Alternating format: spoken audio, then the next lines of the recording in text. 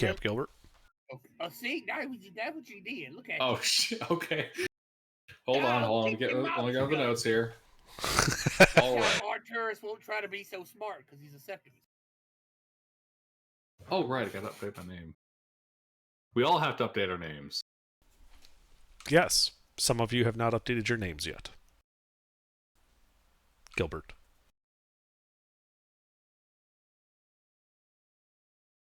Oh, yeah? Well, what about Mr. and... there we go. What is now Eric? Okay. What?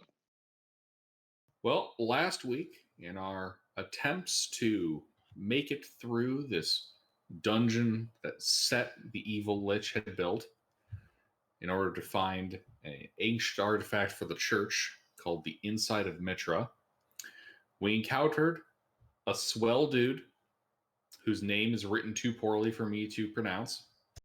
But he was a swell dude. And we helped him fight...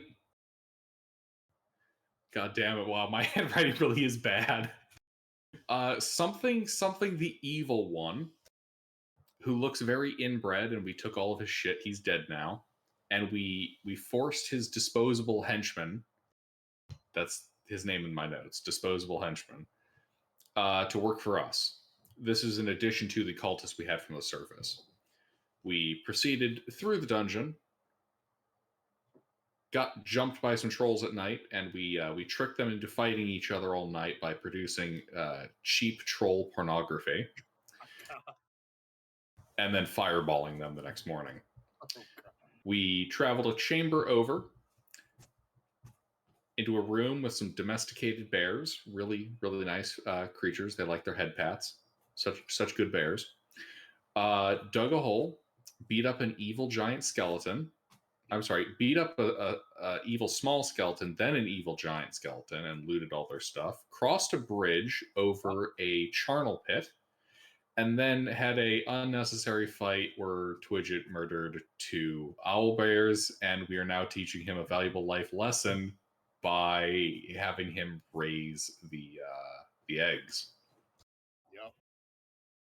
And we ended on the other side of the bridge, or perhaps in the middle of the bridge. My notes are a little unclear.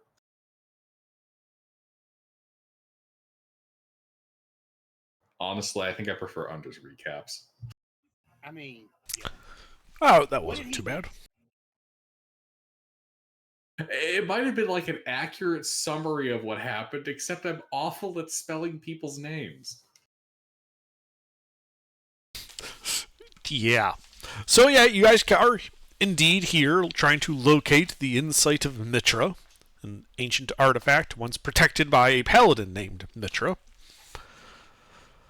Having made your way down to this level, you did encounter an elf named Grimstone, who initially disliked you guys because of the presence of necromancers in your party.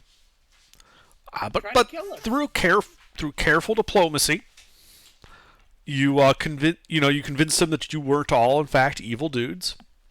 And he told you about this other really evil dude. So evil that he was known as Zor the Evil One. That's him. Yep. Yeah. And he had a really inbred jaw and like one of those scraggly little like chin beards that made him look like Shaggy. Yeah. No, not a Fu Manchu. That's a mustache. Yeah, so he murdered him. And he had a lackey by the name of Kronok, whom you have kind of like taken like as like a hireling, basically. He's essentially like acting as a porter for you guys. And will totally betray us at the first opportunity. Nonsense. His loyalty is unquestionable. I don't know. I got a note here that says, is the star screen of his previous adventuring party. Will betray me like Megatron. Yeah. And then you fought some stuff. Made your way across a rickety rope bridge suspended over an old, stone structure filled with bones. On the far side, you saw a couple of owl bears near the only other way out of that room. Twidget then proceeded to dispatch said owlbears and then collect their eggs out of the nest. And you guys have then made your way back north across this rickety wooden bridge. And you stand in a large natural cavern. The, floor is rather divoted and disrupted from the large skeleton that pulled itself out of it.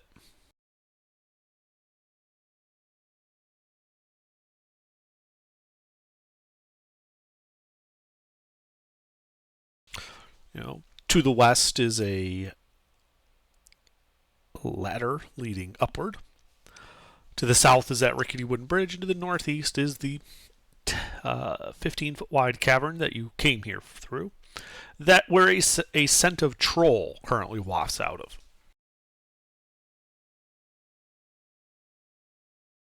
Ah, yes, scent of troll. The latest fragrance from whoever the fuck makes fragrances. Calvin Klein. Sure. Or Chanel. I wouldn't know. That's the exclusion zone. I can't go there. The odors kill me. Like in SpongeBob. Yeah. Oddly enough, I'm okay with sulfur and ammonia. But not perfume. Alright. Well, I don't believe we've taken a rest. You have not. My companions, how are we doing health-wise and resource-wise? I'm okay. Veda has 2 points of exhaustion. She is okay. Untouched. Fuck you.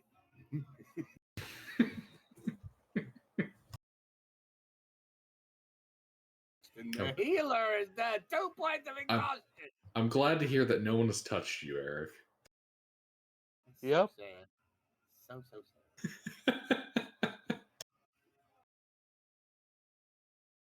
Alright, and how's Twidget doing? Who cares? I'm sorry, can you repeat, Twidget? The golem was speaking over you. Said I'm fine. Alright, you've got your eggs safely secured in your backpack? Yeah. Alrighty.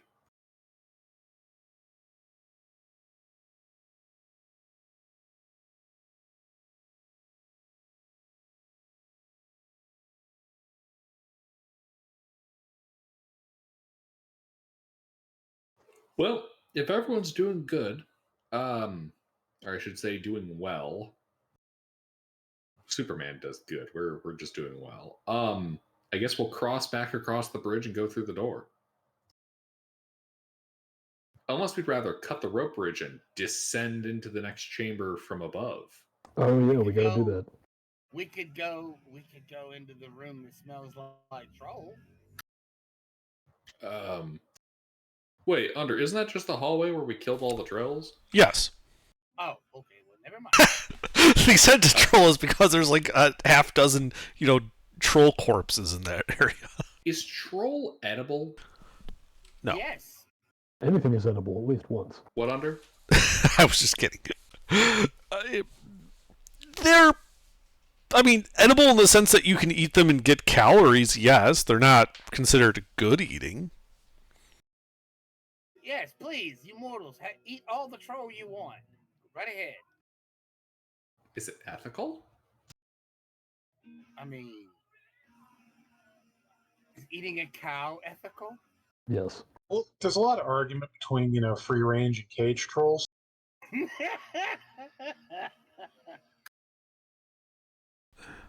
And then there's that one weirdo selling, bridged, troll meat. You're ignoring the ethical solution here, which is to just cut off parts of the troll while it's alive, and then eat those. Sustainable troll harvesting. Oh, you don't have to kill them. It'll grow back. Oh my god, Yeah. This is so fucked up. I wonder if their ground up bones are worth anything. How is it fucked up? They're not dying. Isn't that better? No, because then you're torturing them. No, it's not. They're doing it voluntarily. It's like donating blood. Actually, do trolls feel pain? Do the trolls feel pain when we attacked them? Well, that's still a matter of some debate in Ravam, academic circles. If I agree to pay a troll in whatever currency or valuables of its choosing, an agreeable amount for my weekly pound of flesh, like, is that not better than just killing it and eating the corpse? I suppose, technically speaking. If a troll starves, does it still regenerate? I mean, I imagine if they starve, they will eventually die.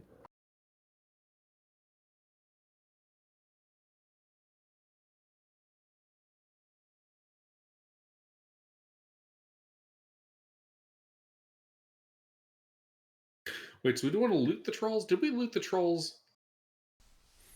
Well, I they were. don't know. You didn't really loot them. They were pretty much naked except for, the clubs, the loincloths, and some hastily drawn pieces of troll smut. No, that burned up. I destroyed that. I was very careful. Wait, when you say the... I don't want to answer that.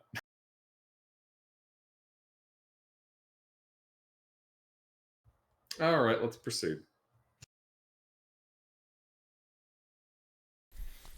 So what do you guys do? Well, I think I'm going to let Pete, Squash, take the lead. Okay, did we decide where we want to go? Are we going to go back to the rope bridge and cut it down so we can descend? Well, we have to cross the rope bridge. Do we want to go across the rope bridge and through the door, or do we want to descend from the rope bridge into the next chamber? Yeah, let's go into the chamber with the rope bridge and look down and see if we can see anything. We can. It's a pile of bones. Okay, so we It's could a go weird down. cult-looking chamber. Oh wow, this really is Dark Souls 3. It's a pile of bones at the bottom. Seriously? Yep. Not just a pile of bones. Yeah, it's also the demon ruins. I gotcha. And the smoldering lake and all that.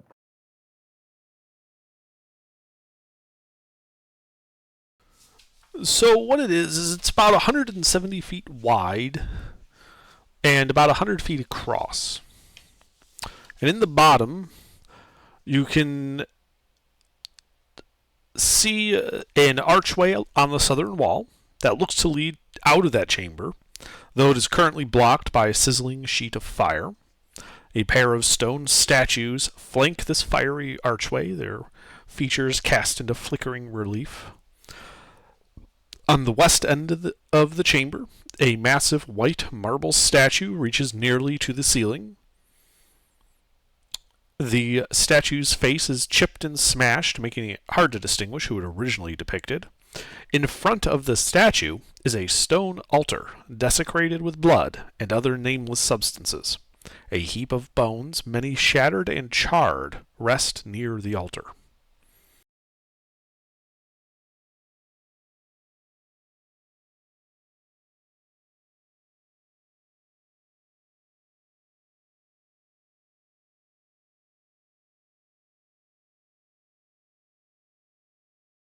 So you feel in doorway or descending? Well, we should probably keep the rope bridge intact and just put down some ropes of our own. Yeah.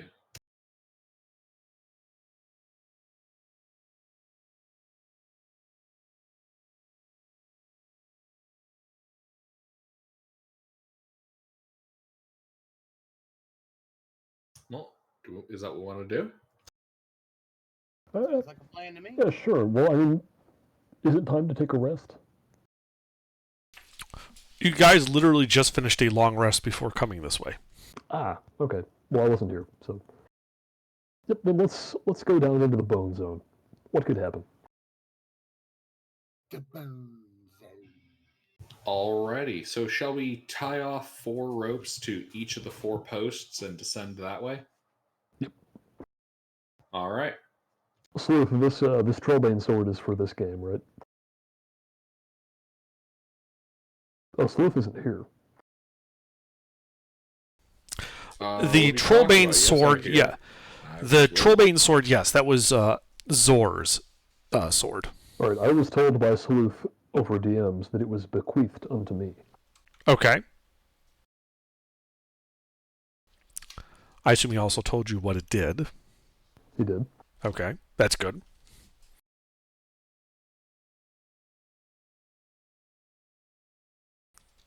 So is that what you guys are doing? Rappelling down this wall and entering this chamber below? Yes. Okay. I'd like to repel near Squash. Mm-hmm. Well, I think, are we not just going down one after the other? Well, I suggest we tie it off at 4 points. That way there are 4 ropes we can use, and we're not all on one rope. Oh, sure, yeah, we can action rappel together. Yeah.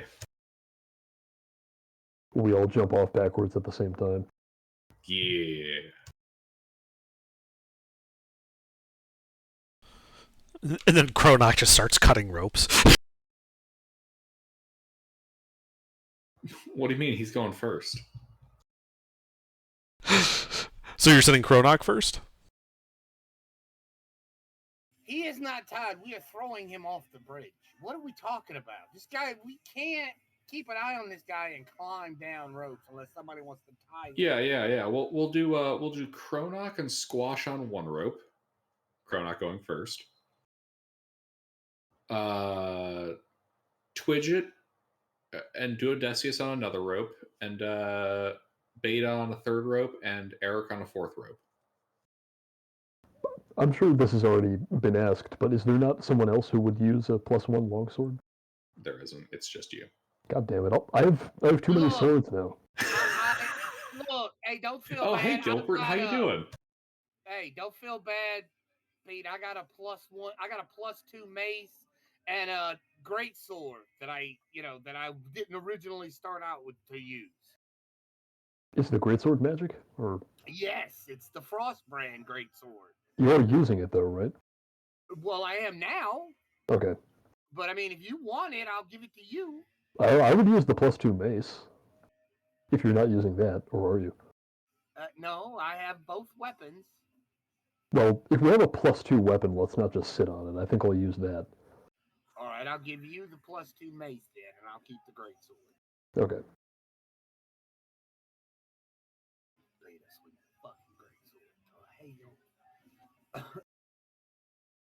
The fucking sister pulls a greatsword out of Well, her. what does the greatsword do? Gives you protection from fire, or Well, I mean, what plus is it? it's cold damage. It's a +D6. It's cold damage. Okay, well, Cold. think about this. Would it be possible for him to just like hold the great sword? No, because he can't do that. If I were to give the dancing longsword to Beta, would he be able to use that with a great sword somehow? Yeah, I mean, a greatsword, while you need 2 hands to wield it as a weapon, you can carry it in one hand. It's not that heavy. Yeah, so if you can carry it in one hand without using it as a weapon, you can use a longsword in one hand, in the other hand. So I could release the longsword and it'll dance around while I use the greatsword as a weapon? With 2 hands, yes.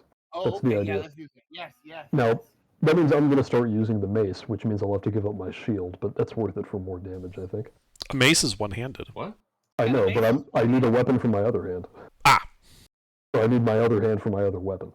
Oh, so you're gonna do it. We got 2 fucking dual wielders? Well, what I'm doing right now is I'm using the +2 longsword that I already have, a shield and the dancing longsword, by just putting one away and taking the other out. But what I'm going to do now is do the mace and the shield. Mace and the sword. And then The mace and the sword, rather, yeah. All right. So I'll take the dancing longsword and give you the +2 mace. Yes. Okay. It's just a regular +2 mace. It doesn't have any abilities or. Yep. Let me. Wait, no, I'm wrong. I am. Oh? Oh wait, no. The mace is it's a mace of striking. It has 9 charges with a D6 on them for every time you spend a charge, and at dawn it recharges a D6. And what do the charges do? Adds a D6 radiant damage. Oh, okay. Anyway, that's what the longsword does, mister. All right. All right. So I'll give you the Mace of Striking. It's in their character sheet, I think, or maybe not. But it does. It's a +2 mace. It has 9 charges that do the D6 radiant damage. You can spend up as many charges as you want, but once you spend them, it's it. You spend all Okay, of them. if you could copy and paste the actual text. All right. I don't have the actual text. I mean, I just wrote.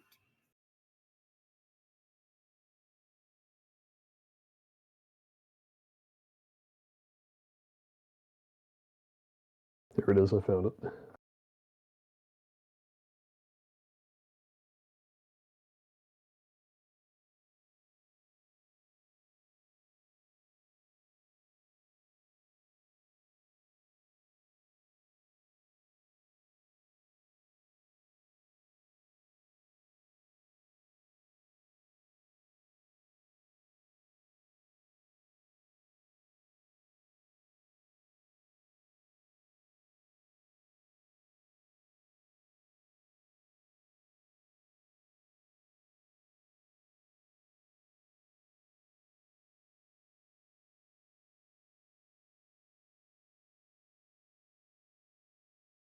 And then, do you all mind if we just spend an hour tuning to these? Yeah, I don't mind. Well, I'm asking the rest of the party. Because the dancing let's take longsword the hour. does also require attunement. Yep, and then anybody who needs a short rest can take one. Yeah, as you sit here in this large 100 by 170 foot room, the fluted columns arching overhead, a slight stench of burnt flesh permeating the air. You guys sit down.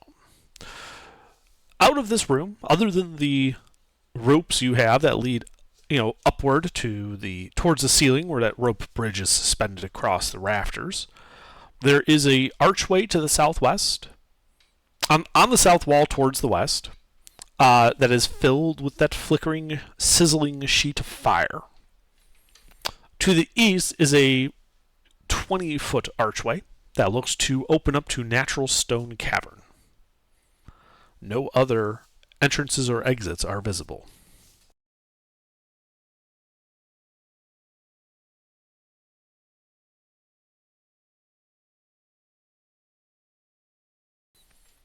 But the hour passes uneventfully.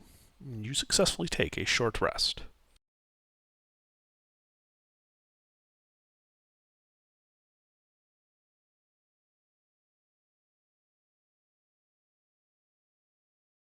Excellent. Kronak pulls out a pan during this whole thing, sets up a little stove, begins cooking up some rations. Do any of you eat the food he makes? You do see him eating it. I'm busy attuning, but I would eat one. How do they look? You ever see someone take spam and fry it up with eggs? Oh yeah, I've done that. That is what he made. Oh yeah, I'll eat that. Yeah, and it tastes like spam fried with eggs. It's not horrible, but he's apparently a adequate cook. This tastes like it would be good with pineapple. What we gotta do is we gotta go back to those islands where the people have a village wizard who lives in a pyramid. We gotta get them to start eating this stuff. They'll love it. All right.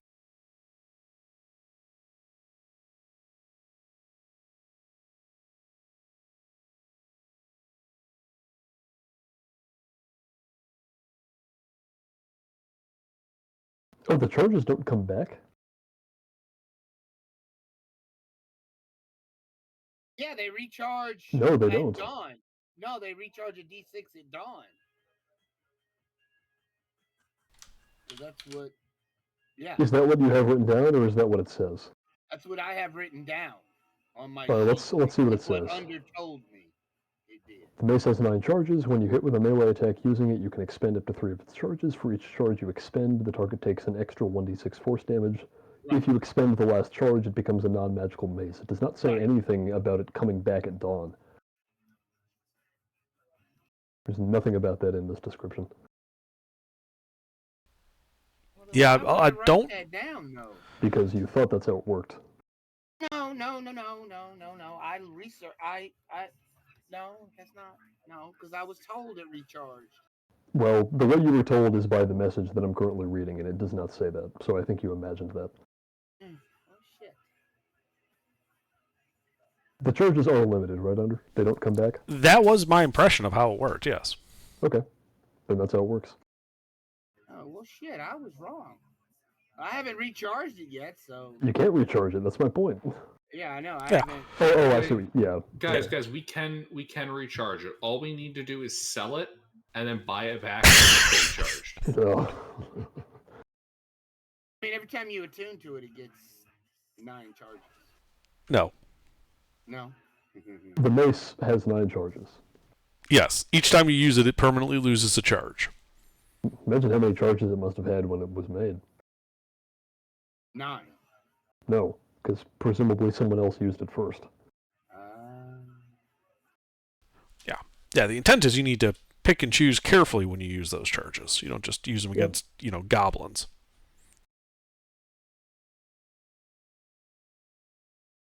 I'm sure one of my descendants will decide to use them.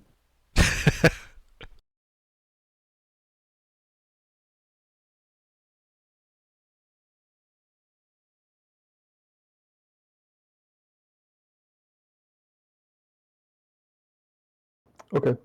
I have my weapons now, and I have a shield that I'm no longer using.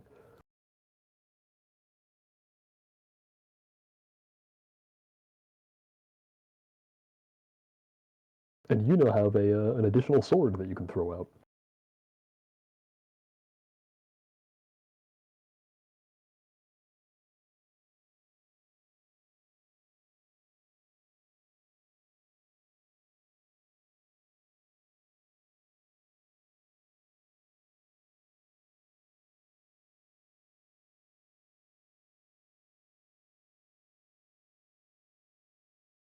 All right, now shall we repel? You already did. You took your short rest in that room. You told me you were repelling, so you did. Fair enough. So we're in the room with the bones now. Yes.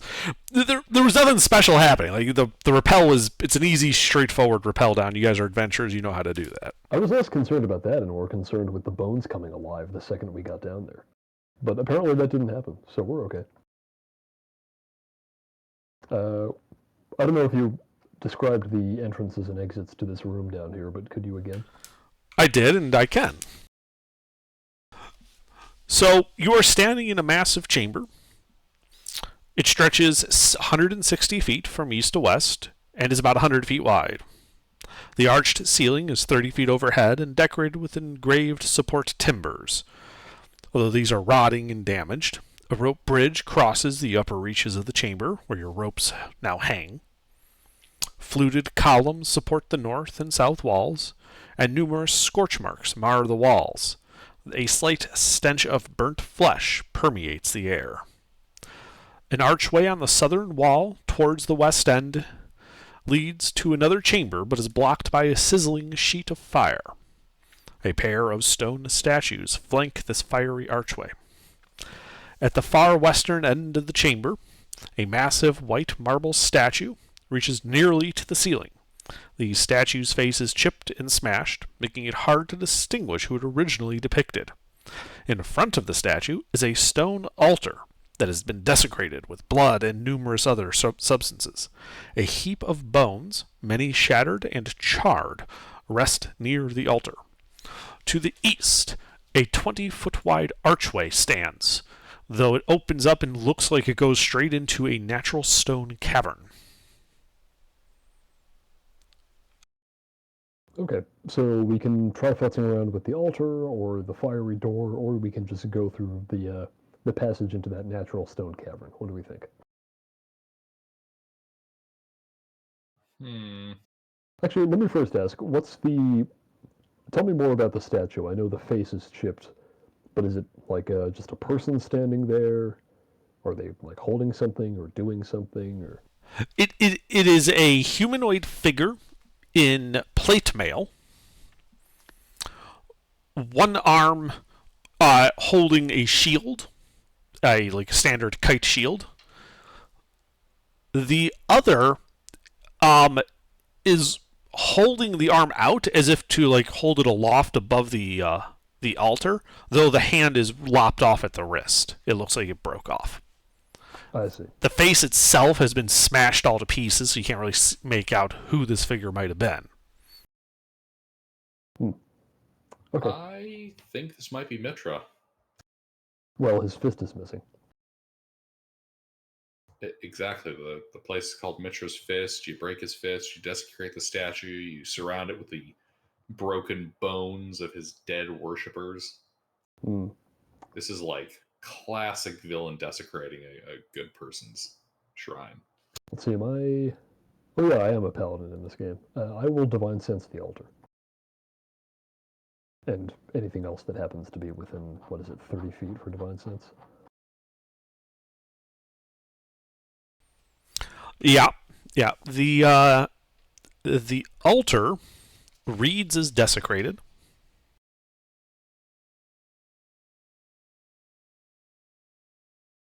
It's 60 feet. So I think if I remember the dimensions of the room, I could just kind of stand in the middle and catch everything. Yeah. If it's a 60-foot radius, yes. Yep. So yeah, the altar is desecrated. The bones don't register. The statue itself does not register. Oh, really, the only thing that does register is the desecrated altar. Okay. Yep, so that's the only immediately supernatural thing in here, aside from whatever's going on with that wall of fire and the other two statues. So I'll ask again. We could try to do something with the altar, or maybe the statues and the fire door, or go into the natural stone cavern. Thoughts? I think first I'll investigate this room and the desecrated altar. Yeah, you do that. Yeah, make an investigation check. Am I able to get assistance from Twidget and guidance from Beta? I don't know. You're accepting this. You Yeah. yelled at me. I mean, I guess. So when you say you're checking out the room, like you're going to go over everything, including like the not just the altar you guys were just talking about, but also the fiery archway and the statues there. Oh, yeah, I'm gonna check that shit out. Okay. Any What would you- particular? Did you make your investigation check? Shouting in a quarter. All right.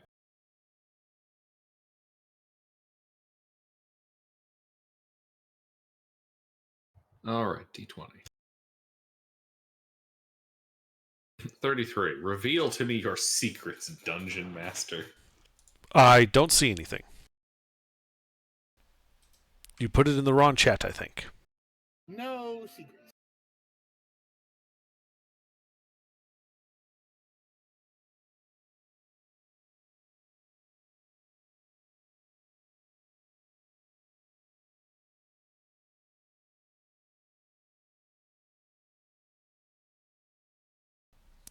Slightly worse. A 30. Reveal to me your secrets. Well, you tell me what order you're checking stuff in this room out. And as you do, I will tell you stuff about those things that you find. Altar. I check out the fire door by putting my face into it. All right, you go up to the altar. No, not really.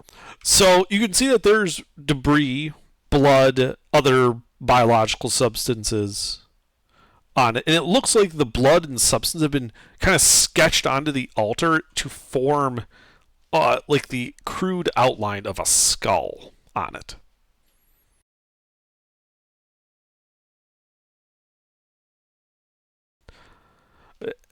As you investigate, you can see that the skull was drawn on top of an engraved image of what looks to be a drop of liquid, like a large stylized drop. Mm-hmm.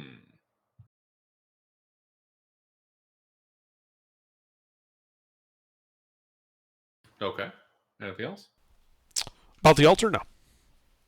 All right, now for the statues.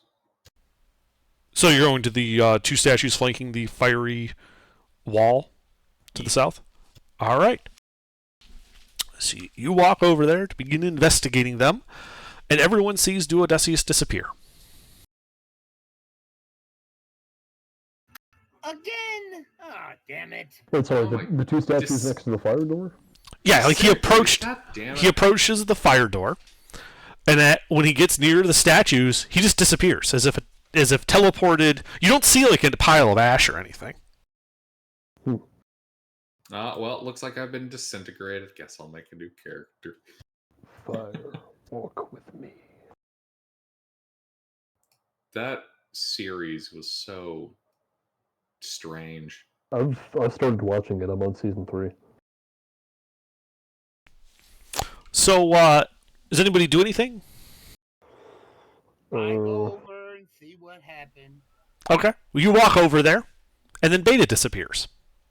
When these people are disappearing, are they just like out of existence, or just... Yes. Okay. Alright, well, presumably this isn't just killing them, so we may as well all go in there and find out what's happening. Presumably, this isn't killing them. Underdark. Oh shit! I just TPK'd the whole party. Wouldn't be the first time I've used a trap like this and TPK'd a party with it. Push this button to instantly die. No, wonder what this does. Well, it's the like corridor if you die. Well, yeah, it's kind of like the illusory painting that you can step through, and right on the other side is the Orb of Annihilation. Ugh.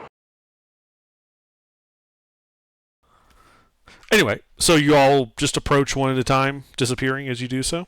Sure. Okay.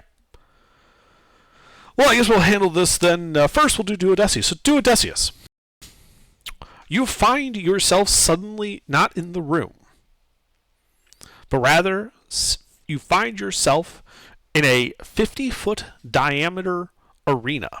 At the edges of it, you can see a 10-foot high wall with the ceiling doming slightly overhead, at the apex reaching 40 feet. In front of you, you can see one of those statues, though now animate, and wielding a sword and a shield. Roll initiative. Let's get ready to rumble. Let's rock. Okay. The statue sees the initiative. It does, as it runs up to you and swings its mighty sword. 2 longsword attack. I press C to parry. Does a 24 hit you? I'm sorry, you have that on C, Gilbert? I'm sorry. A 24 does hit you, as he has improved critical. Oh, fuck! But really C, not shift? I did not change the game's default controls. Well, you should. They're bad. As he slashes you for 12 points of slashing damage. Oh. That's less terrifying. It is your turn. And this is clearly a statue. You can see like it yeah, like he's got like a stone visage. You know, the armor is just carved stone. The blade, however, did seem to be real. Like it's an iron, it's a steel. The whole shebang. Yeah. All right. Well, I don't have shatter. That's mildly inconvenient. I shall cast Magic Miser. Okay. No. Dispel Magic. Okay, you cast Dispel Magic on him. There is no effect. Well, fuck. All right. That's all I can do.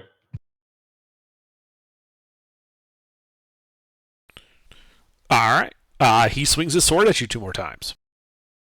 He can miss because he's a big weenie. Does an 18 hit you?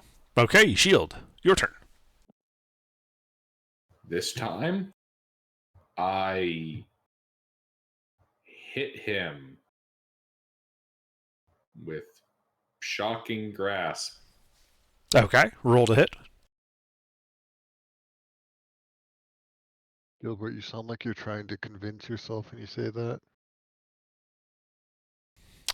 You fail to hit him.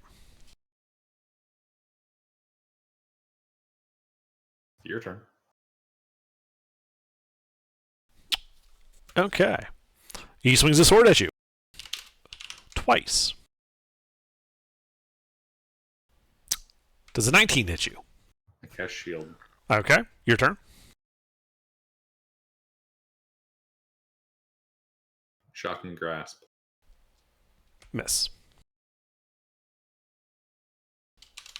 It swings its sword at you. He misses. Yes. Your turn.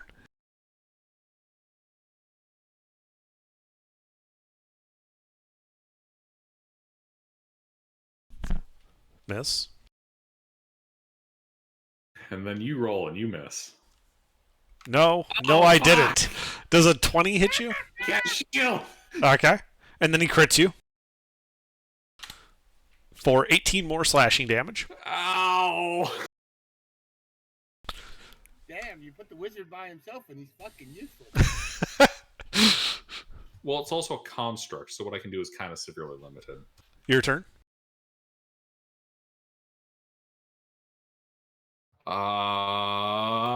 Magic missile. Well, they strike him unerringly. Yeah, hold on. I have to do math.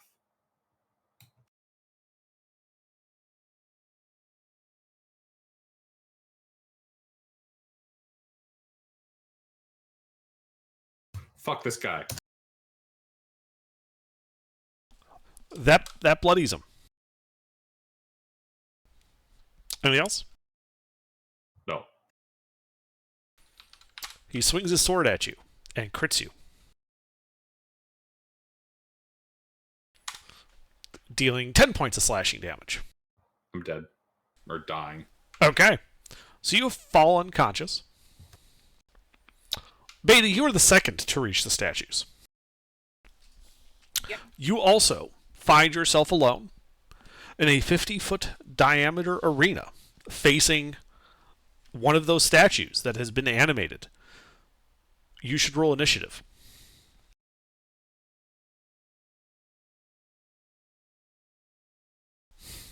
To keep things simple, I'm only adding people incrementally.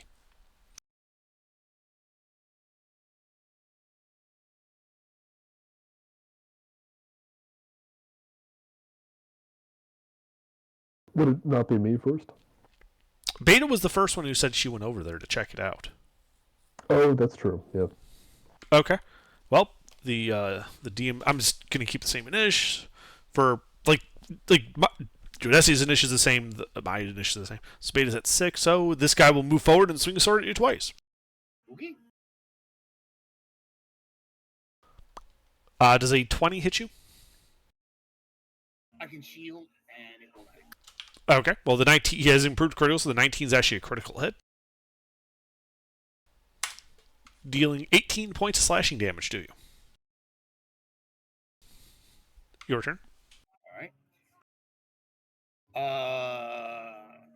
I'm gonna bonus action. Use the toss the singing or the dancing longsword in the air. Hmm. Can I hit him with it as a bonus action, or I just launch I it? believe when you launch it, it does make an attack. Yep, and every subsequent turn when you attack with it, it just does it on its own. You still have to use a bonus action, but I think it can be out of your hands for 3 turns at a time. Okay, well then I'm gonna attack with it first time. Okay. Roll to hit.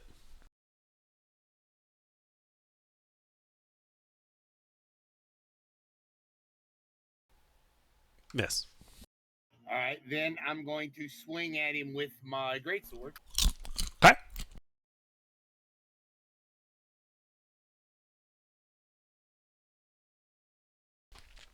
That is a hit.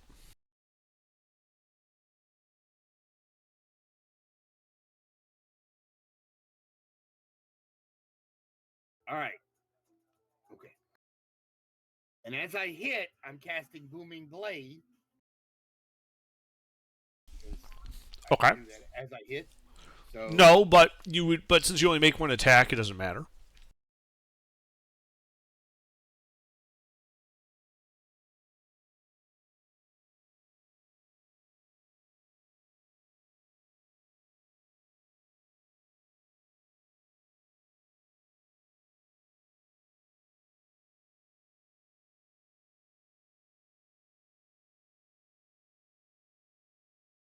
All right. The first 2d6 is the sword. The second one is cold. The d8 is thunder, and then All right, yeah, you give him a good walloping. You do damage to him. He doesn't appear to be particularly resistant or vulnerable to this. Right. Anything else? Nope. He swings his sword twice at you. Son of a bitch! Do I can 23s shield hit? that. You can shield No, that? I can shield that. Yes. All right, and they miss. Your turn. All right. Bonus action.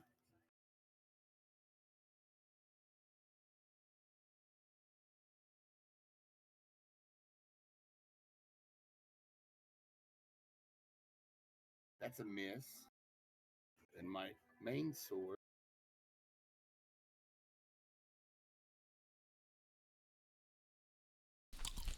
Also a miss. Fuck. All right, I am done. 2 sword strikes. I don't even think you need to shield that. Your turn.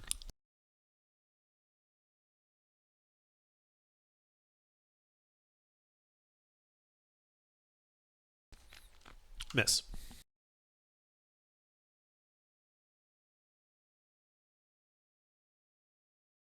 Fuck. All right, I'm done. 2 sword strikes. 23. I can shield that. Okay. Your turn.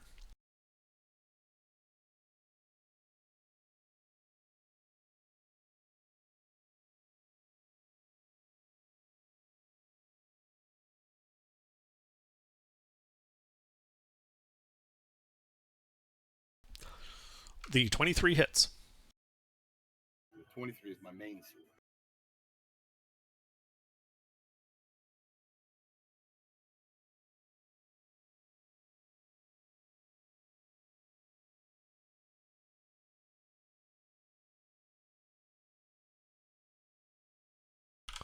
All right. That bloodies him.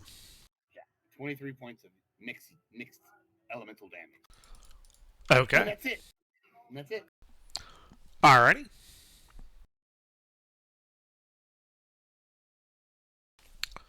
It makes 2 sword swing. I think it's your turn. Oh, God.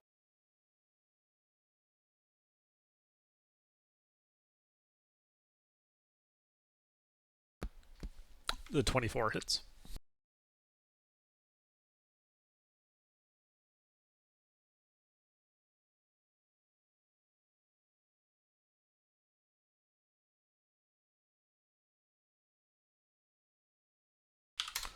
Alright, it is looking to be near death.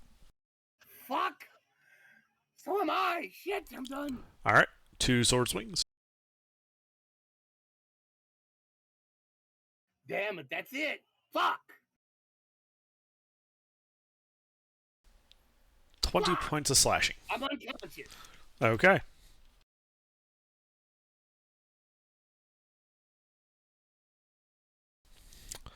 Alright, moving on then to Squash. You would also find yourself in a 50-foot diameter arena facing an animated stone statue. Roll an ish. All right. Is this stone statue the same stone statue? No, this looks to be a completely fresh, different one. You don't Oh. see any evidence of Beta or Duodecius here. Interesting. Nor do you see any exits or entrances from this room. Hmm. Fight till you're unconscious. Yeah, okay. Yep, better roll an ish. Let's see here. I kind of wish I had that dancing longsword now, because then I could cheese it. I know, right? That's what you should have done. Why didn't you do that? I did. I used it every turn. Yeah, and did you use it while running away so it can't attack you? No. You have a ranged attack that you can use while dashing, and it doesn't.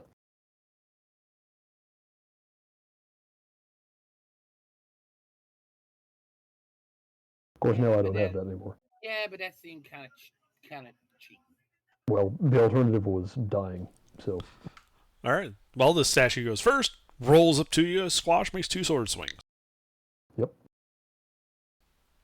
Does a 20 hit you? it does. 16? Does not. Okay. So it hits you for 13 points of slashing damage, and it is your turn. Okay, real quick, I'm going to use my reaction to remember how much Stone's Endurance is. I think it's a D12 plus con or something. It's always been a D12 plus con, but I'll never remember that. All right, so it does no damage. All right, still your Gain turn. 2 hit points. You Okay. regenerate 2 hit points. Let me think about what I want to do. I am going to bonus action hex it.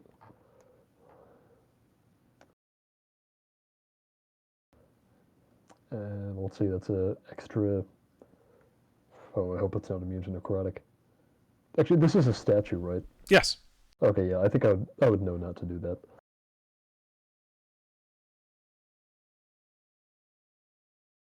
Hmm.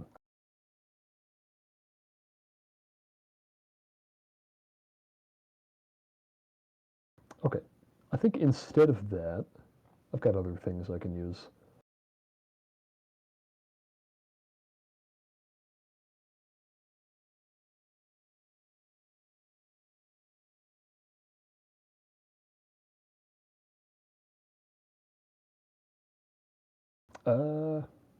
Yeah, I know. Hold person. This is not a humanoid. It fails. Oh, it's not a humanoid. Okay, It's a stone statue. It's a construct. That is how D&D works. Would I have known that? Yes. Okay, then I wouldn't do that. Yeah, humanoid basically, strictly speaking, humans, elves, dwarves, gnomes, that type of thing. Right. Its creature type is construct. Right. It's not talking about the bioform. Right.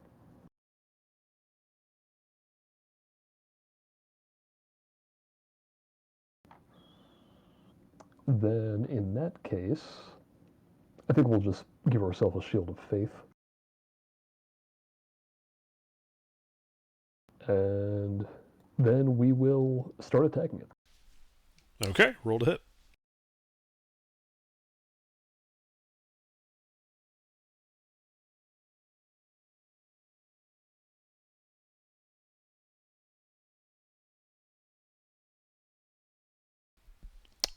.26 hits.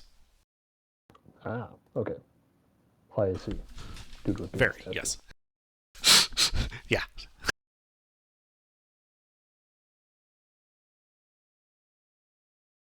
For 10 radiant damage. Okay. Sorry, 10 slashing damage. Okay, yeah. Looks like it was effective. Anything else? No.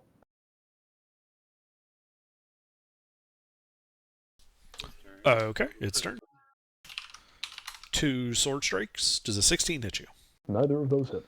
Then it is your turn. Okay. It's got a hell of an armor class.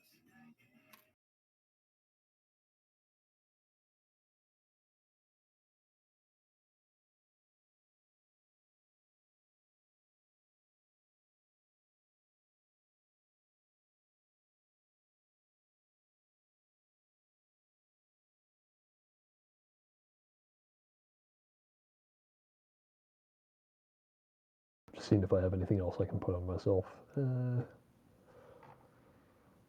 It's not concentration.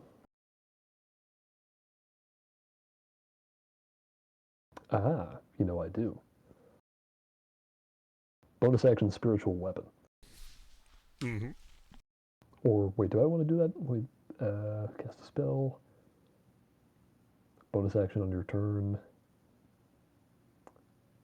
No, I don't want to do that. I have another weapon anyway.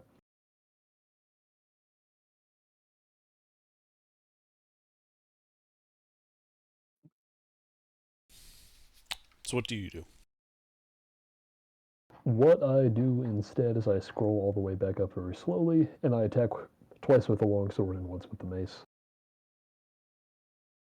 I should ask, we are still level 6, right? Negative. What We are are we? level 7. You're a level 7. Mm-hmm. All right, let me just put myself to level 7 real quick.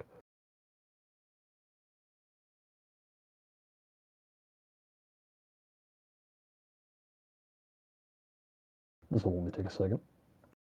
Well, actually change stuff if you're a straight build. I am. Let me see here.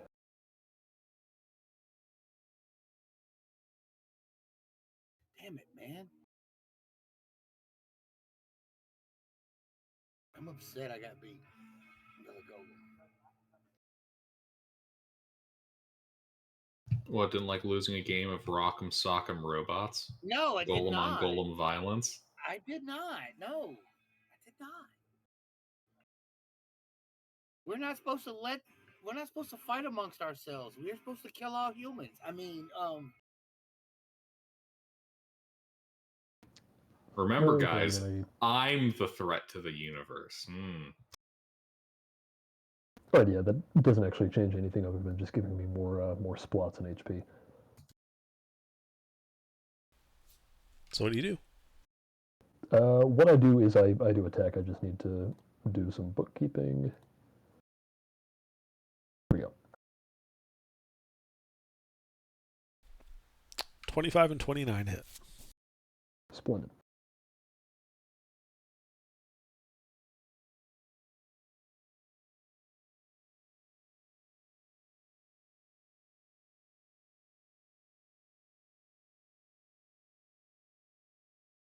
And okay, that's right. I don't have the dual builder feat on this guy. Okay.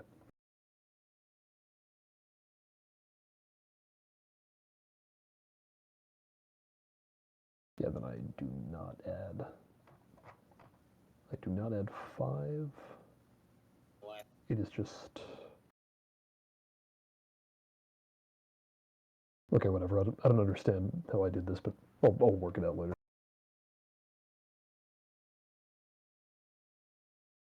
well, which one is your bonus action swing? All right, that's the main hand damage.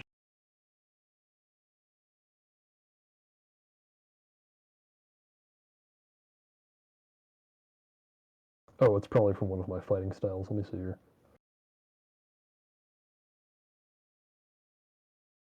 Oh, that's right. Yeah, okay,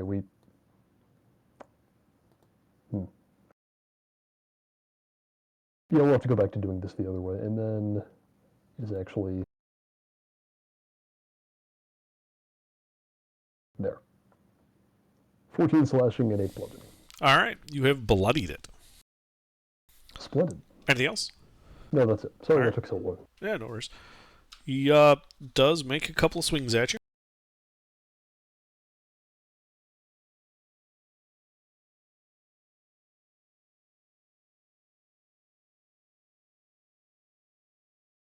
Okay. Miss. Yep, your turn.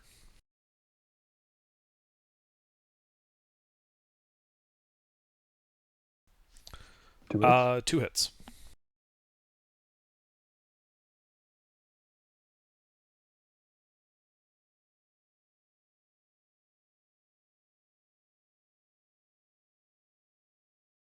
For another 24 slashing. Magical slashing. Yep. It is near death. Okay, that's all I got. Okay. It makes a couple of sword swings at you.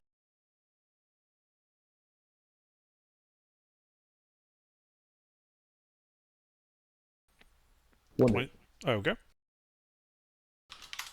For 13 points of slashing damage. And I believe you need to make a concentration check. You're right, I do. Oh, actually, no, I don't, because my modifier is high enough. Yeah. All right. Your turn. I've forgotten literally everything about this character after like 2 weeks. You'll get it back. Ooh. 3 hits, one of which is a crit. I don't think I needed it, but... And we're not going to smite.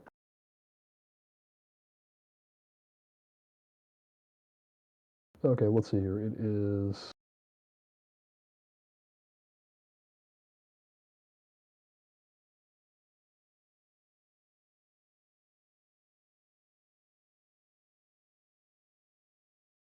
$31 magical slashing and bludgeoning. All right, yeah. As the statue falls to pieces, you find a feeling of like sudden jerky motion. And then we're going to cover what happens to somebody else. Twidget left. Eric, you here? Yeah. Your turn, man. So you find yourself standing in a 50-foot diameter arena. No entrances or exits. In front of you is this animated stone statue. Roll initiative. Okay.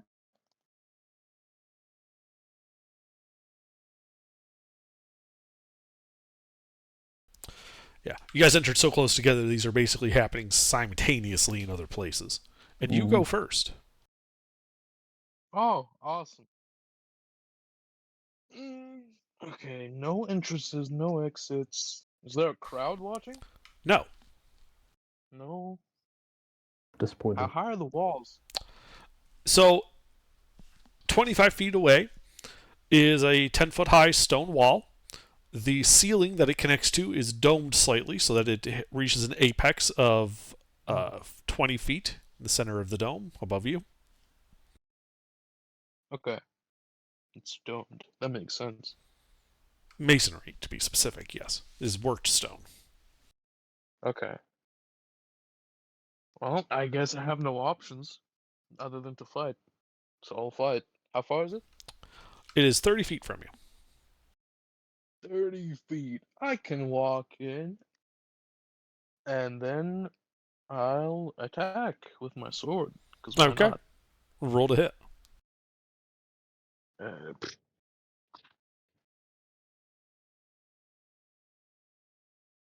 Okay.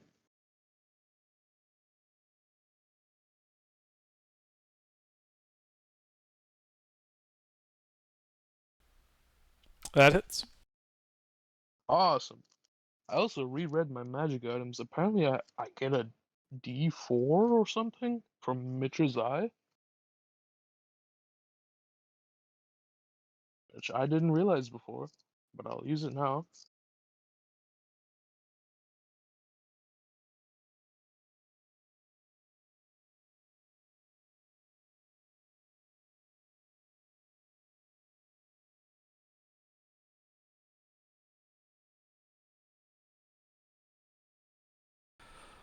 Okay, yeah, that deals a significant chunk of damage to him. Anything else? I'll move back 10 feet because mobile. Okay. Well, on its turn, so you back up 10 feet. On its turn, it will close that distance and attack you twice. Okay. Does a 20 hit you? 20 does hit. All right. The sword hits you for 9 points of slashing damage.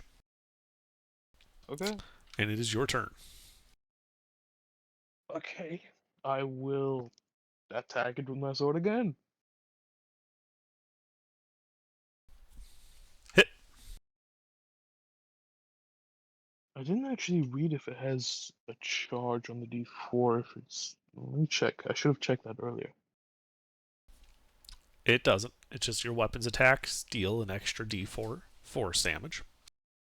Well, that's handy. I should have been using that like ages ago. Yes.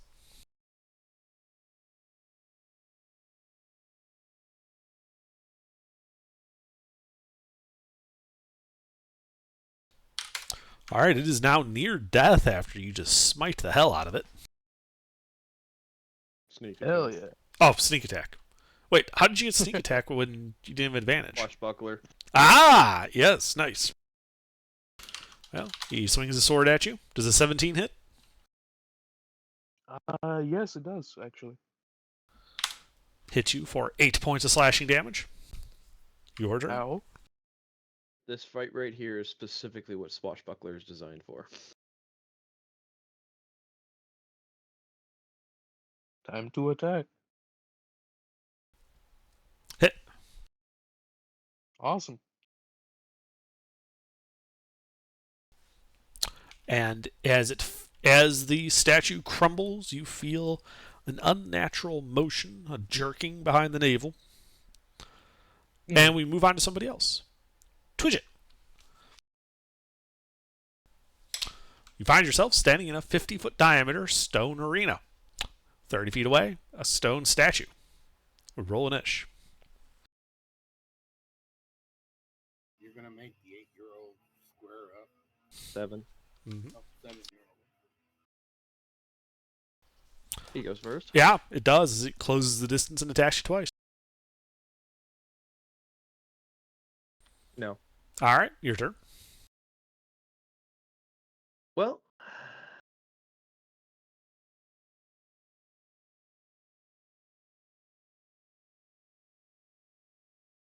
yeah, fuck it. I go for the knees.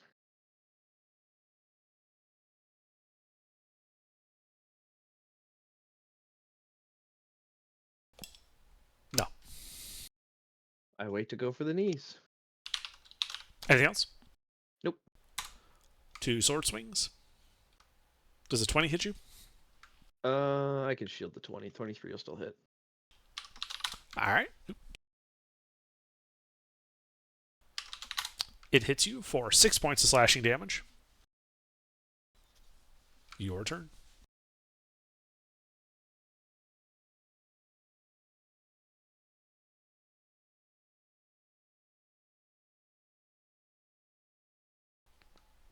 Nope.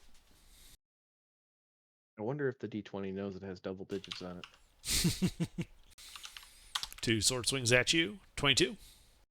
Yep, that hits. For another 13 points of slashing damage. And it is your turn. I'll uncanny dodge that. Okay.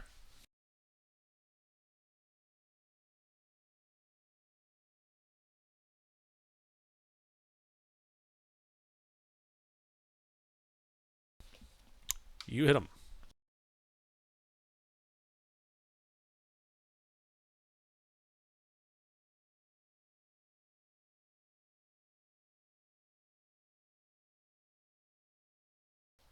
All right. That is magical piercing. Yeah. You do a decent chunk of damage to him. Anything else? Nope. 2 sword swings at you. Nope. Your turn. Hang on, let me just copy paste my fucking roll.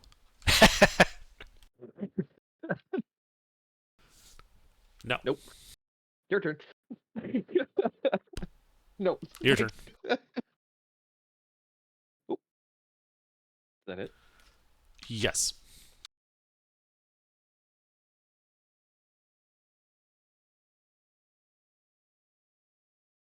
Perfect. All right. That bloodies him. All right, that's it. Your turn. Mhm.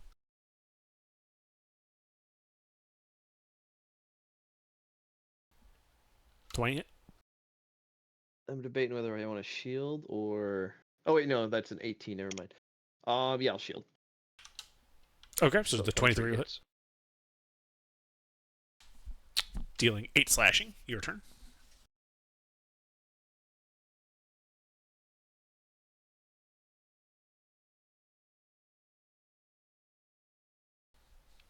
Crit.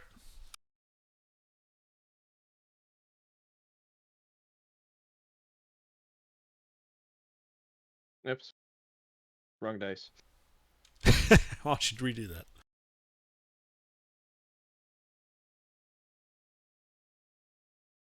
For slightly more damage. Yes, and as it crumbles, you feel that same lurching. And I think last we have Afflista. You hear, Sleuth?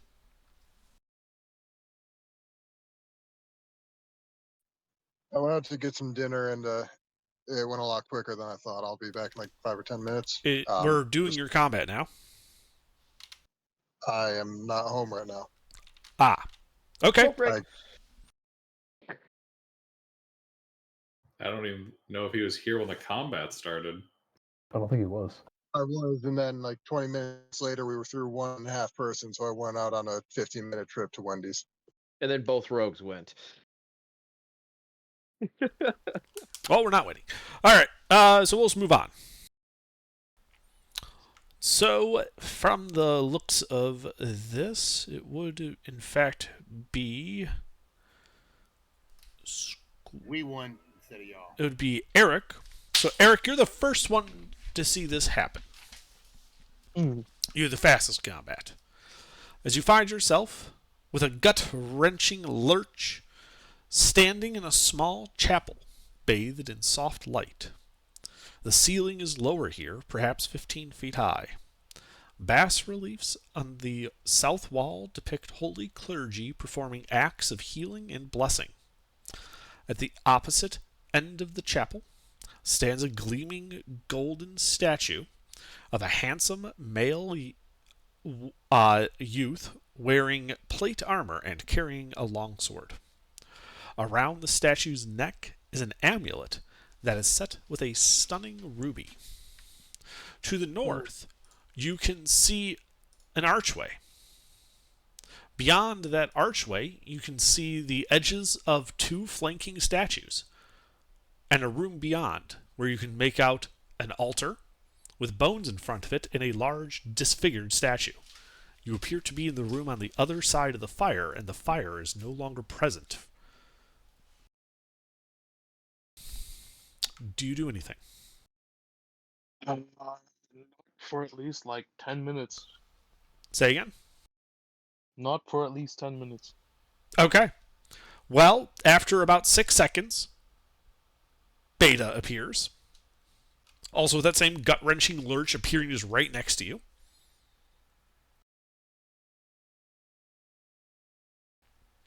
I'm sorry, not Beta, Squash. Appears right next to you. Hey, Squash. Shortly thereafter, Beta arrives, unconscious, outside the archway. So between the 2 statues out in the other room, you see Beta's land in a heap. Followed by Duodecius' unconscious body next to Beta. And then Twidget shows up. I'm sorry, am I seeing this through the flames or not? No, the flames don't appear to be there anymore. You're Okay. in the room that was beyond the flames, but you're looking back north through the archway at the unconscious bodies of Beta and Duodecius. I'm going to slowly walk back through the archway. How slowly? At a creeping pace. Okay. Anyway. Eric, Twidget, do you guys do anything? Just hanging out. I'm eating a snack. Same. Okay, Duodecius Wow. Beta, death saves. Oh.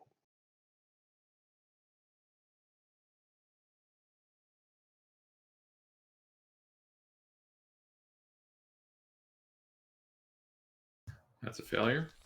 Yes. That's wrong. Were you trying to roll with advantage? Yes. 15, so that's a pass. Okay.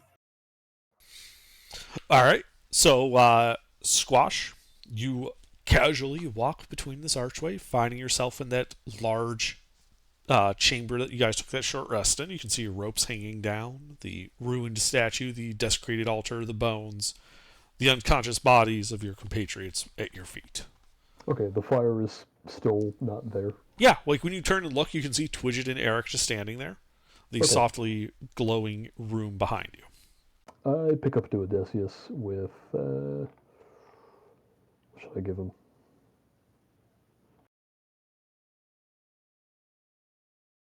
You have healing pots? You should have healing pot.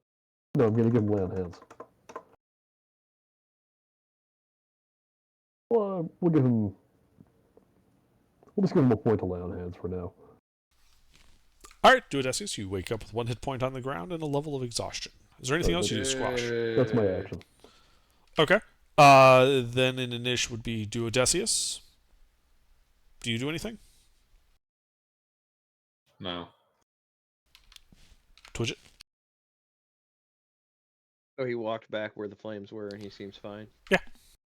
Alright, I'll waddle over to Beta and pour a glug of oil down her throat. Okay. Well, roll the healing pot.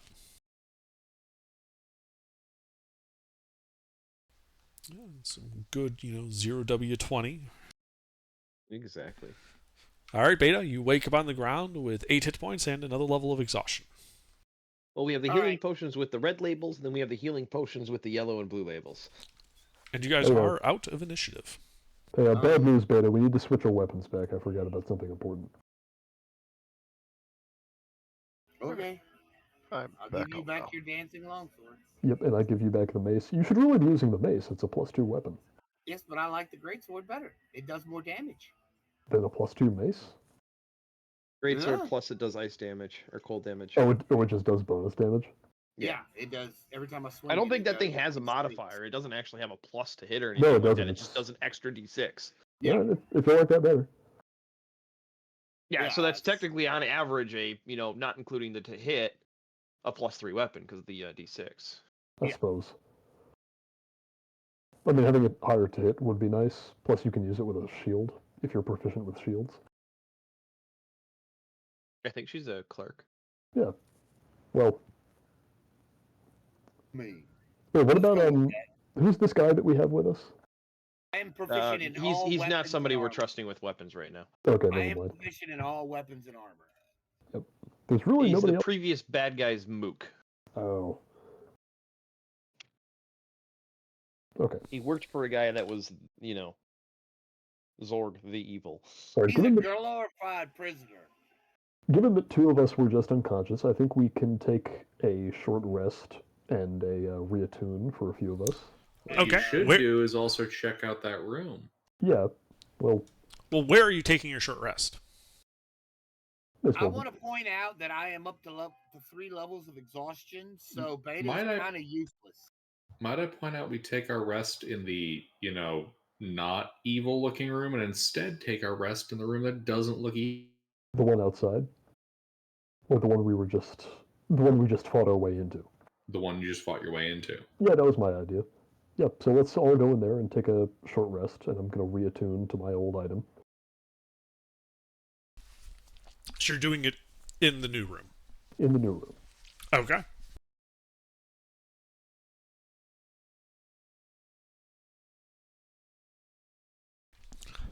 So, yeah, you sit there taking a short rest.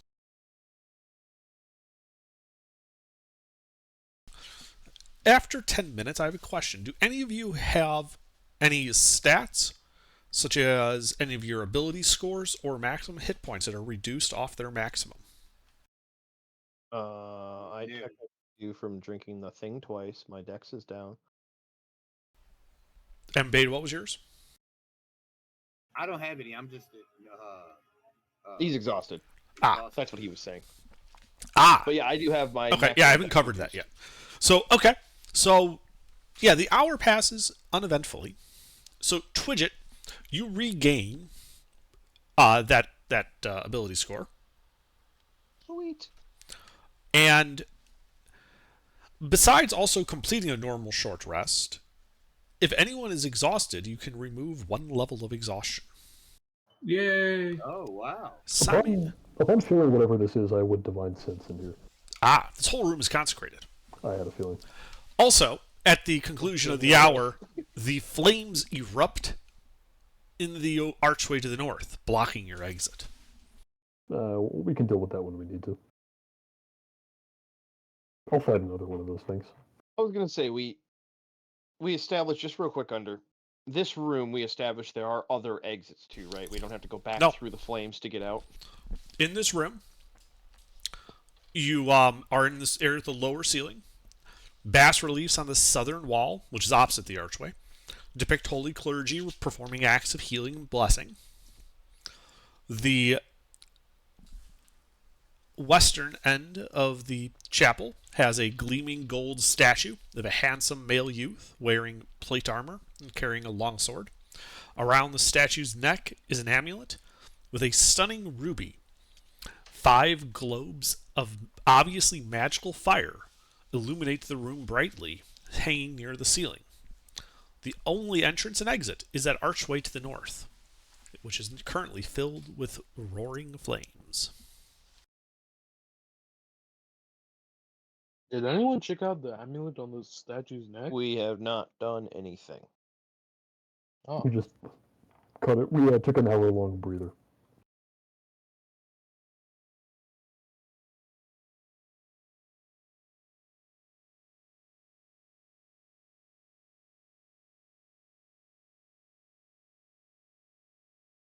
Did you jot all that down, Gilbert?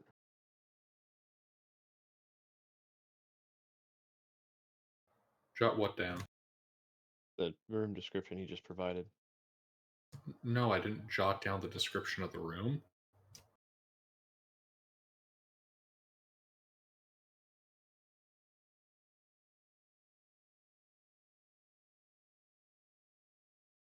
Why would I jot? Write my notes for like people we encounter and stuff that happens. Right. Anyway, so we got an amulet. There are balls of fire near the ceiling, and the statue is wearing the amulet. I don't know if approaching the door will cause the same thing that happened before to happen again. But would somebody who is knowledgeable and magically inclined like to check out the statue and the amulet? I can look at that, yeah. Can I get assistance and guidance? Sure. So you're just looking at the statue and the amulet? Well, we'll do the whole room, but we'll start with that. All right, we'll make an investigation check. Okay. So yeah, you go up to the statue. As you examine the statue and the amulet on it, you determine two things. One, the statue is actually made out of gold. It is not just painted or gilded, but though it does appear to be hollow. As a result, the statue weighs 2,000 pounds and is worth 20,000 gold pieces. The amulet around the statue's neck is a separate item, and your investigation would reveal that it has a glimmer of magic to it. It is a golden amulet shaped like a roaring lion's head. Identify. Okay. You spend 10 minutes doing an identify ritual on it.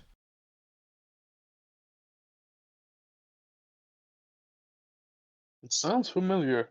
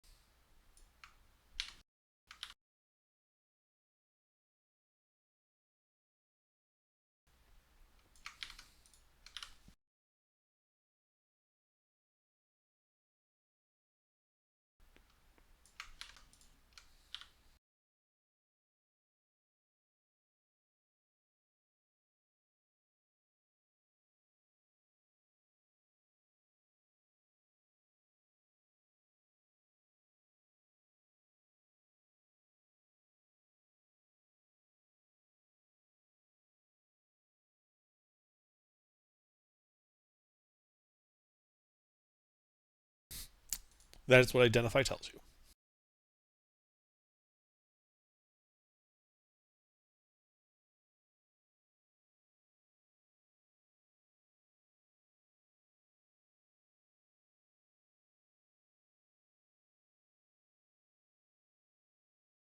All right, folks, we have an amulet of true sight. Let me snip this. Amulet of True Sight. That lets you see through illusions, doesn't it? Yeah.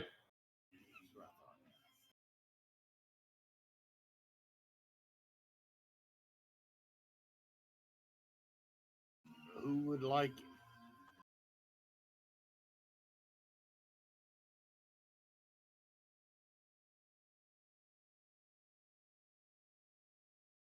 I am sensing a theme with the amulets in this place. Well, who wants the Amulet of True Sight?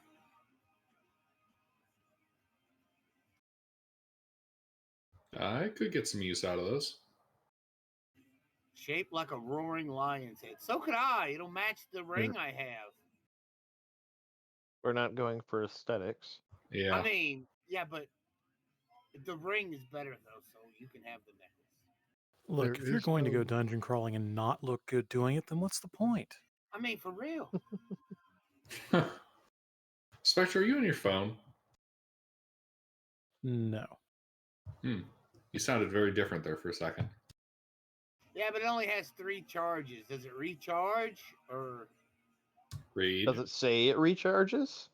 no? That's correct. So therefore, It doesn't recharge.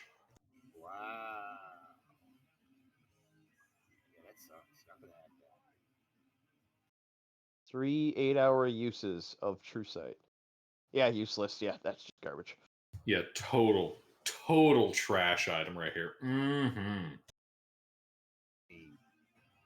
I'll take All right, Twitch is it. going to use it and just expend all the charges in one go. I will actually murder you. And then on a tune from it.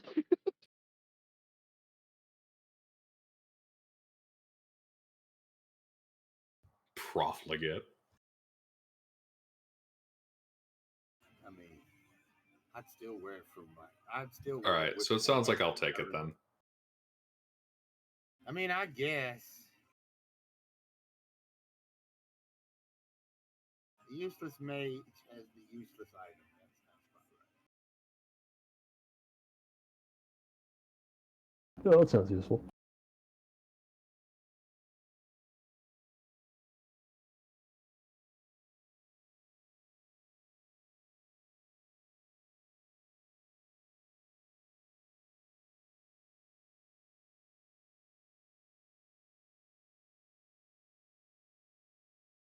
Alrighty.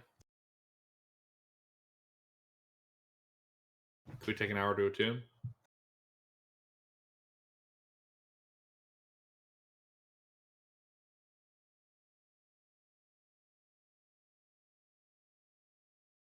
Hello? I don't I mind. hear you. I mean, sure. Do you need to attune to it right now? It'd be handy to be attuned to it. Are you going to use it right now? No. Well, then why do you need to attune? You can wear it and attune as you're wearing it, right? No, you need to spend downtime to attune, which is an hour short rest. Mm-hmm.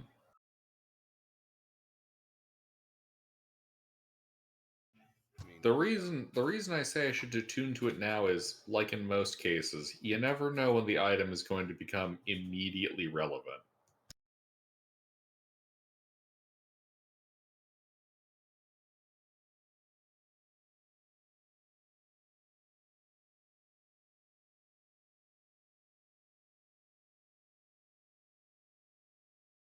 For example, maybe there's something in this room that can only be revealed with True Sight. That would certainly be a that would be a dick move. It'd be a on the nose. I don't know. You know, An AI built dungeon. It'd be like keeping the key right like taped onto the door it's used for. You're like in a video game.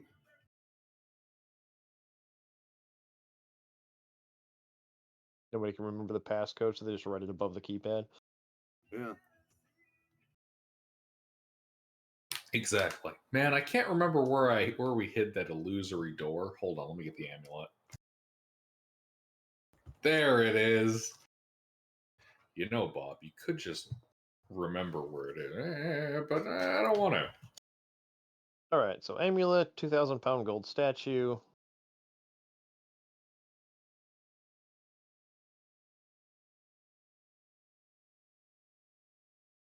Man, it's a shame my sister isn't here. What? I said it's a shame my sister isn't here. Stone You have a soup. sister? Yeah. You know my Wash. sister. It's a half sibling of Stone Soup. Stone Soup can pick things up.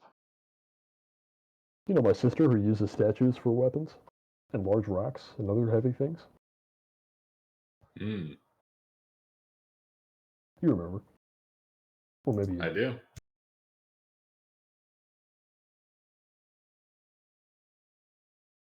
Wonder what happened to her anyway. Hell if I know. But She died. No, actually, she didn't. She's immortal. Oh Yeah. yeah, that's right. Yeah. She also turns into a statue. Yeah. Ironic. Hmm. All right, so we investigated the statue.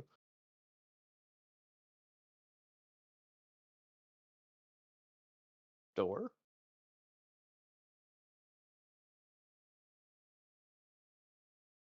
Yes. Let's do that.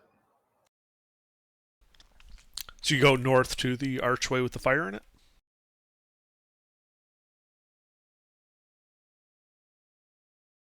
Why would we go back the way we came? I'm asking. I'm trying to clarify what you're doing. Is there another exit out of this room besides the fire? Not that you see. Well, then we'll have to go back that way. He's fucking taunting me. And he knows that What I do want to I use do? the item in the room. I mean, if we're Wait. talking in interest of time, both rogues Detect finish their magic. statue faster. Yeah, but I finished mine at less cost. So let me do it. Do what? Approach the doorway. I'll do Odysseus and then done checking the room out. Yeah, detect magic. Okay. Hang on. So the fire is evocation magic.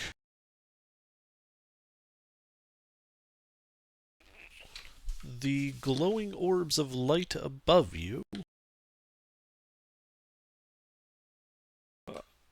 are also evocation magic.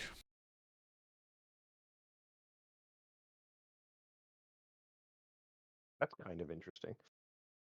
Talk about spare no expense lighting.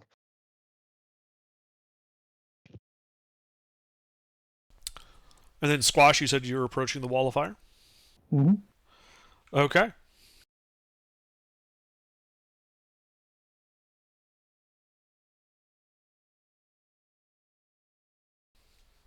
So yeah, you walk up to it, you can feel warmth coming from it, though even though you look right up to it, it is not burning you. More importantly, I'm not getting teleported back into the arena. Correct. But it's not burning me even at a distance that I might expect it to? Given the light and the size of it, yeah, you would expect this to be hotter than what it is. Like, you can feel warmth coming from it, but it is something's going on with it. I dip a finger into it. Okay, that hurts. You need to make a dex save. Okay.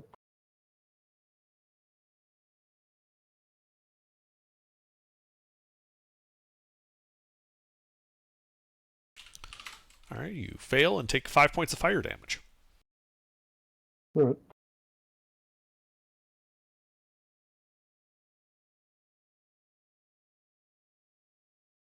So it doesn't look like approaching the door from this teleports you into the arena. So if you'll all stand back, I'm going to try something. I say as I back way up to get a running start and just try to leap through the fire as fast as I can, spending as little time in it as possible. Yeah. So go ahead and make a dex save at advantage. All right. As you leap through the fire and the flames. Exactly. All right. Having the damage, so you take only 9 points of fire damage. And as you land, you realize that you are, in fact, in that arena again. Roll an ish. I had a feeling I'd end up here. Okay. You said only 19 points of fire damage? Well, 9, you halved it, so. 9 because I halved it, yeah.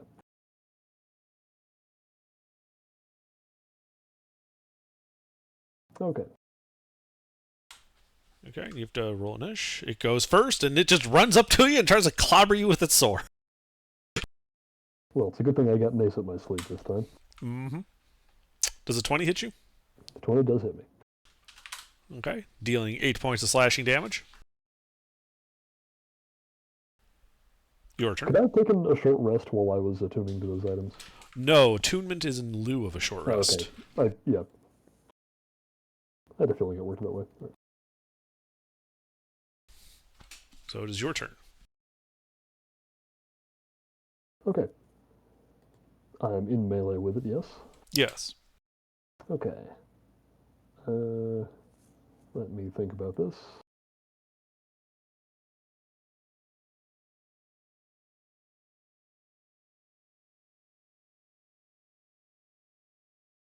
Alright, first we are going to bonus action Dancing Longsword.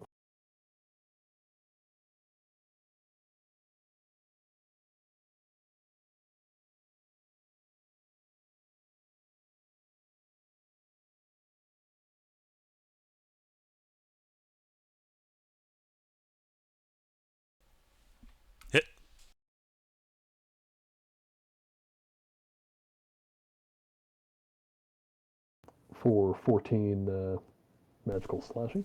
Mm-hmm. It wounds it. Anything else? Yep. Then where exactly in the arena are we? Are we right in the middle?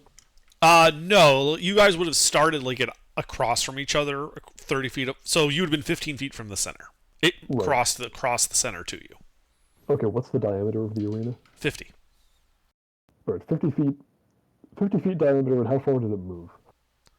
40. Oh, jeez. It's an arch. It's a domed ceiling, so at the outer wall it's 10, center it's 40.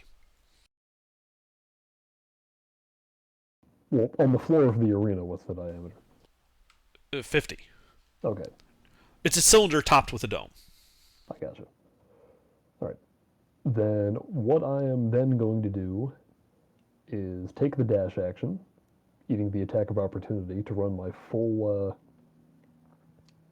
to run as far away from him as I can. Okay. Well, it'll take attack of opportunity. I don't think that'll hit you. No, it won't. All right. So the farthest you could be, so you're 15 feet off center. So that would be running basically past him, putting you at the wall 45 feet from him. Yes. If I'm doing the math in my head. No, 25 plus 15. So that would be 40 feet from him. And then what I want to do is not going to work because there's no... because his movement speed is 40 feet and the arena is only 50 feet wide, there's nowhere I can stand in the arena that he won't be able to get to me. You have no idea what his movement speed is, except that it's at least 30. Oh, he only ran 30? I thought you said he ran 40. No. Oh, okay, I misheard you. Yeah, you guys started 30 feet apart. On his turn, he just closed with you both times. All right, I thought you said 40 feet for some reason. Okay, then I might be fine. Yeah, then I run all the way over here, and that's it. Okay. It takes the dash action and runs up into melee with you. Your turn. Okay. I take the...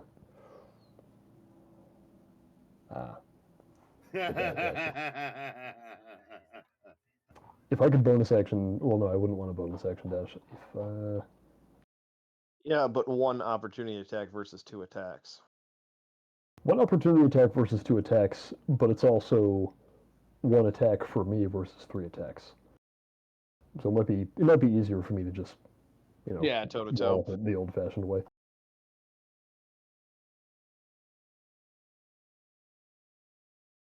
Now, if I had mobile, it'd be a different story, but... Mm-hmm. Okay. Yeah, we're just going to do it the old-fashioned way, then. Then roll the hits.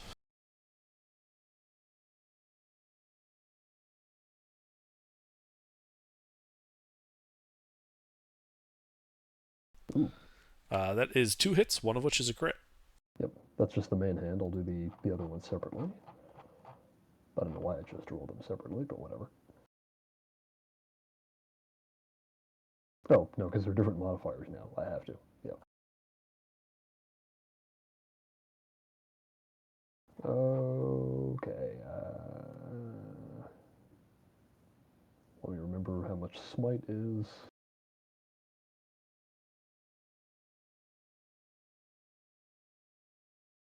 Okay, it's 2d8.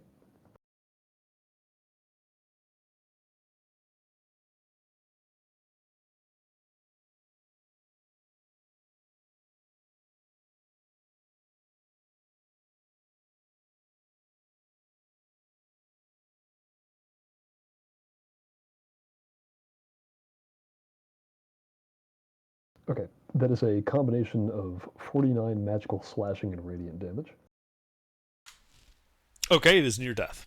Okay, and then the bonus action, Dancing Longsword.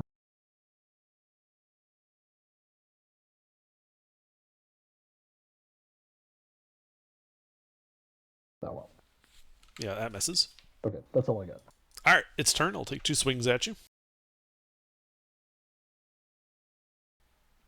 18. Oh wait, I'm sorry. I did that wrong. That should have been. I forgot to double the smite. Ah. Well, then in that case, it doesn't get to take its turn because it has been vanquished. And with a lurching feeling, you find yourself standing back in the softly glowing chapel room.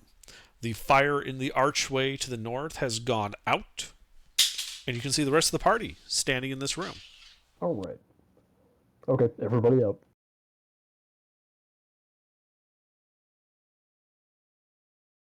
Widget cautiously toes the line and then crosses. Yeah, you cross.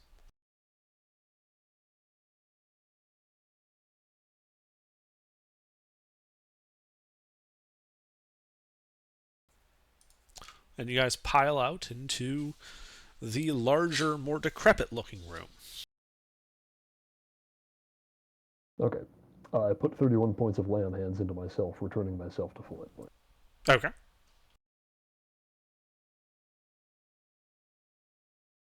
Okay, we've explored in there. Do we want to go into the big cavernous chamber next? I think that's the only next. Yep. Well, we could also go back up, but I think we should go that way. Yeah, because there is on our unfinished line with the door past the owlbears. Let's back up Yeah, well, let's check out the big cavernous room, while we're down here. leading presumably to the boiling lake. Send the mook in first. Hmm.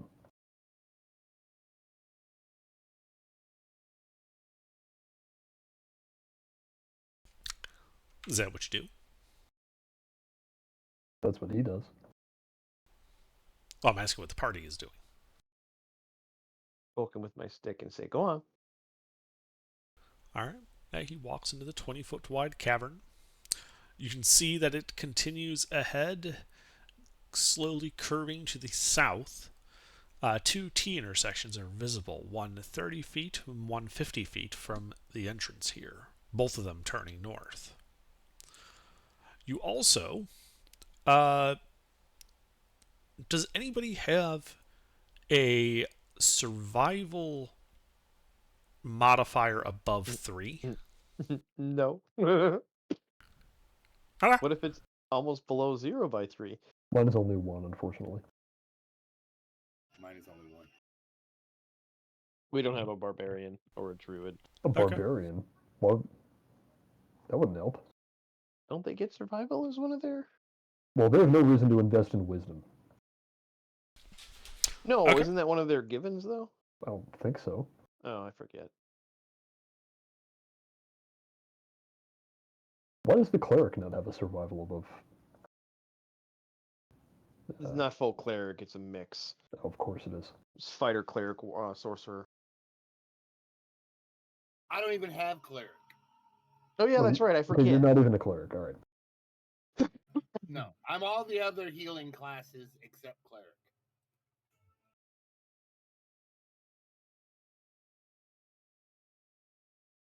So you're I'm a part warlock druid? I'm a warlock sorcerer, a divine soul warlock sorcerer, and celestial warlock.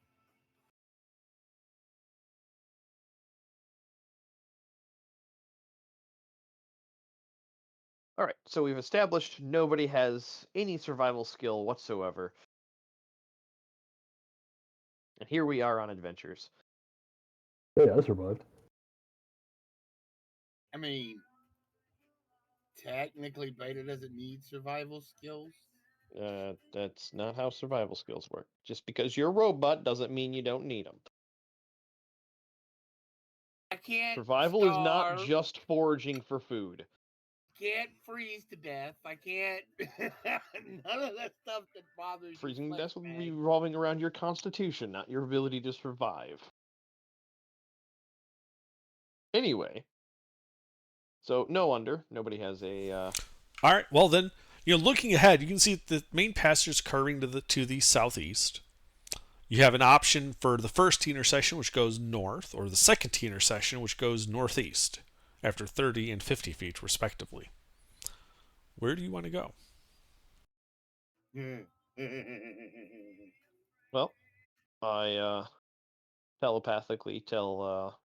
Did we give him a name? I don't have it on my thing. He has a name. He is Kronok. Kronok.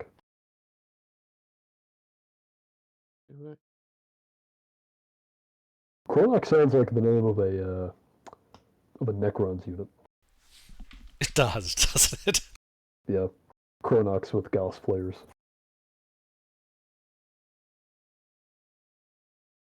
Oh, because it sounds like Scorponok, that's why. Okay. Yeah, so I telepathically tell Kronok to go down the first hallway. Okay. And He then I follow 20 feet behind her, so. Sure.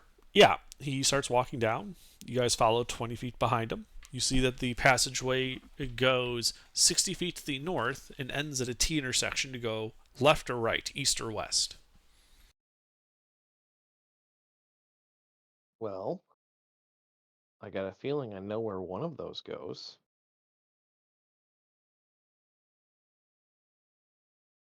So let's go east. Okay. He turns to the east. As you follow behind, you can see that the eastern passage is a rough stone cavern that goes 20 feet before turning to the north.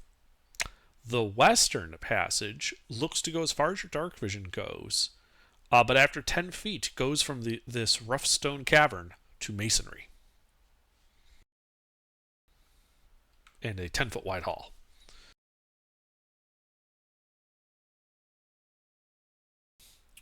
But Kronok goes to the 20 feet to the east at the corner.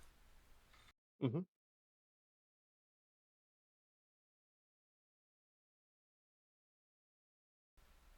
So you're now standing at this T intersection. That's why you know that. Yep. And then, yeah, I'll keep following him. All right. Well, he goes north then at your prompting. Goes 30 feet before entering a square chamber, 40 by 40 feet, also of masonry. It looks like this cavern walls kind of went right up to the southeast corner of the room, where like the corner has been removed, and just opens up into this chamber. The air in this chamber is oddly cold. And as you look at, and the more time you spend in here, you start to see that there's like faint runic writing on the walls, the floor, and the ceiling. And you begin to get like an oppressive feeling, like something is watching you. Divine sense. Nothing pings in this room.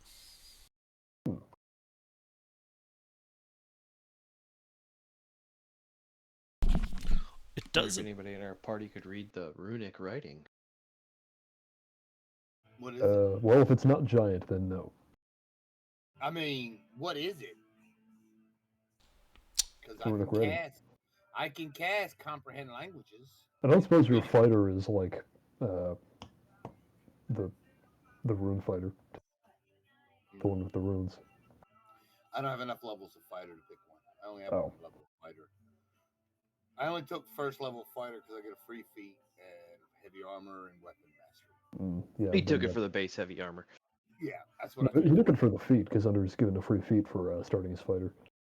Yeah, you do get a free feat for starting his fighter. I already have 2. I don't need free ones. I mean, usually if I'm going cleric or something that doesn't use a lot of them, I'll take fighter first level just for the free feat to get like alert because it's like my favorite feat. You should consider it, Twidget. That way you'll never trip. Like if you fall over, you can just land on your extra foot. Oh, this is true. Besides, you could use another foot anyway, Squash says, putting his hand about a foot above Twidget's head. Anyway, Gilbert, are you here? I mean, I can comprehend languages and read what it says if it's a written language.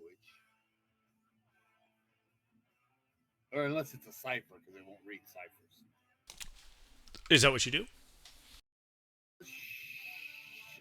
Unless it's in a language I can read. What language do you read? Like 8, 9 languages. List them, please. Number.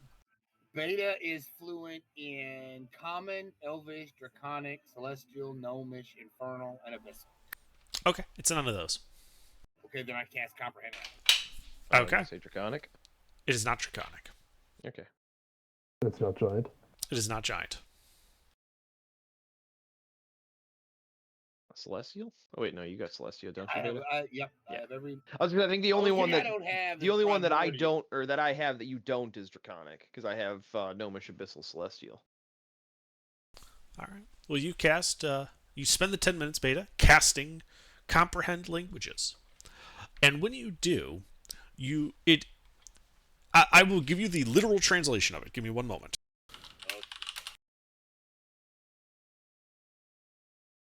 That's gonna be something dumb. Watch.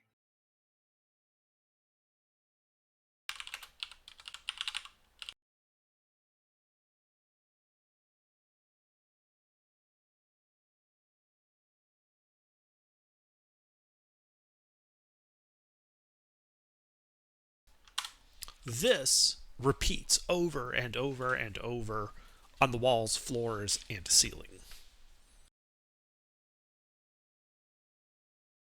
The mind controls the soul, rules the blood, sacrifices the flesh, and knows eternity. And then I need Is everyone. it written in a certain order, or is it written just like that in one single line? It is written just like that in one single line with no pauses, breaks, or punctuation. And it apparently reacts to being read. This is not a result of reading because no one else could read it. This is more time-based. Oh. I need everyone to make a wisdom save. You've been standing in this room while he did this for 10 minutes to do this ritual. Make a wisdom saving throw. Everyone. Oh, crap. Don't forget about the aura, +5.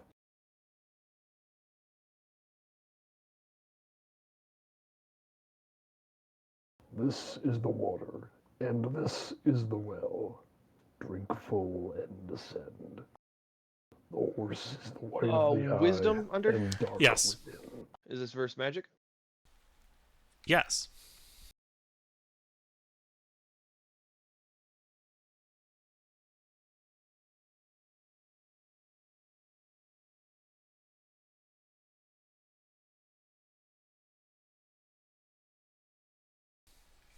Is Duodesius here? He didn't respond when I pinged him. I poked at him earlier, so. Gilbert. Okay, well, when he comes back, he'll have to make the save. Twitchit and Ophlista, you guys failed. Both of you roll a d6. I just want to go to my kitchen and slice my cheese under. No. Every time I get up. Okay. 6. Is that good? Maybe. Ophlista, your intelligence score is reduced by 5. Twidget, your intelligence score is reduced by 6. Shit. That's really bad. We need to get out of here. Does that bring either of you to 0 intelligence? No. You just hit the wizard and the arcane trickster with int loss. I'm at a 10 now. Well, yeah, everybody leave. And we're leaving now. Oh, I forgot to roll for Chronoc. Oh, yeah. Let's see. Pulled his stat block back up. One moment. And I believe he would have probably just stopped at the entrance of the room and waited for the party, so he would be in Squash's aura. Yes, he is in Squash's aura. Unless Squash does not consider him an ally. No, I do. Okay. For now. For the time being. Yeah, Chronoc, for the time being. That's why he's called Chronoc. Alright, Chronoc, la-da-di-la-di-la. Where is his save? Is that?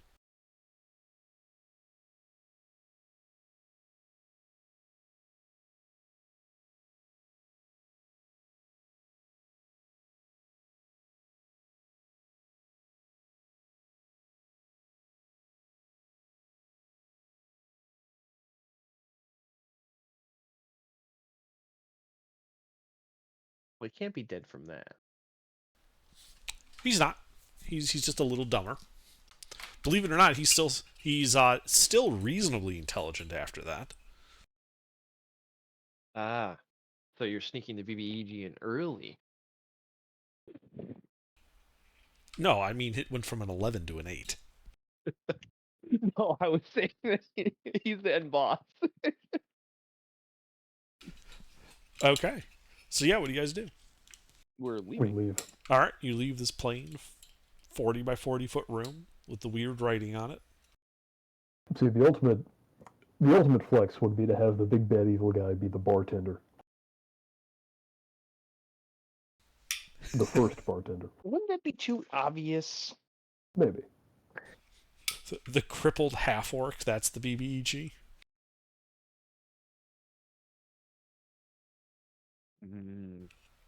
Alright, yeah, you guys step back out into the natural stone cavern, winds south 30 feet, turns to the west, goes 20 feet to a T intersection. You can go back south, or you could go west, where the natural stone cavern ends and turns into a 10-foot wide masonry-lined hallway.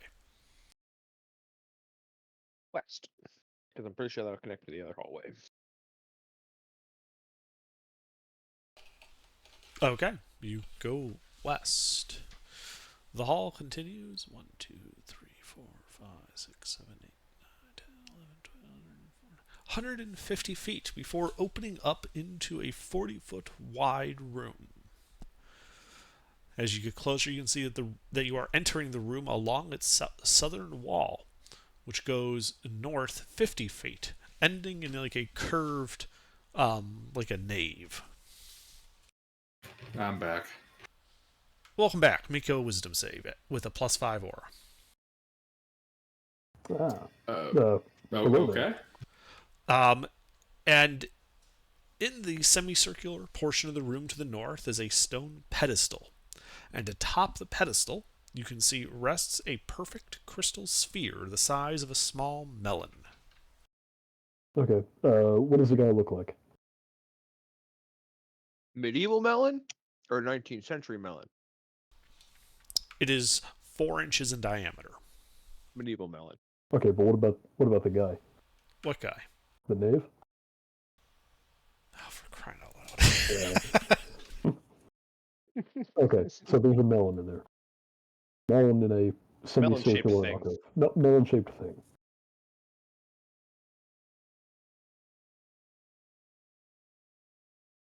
Sorry about that, guys. I had a No worries. bathroom issue. Hit clay? I said you hit clay, huh? I don't know what that means, but I do know that it came on fast. We always joke, 'cause whenever you go bathroom, it always seems to take an unreasonable long time. So we always joke that you're digging the latrine before you go.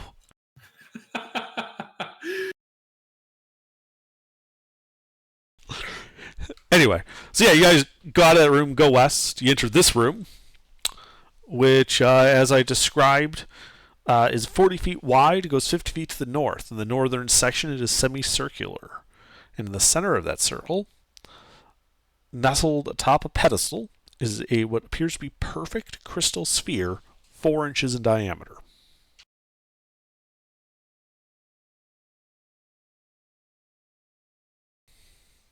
No other ways out of the room. I go take the shiny. Okay. You walk up and grab the crystal ball, which is what it is. And then I need everyone to roll initiative.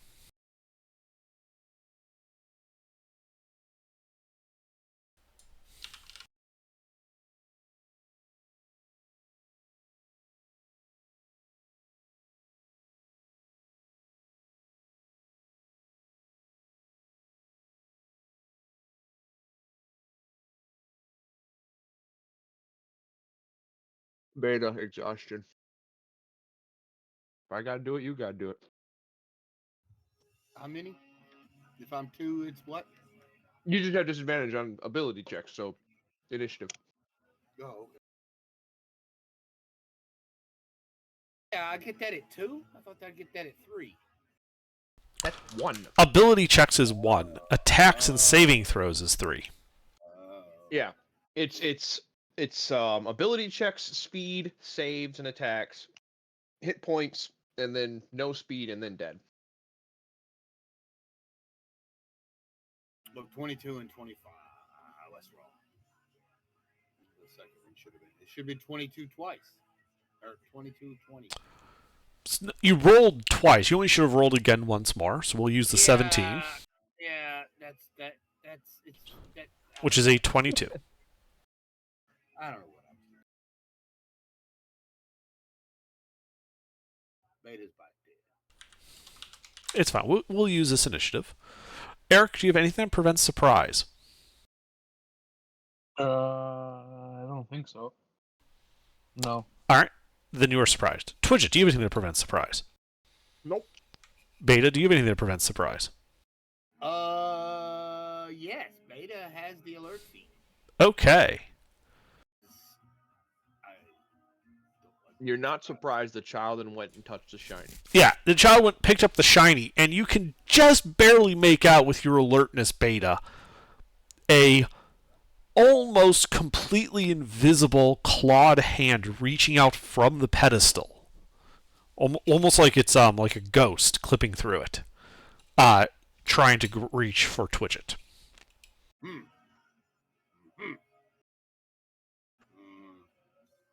So, can I do something? It is your turn. What do you want to do? I want to blast it. Okay, roll to hit. I have disadvantage.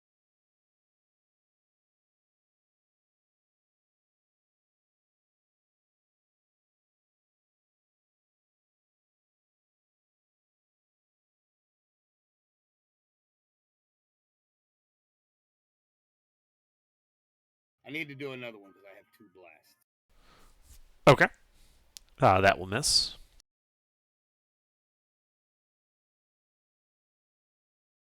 And that one will probably miss too with 16. That will also miss, yes. Yeah, I'm done. Flista, do you have anything that prevents surprise?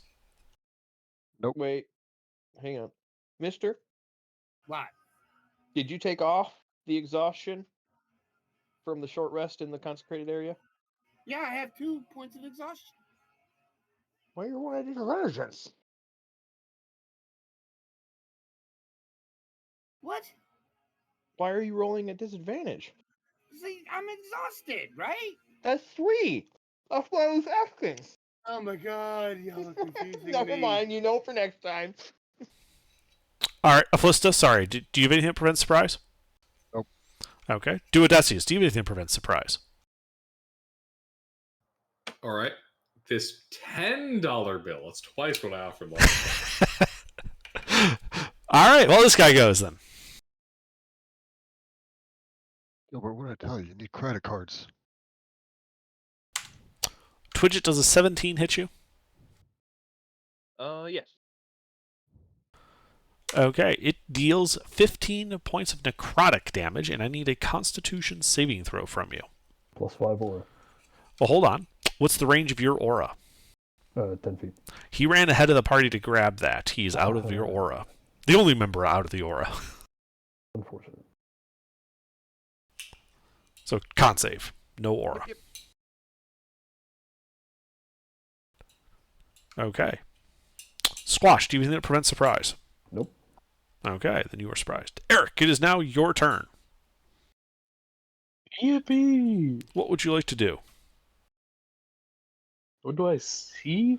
These almost invisible ghost-like clawed appendages that reached out of the pedestal that Twidget picked the crystal ball up from, that raked him with his claws and looked like it hurt him. Oh no.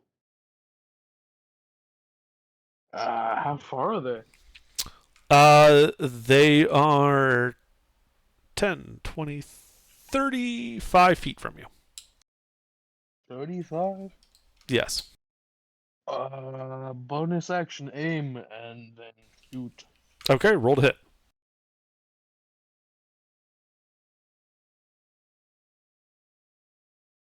One second. Okay, just a second.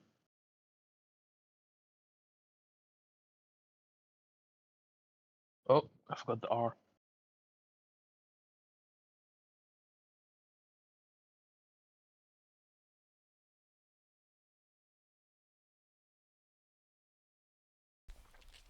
All right, that hits him. Yippee! That was... yeah, okay.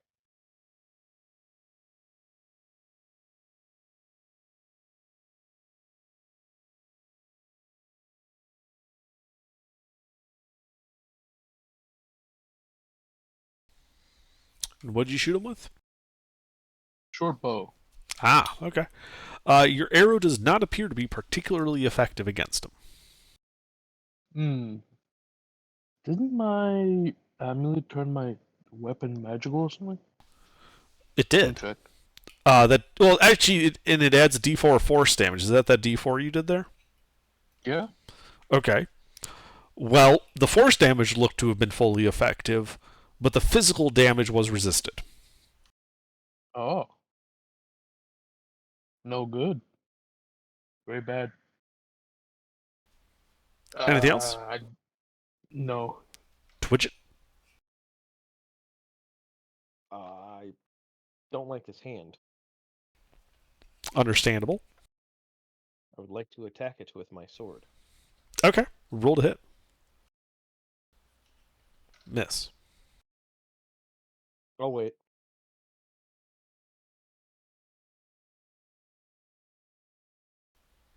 Anything else? Nope. All right, Sister Beta. How far is the thing away from me? 35. I'm gonna blast him. Okay, roll to hit.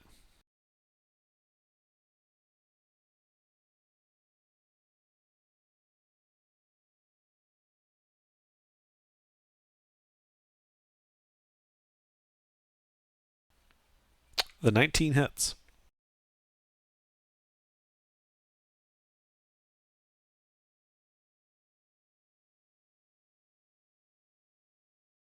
Uh, 3 points of force damage, and I'm gonna move closer.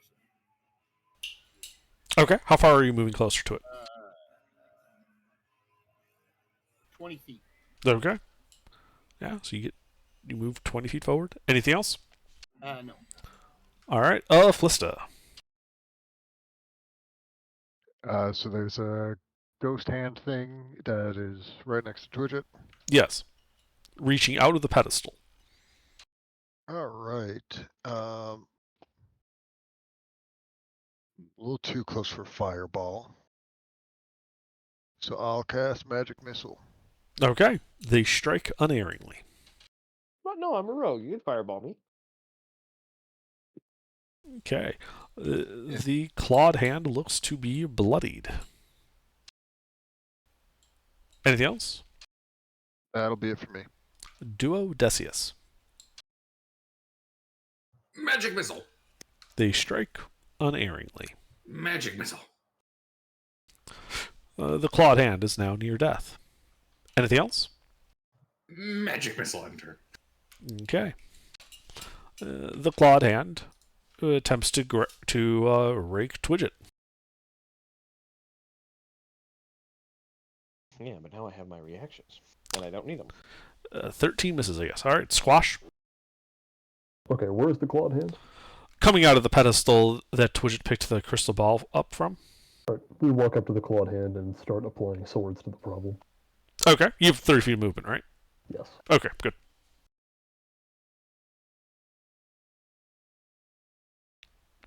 The 23 hits. For 15 magical slashing. Okay, the hand dissipates. And you guys are out of initiative.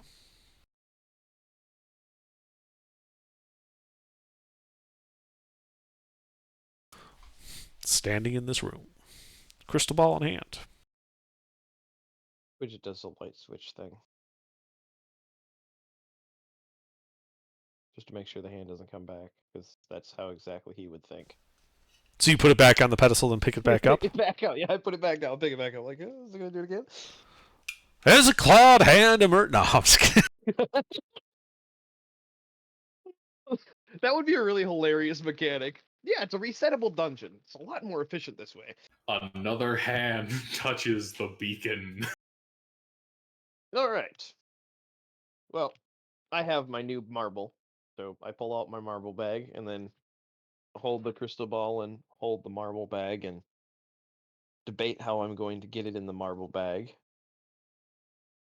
They're I'm about sorry the to same say it, but size. nobody is going to want to play with you if you try to use that. That's cheating. 4-inch marble takes up a third of the playfield. Yep. Rolling up to the marble circle with my bowling ball. I don't actually know how marbles is played. It's very simple. You got to knock other people's marbles out of the circle. You draw a circle, you know which marbles are yours, you know which marbles are theirs. The goal is basically to knock theirs outside of the circle. It's sumo wrestling. Yeah. With marbles. Generally, the most basic rule is, you draw that circle, and you each ante several marbles, right? And you put it in the circle.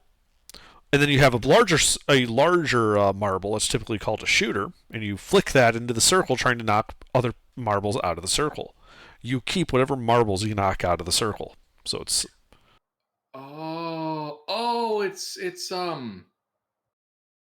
it's like if I recall correctly, it's like the sequel to A Christmas Story. Spectre, you know the Yes. one, right, with the tops? Yes. Okay, it's like that. Okay. sure, it's a very similar type of game. And that's one game. That was just the most common when I was growing up. I still have my shooter somewhere. We got in trouble for doing that when we did it at school, because they considered it a form of gambling. Yes. Wager your glass balls. Well, yeah, that's what it was. Down Like, on you. you each put up 10, and someone walks away with 16 of them. The kid with 4 left, feels kind of crappy about it. Well, it's not gambling. It's war. It's decision making. Yeah. We're teaching math. If Timmy has 10 marbles and Steve takes 5 marbles, how many marbles He does won them Timmy fair and have square in a left? game of marbles. Shut up. We're trying to make this not okay with the school. Well, they just didn't like it because it was reminiscent of gambling. None of us kids ever actually had a problem. Like, yeah, you would feel crappy if you lost, but, that's why you never throw all of your marbles in at once. Exactly, because if you lose all your marbles, then you have no way to get more marbles. And more Exactly. importantly, you go crazy. God damn it, Pete. Hey, that's where the saying comes from. That's why I keep my marble in 2 bags. One for them to Redundancy. find and one for me to keep. When did he lose his marbles?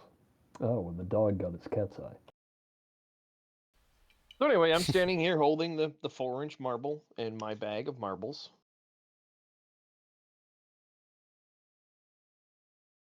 And I put everything in my backpack. Let's continue. Back out in the hallway. Okay. Well, the hallway goes 150 feet east to that T intersection where it returns back to natural stone cavern. You can go east where after 20 feet the cavern turns to the north, or south where it rejoins the main one that left from the statue room. South and then back west and then north. Well, back west would be going back into the room with the statue and the firewall. South. Okay, so you go south. You're at that T intersection. The hallway to the west goes back through that archway and back into the statue room. To the east, it begins to turn south to the southeast.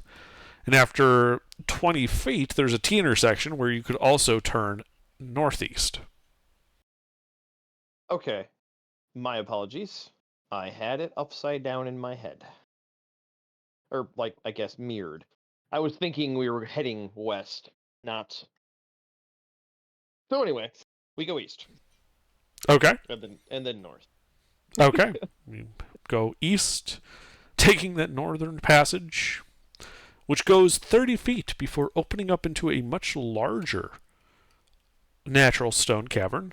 More natural stone caverns are visible here, one heading due north, one heading due south, one heading through a pair of open doors into a chamber to the northeast, one heading to the east.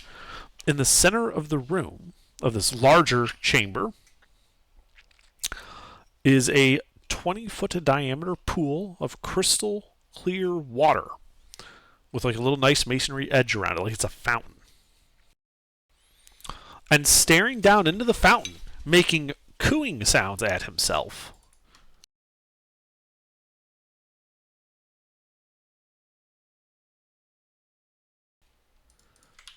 is this bad boy.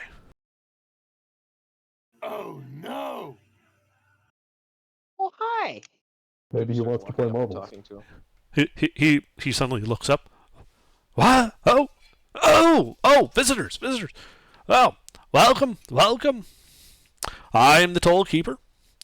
What bring you to pass through? Well, go on, show him. I just recognized you because there was a little one of you somewhere a while ago that I was friends with. He was smaller. Well, if he was smaller, that means he wasn't as good as me. For I am the best. This is true. What are you blocking? Blocking? I'm not blocking anything. I just collect the toll. Like the dead? He looks down at the small child, looks up at the rest of the party, looks down at the small child. Only if they refuse to pay. Well, what do you charge? Wait, hold on. Does this mean the kids get in free? I have. When you say he looks up and he says, "I don't charge for killing, kids or otherwise." Do you wish? Did you come here to die? No. No. What's your charge? 1,000 gold or 1 magical item. Is that for the lot? Each. Each. Yep. Wow. Damn. Okay, so What's on the other side? out of character, I'm really thinking of blasting this thing. Well, we know you're always thinking that, but don't do it. So That's not even something you need to say. We're all thinking it. It's fine. I But I also enjoy a little bit of dialogue, so please calm down. y'all need to convince me not to blast this thing. I'm getting a little weary of convincing you not to ruin every interaction we get into. Yeah. I don't ruin every one. I think maybe we'll stop convincing. We'll just let the golem go at it, and we'll be like, "Oh no, we're so sorry that the rogue golem started this problem. Oh, it's so bad that you had to put it down. Oh." So we're all in agreement. All right, Beta, go for it. Just you. Fine, whatever. The Golem party says he can 1v1 you. is gonna be. I can't 1v1 it. I have too many Oh, points. well, you better if that's what you want to do. If I didn't have no points of exhaustion, I would definitely try it. All right, look, so the rule is if you're the one who starts the fight, you're the only one who's going to be fighting. Okay. Aren't you I will guys go like back mega rich? Yeah. No. No, we are. I have enough money.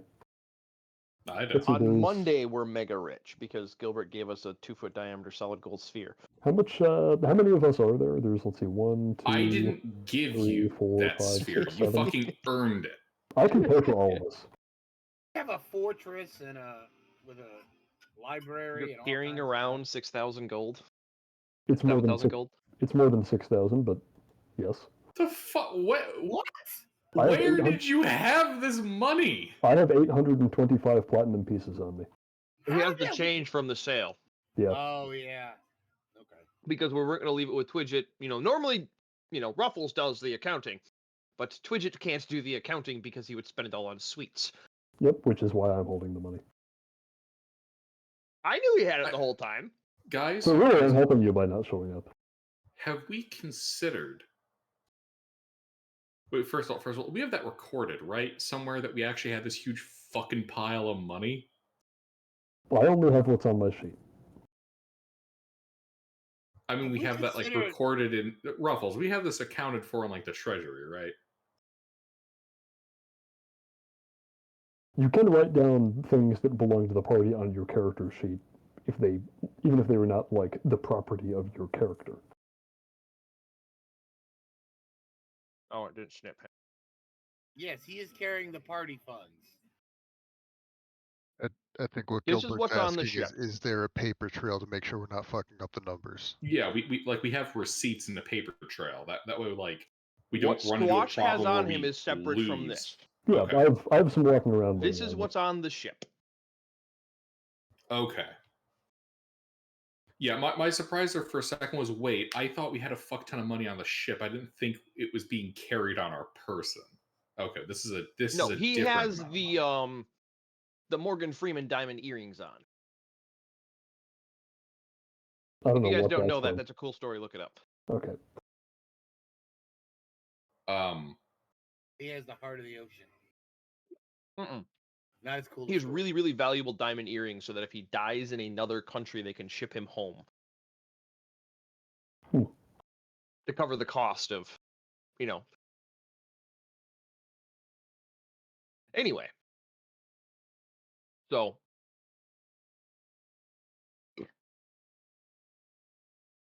All right. Have we considered, though, we might be able to get past him through a way that isn't violent? Oh, never mind.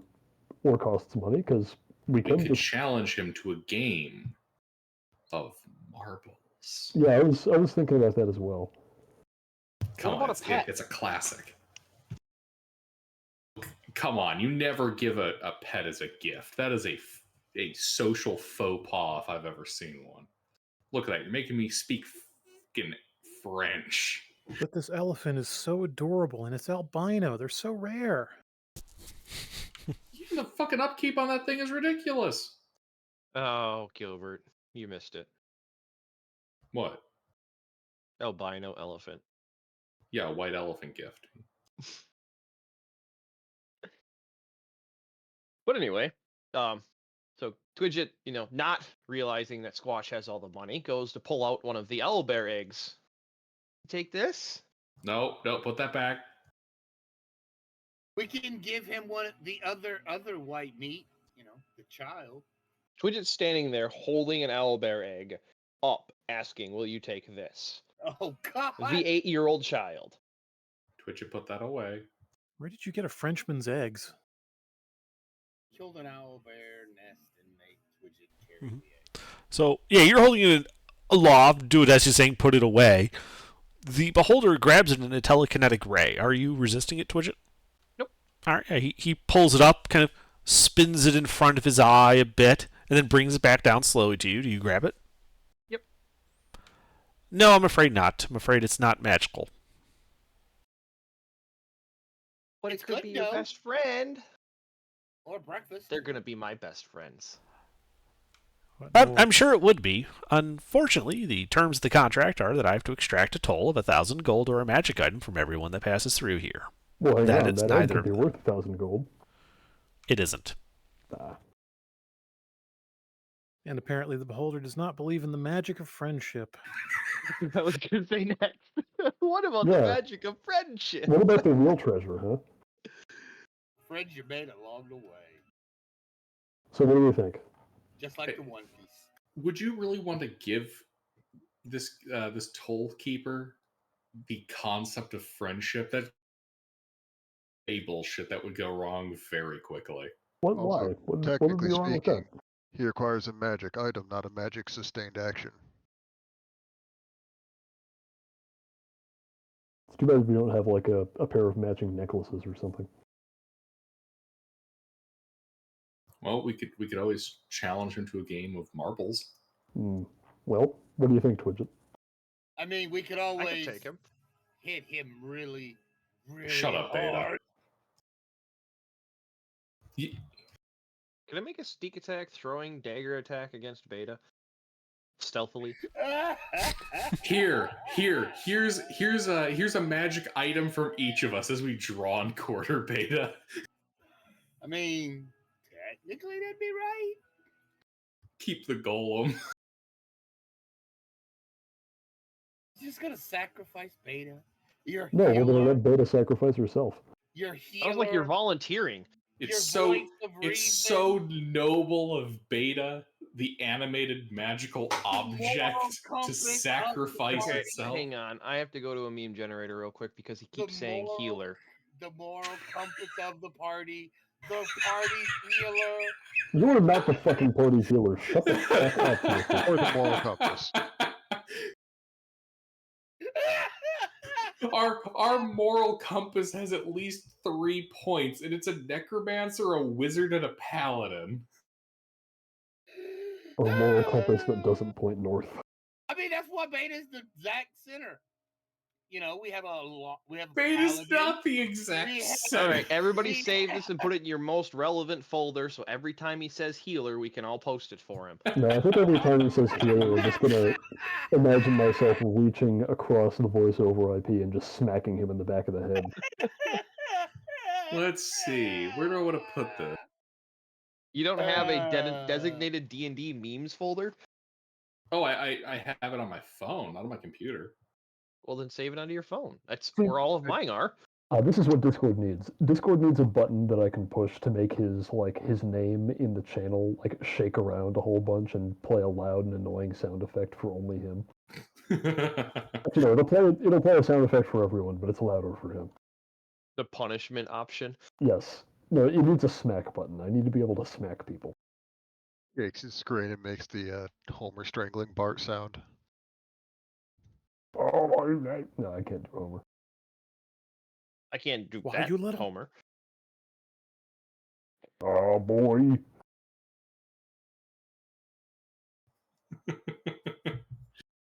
All right.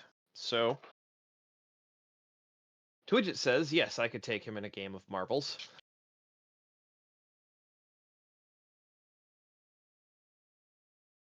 Well, how about it? I feel so wonderful. I'm not the one that you want prepositioning that. I know. I'll that's play. I'm saying that to him, not to you. He looks down and is like, well, sure, I'm kind of bored here and all, but I still can't let you go without paying the toll. Well, no, those are our terms. Since you're so great and all, I'm sure you'll win anyway. Well, the problem is I'm contractually bound to extract either 1,000 gold or a magic item from anyone that passes through. Contractually bound by who? So, I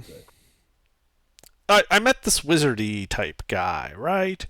And it's kind of an embarrassing story. We got to talking, we got to drinking, there were laughs, there were gaffs, and then I found myself bound to this contract for the next, 10,000 years. Oops. Oh, dang. That's unfortunate. Oh yeah, real unfortunate. Especially once, the wizard then gets himself killed by a paladin. The paladin builds a tower next fucking door and still doesn't visit and talk.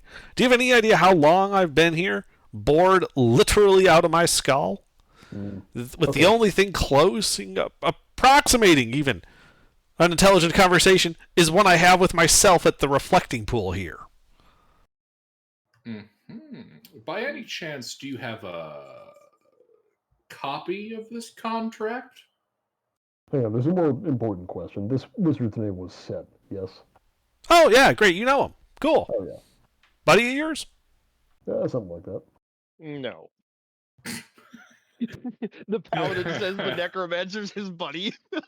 I said Well, something yes, like but that. actually, Lich. no. Well, if you think about it, a lich is kind of like the best friend of a paladin. They'll be through all of their greatest life moments together. And then the death moments too. They will be friends forever. They see Anyway, each other back to at the their contract. highest Back to the moments. contract. Yeah. No, I never actually saw it. It was more of like a magically binding who's a what's thingy. I'm not, great with the whole spell thing. It's not like I've exactly been given spell books here. Like Gios, perhaps. Or something like that, yeah. That sounds about right. Mm-hmm. Wait, And can you, out of character, can you dispel magic, Agios? It's a spell, like any other. mm-hmm.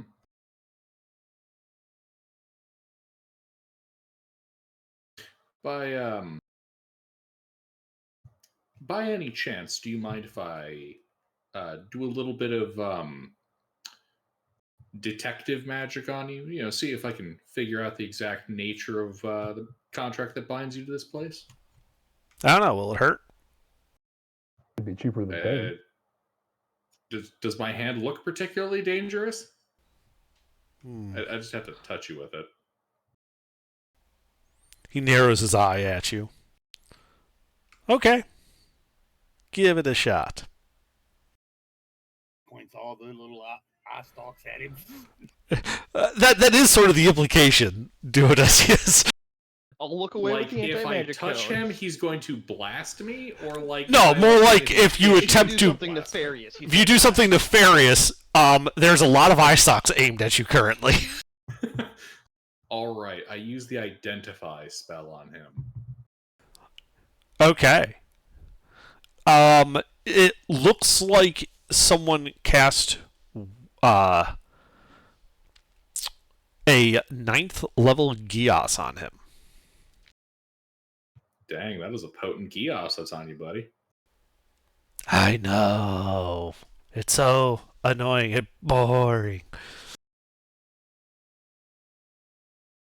Well, let's take a peek here. Mm-hmm. Mm-hmm. Mm-hmm. Remove curse, greater restoration, or wish.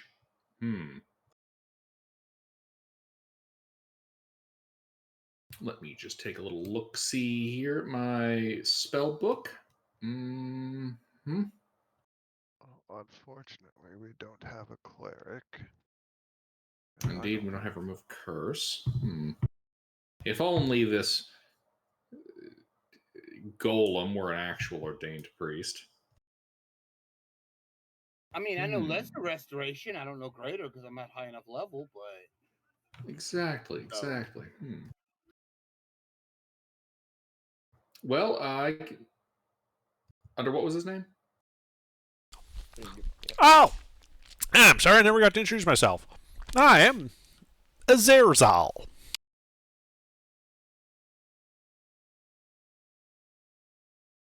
Yeah, well, nice to meet you, Azarzal. Yes, so you have a 9th level Gios currently binding you to this place. Suboptimal, if I'm being honest. I'm inclined to agree with you there. Just so you know, for the future, remove curse, greater restoration, or a wish spell will free you from this unfortunate predicament. Remove curse being something that most adept mages should probably know. A bit of a self-burn there, but...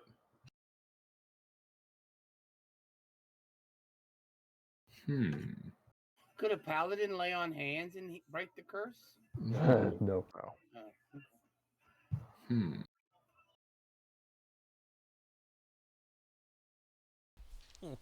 Wait, did you say greater restoration? Yes. Can you wait here a moment? He knows greater restoration. No, he doesn't know it, but remember, he collects magic items. He then turns and starts heading to those open doors in the northeast. And you hear what sounds like stuff rummaging, coins hitting the ground. And says, "I know." He hears the voice. "I know it's in here somewhere." It's only like 50 years ago. It should still. There it is. Ha! So, a couple of things. I am also contractually bound to protect the collected tolls, right? Right. Right. However, if you were to, say, offer me a toll, and, you know, he waggles this rolled up sheaf of parchment, you know, and I then take that toll, not as your toll, but rather as this toll, why, then I would imagine that this scroll would no longer be a toll. You follow me here? As one of the eye stalks winks very dramatically at you, Duodecius. We follow you here with the understanding that once you're no longer bound by this contract, we'll be free to pass through as we wish. No, it's not bound by the contract. I'm fucking off out of here. There's a whole world to see. Exactly. What about the stuff you've collected?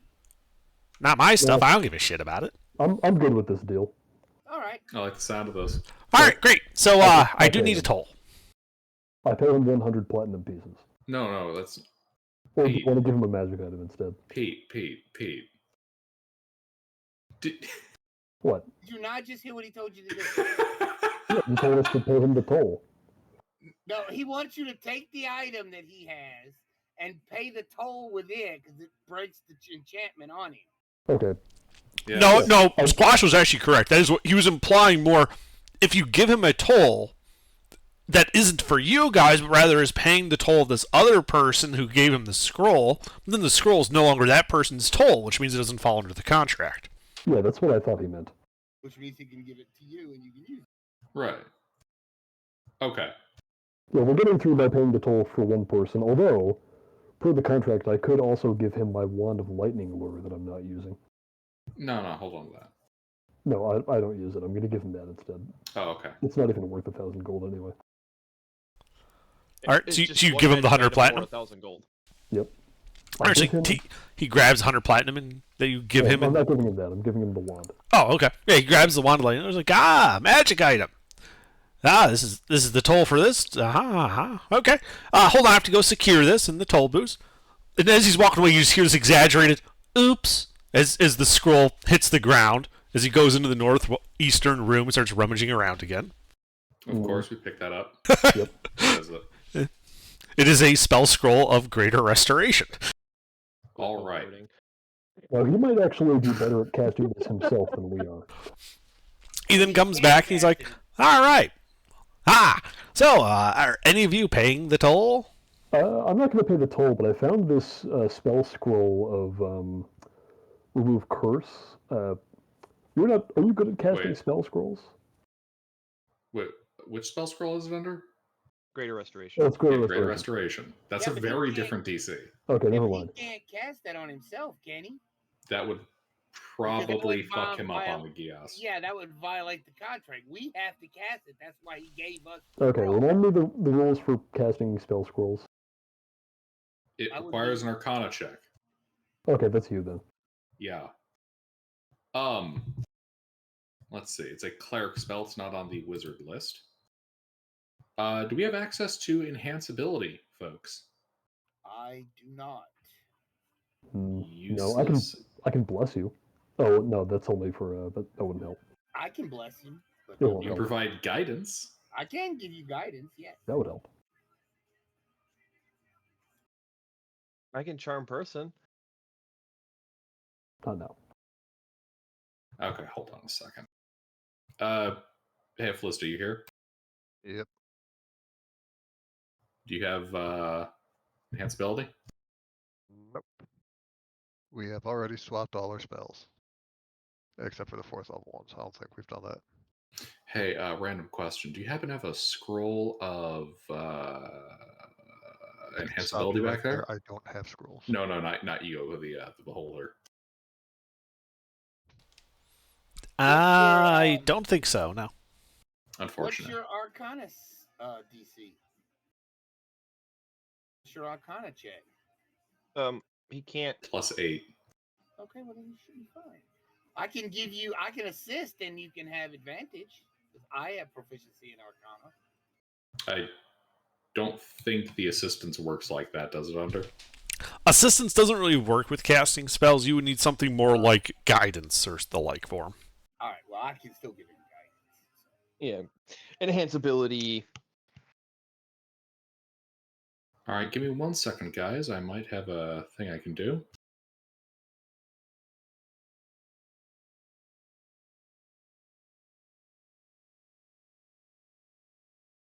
All right.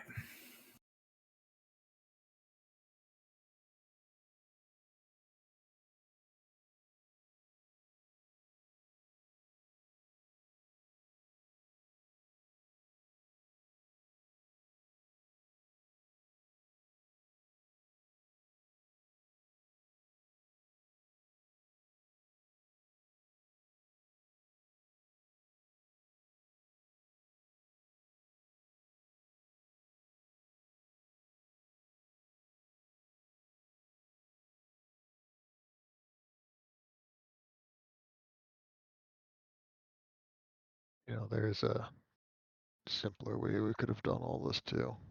That doesn't involve sticking a beholder on the world. We could just have all of our spellcasters grab a bunch of scrolls of cantrips. It's a day of work and 15 gold per cantrip scroll. It's not even a day of work. It's a few minutes.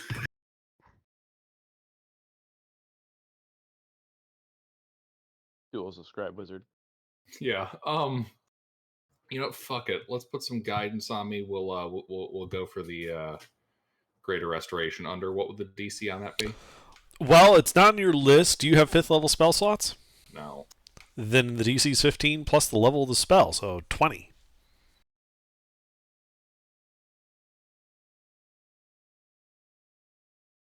Technically, he has 9th level spell slots.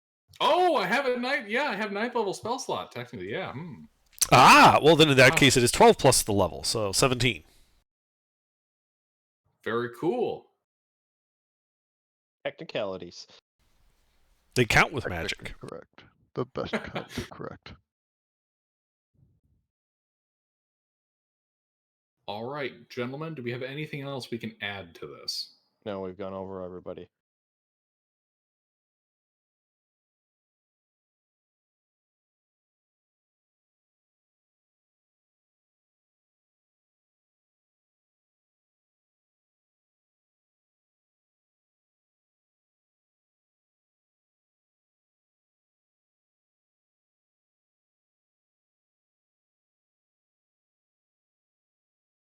Yeah, don't go expecting too much out of me for a while, because I'm barely qualified as a wizard anymore.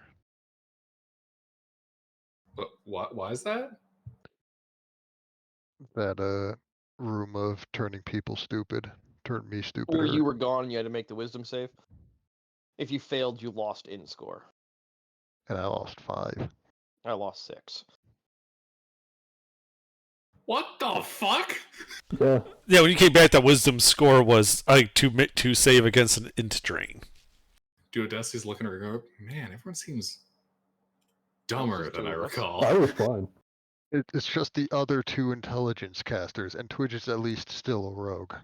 Man, the child seems more childlike, and Afflista seems off. All right, let's do it. Closer to a normal person. All right. We got the guidance? Yes, it was already offered. All right, here we go. Hey, that's not enough. That's not enough. And then I need a int save. All right, with a +5 aura? Yep. Mm-hmm. Do we only get one shot at that? Yes. Damn. Yeah, that's how scrolls work.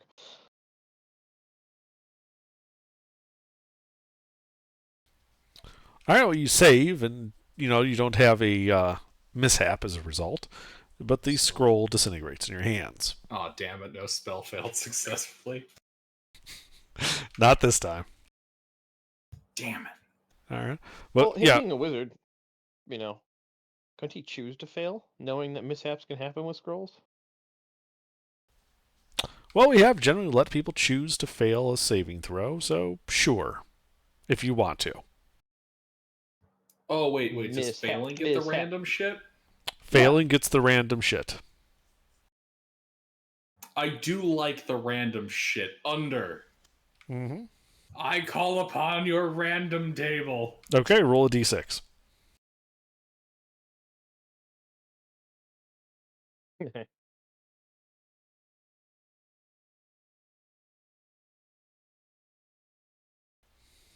Okay. There's no apparent effect. And the beholder kind of looking like, did it work? I don't feel any different. Still feel like I gotta collect tolls and stuff. Yep. Fucking cleric magic. Well, thanks for trying.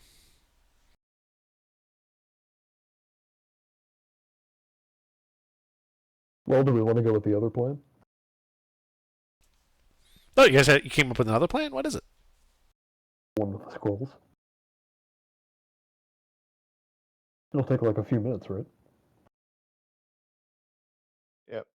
All right, let's do it. I mean, yeah, yeah. I hand over. We'll go with 6. Yeah, I hand over 6 magic missiles. Aha. Because I have a fuck ton of them. Sure. Yeah, and he's like, okay, yeah, this works. Shoves him into that northeastern room. All right, here, let me stamp your hands so that you've paid the toll. Who wants to go first? I'll go. I'll go first. All right. All right. He uses a low-powered disintegrate ray to etch his name into your wrist, your right wrist. What, like like when you go to a concert and they stamp your hand.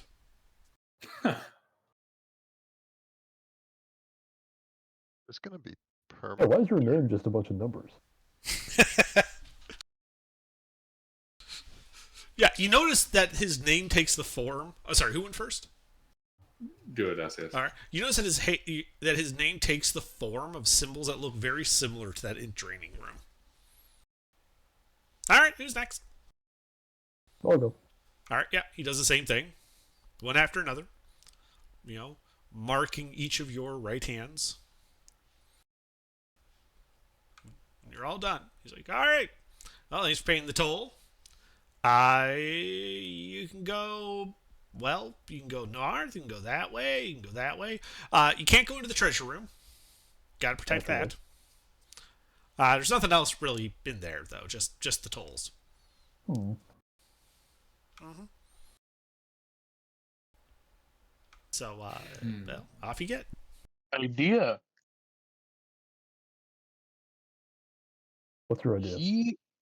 So, let's say you have a magic item that you do not use or you do not like have much use for.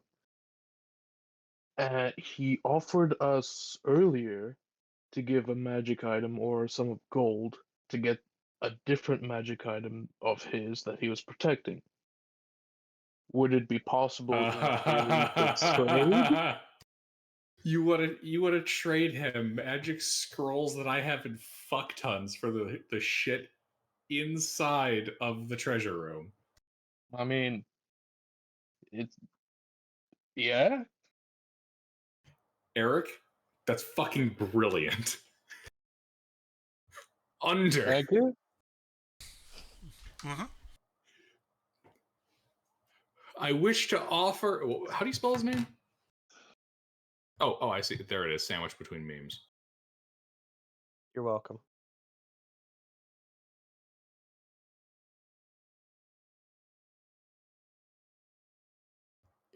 How's that pronounced? Ezerzal? Yes. I would like to offer Ezerzal more spell scrolls as magic item payments, kind of like for that other loot, like what we did with the Scroll of Greater I'd Restoration. like to retroactively pay the tolls of some other people who passed through here previously. Yes.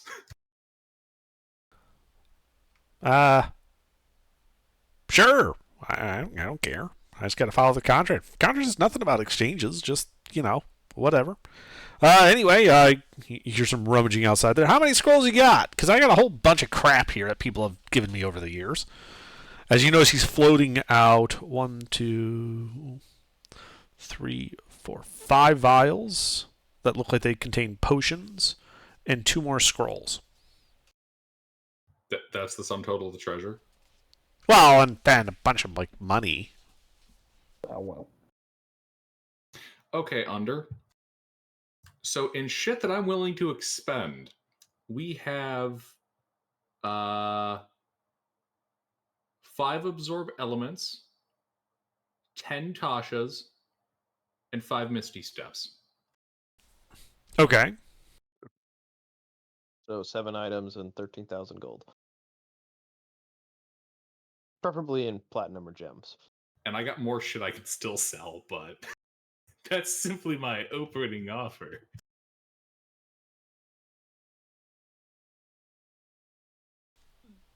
Okay. I'm sorry, I'm not sure what you're getting at.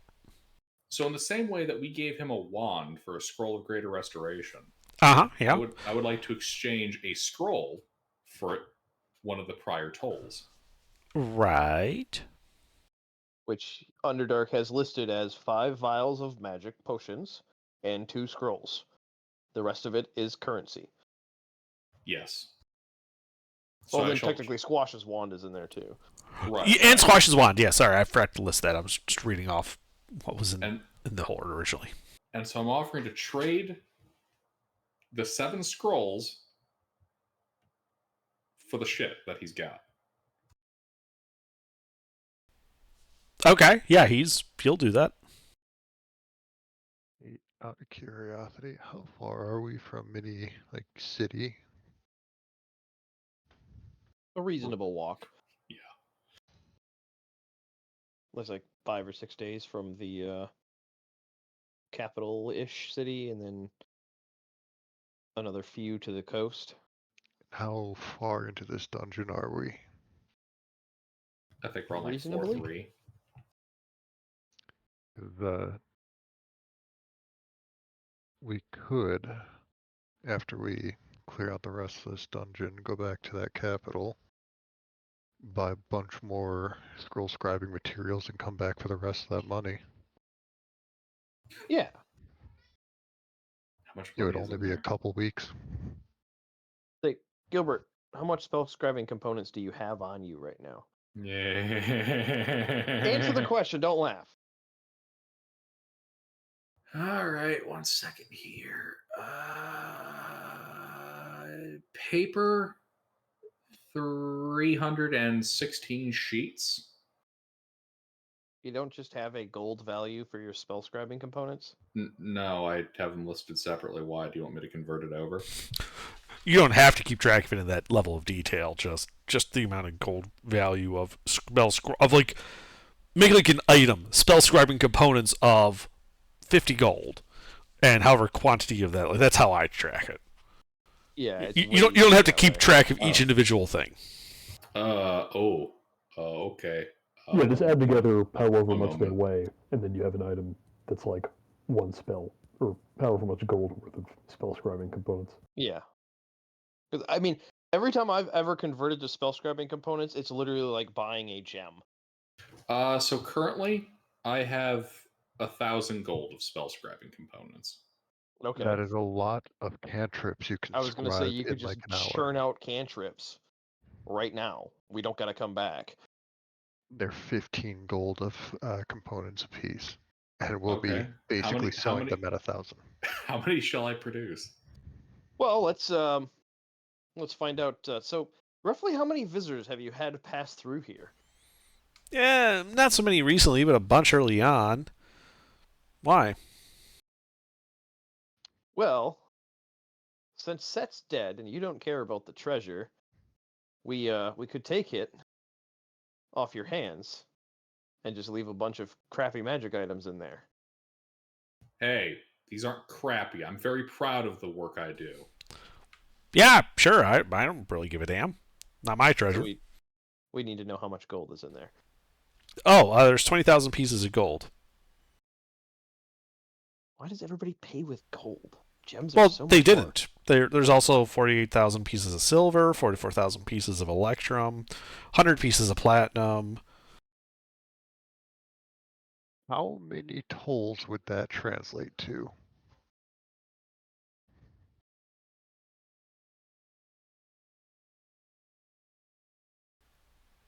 Like 32? How So long would it take you to write 32 cantrips, Gilbert? Just over an hour.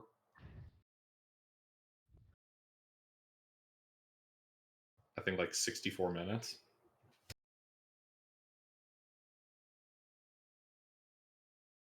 Well, we could take a short rest and watch Duodecius speed read. Would it be speed right? Speed right. That's right. Oh, it's left. Well, okay, let's do it. All right. So you guys sit there for an hour? Yep. I'll say actually a little more than an hour, because then you also want to write 8 more for the 5 potions, the 2 scrolls, and then get Squash's wand back that we don't really need. But I don't want the wand. cantrip scroll. Well, no, for a cantrip spell scroll, the gold trade off is the wand is better. Like worst case scenario, we can go to that. We can take that wand to the capital and sell it for like a couple hundred to some kind of rookie adventures or something.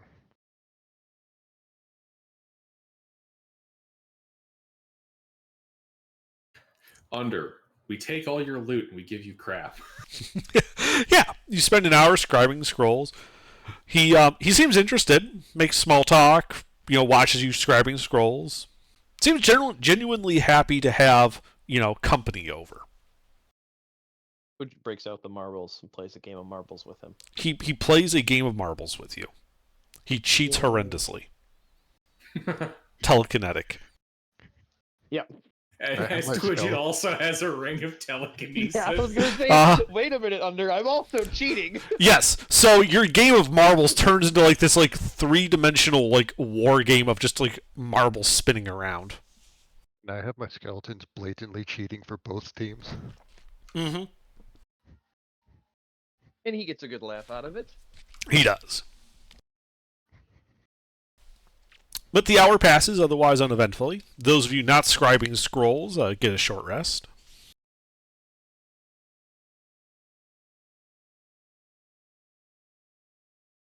Very cool. All right, and then here I can post this. So my curiosity is, where does the 800 silver come from? Probably change with the Electrum.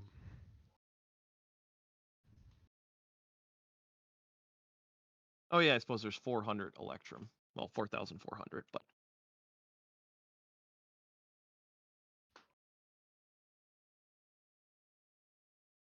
That's still 100 off. There's probably some people who decided I have enough money that the exact exchange doesn't matter. They just threw a bunch of money in and it ended up being slightly over 1,000. So this is the contents that you trade your scrolls for.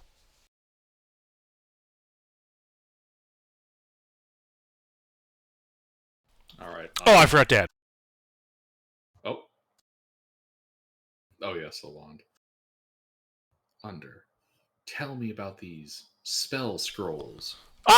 Potions. Okay, well, the spell scrolls are easier. They are very plainly a spell scroll of Flame Arrow and a spell scroll of Rary's Telepathic Bond.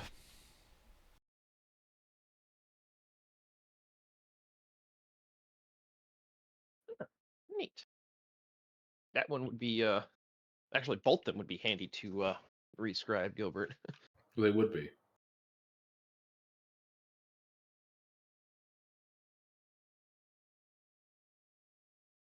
God, I got no fucking space in my inventory. Hold on. So my bad. When I was writing that down the first time you said it, Under, I was missing some zeros. I have 4,800 silver pieces. That's where I'm like, where did the 800 silver come from? I'm sorry, it was 8,000.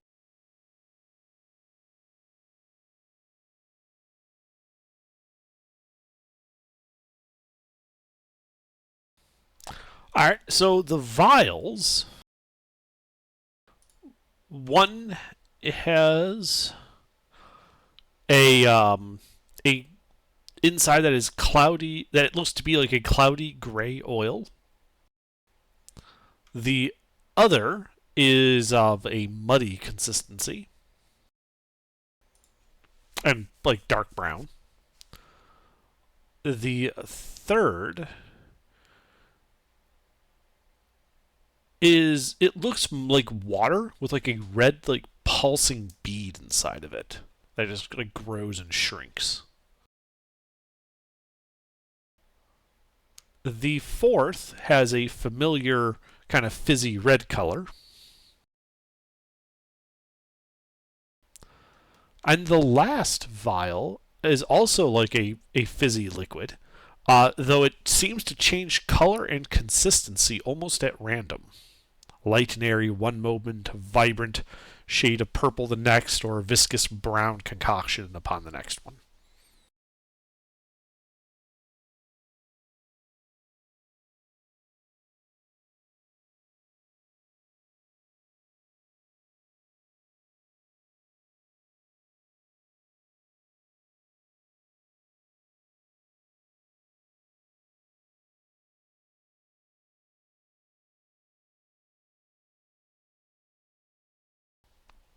Did you get all that? Identify. On which one? Let's just go. We'll just go down the list as you listed them. I think he's going to spend 50 minutes identifying all 5. Yeah. I'll help just to make it go quicker. Okay. Well, let me first send the first one to Gilbert then, and I'll send the second one to you. So the first one.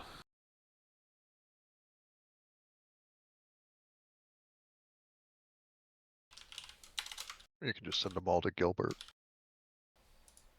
Okay. No secrets needed among wizards and all that. Weird.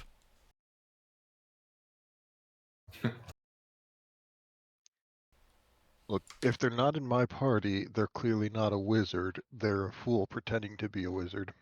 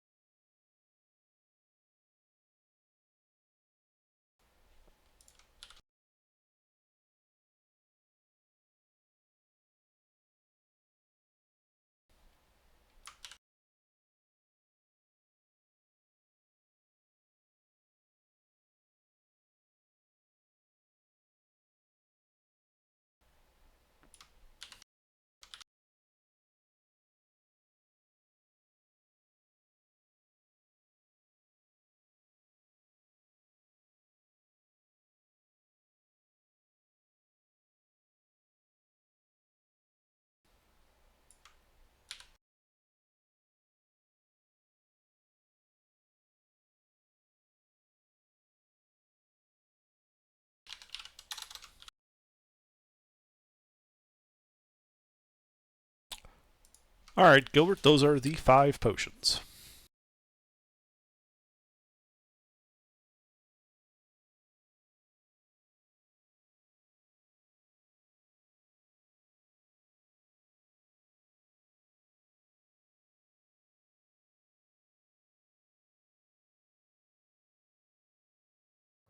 Wait, do we have access to Revivify? It exists in the world, if that's what you're asking. No. I mean, like, as a party. We don't have immediate access inside of the party, but we can gentle repose to get someone back to the capital or something. Why?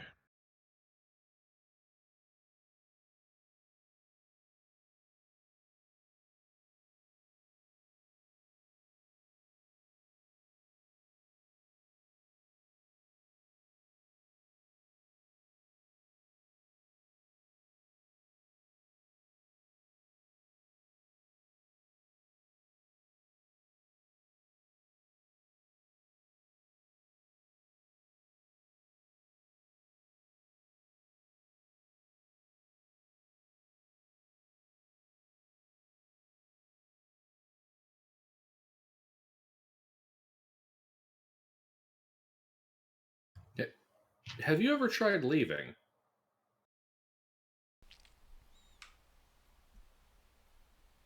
Well, yeah. Of course I tried leaving. I think I just believed a random wizard when he says, haha, I've got you in a magical contract, now you have to play Tollkeeper. It hurts. No, I didn't think you just believed, but Like, it hurt, but did you press on after it hurt? When I started bleeding out of my eye stalks, I turned around. How far were you able to get? I could smell the fresh air. And that's when. Huh? And that's when the pain started.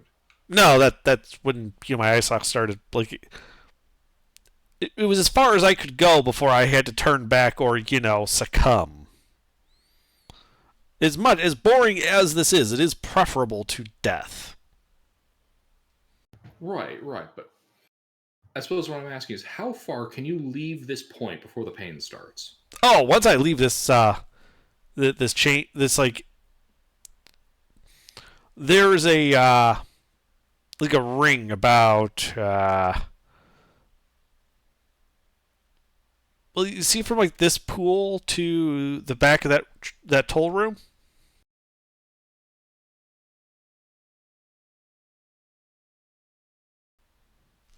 It's about 120 feet radius is what he's implying.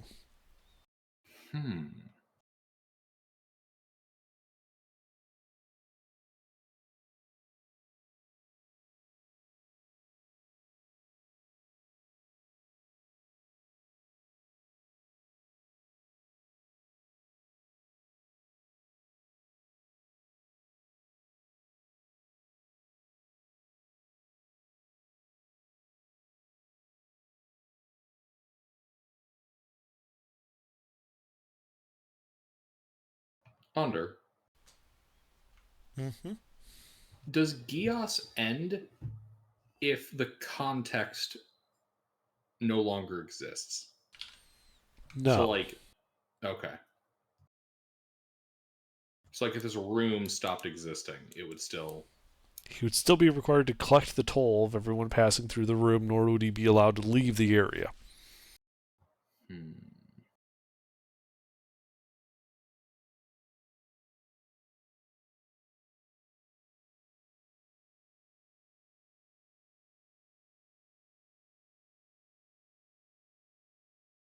Well, you're not the first one to get suckered into this. We have a statue upstairs named the Great and Mighty Sam, who gives out belts and takes belts. He's also trapped here. Okay.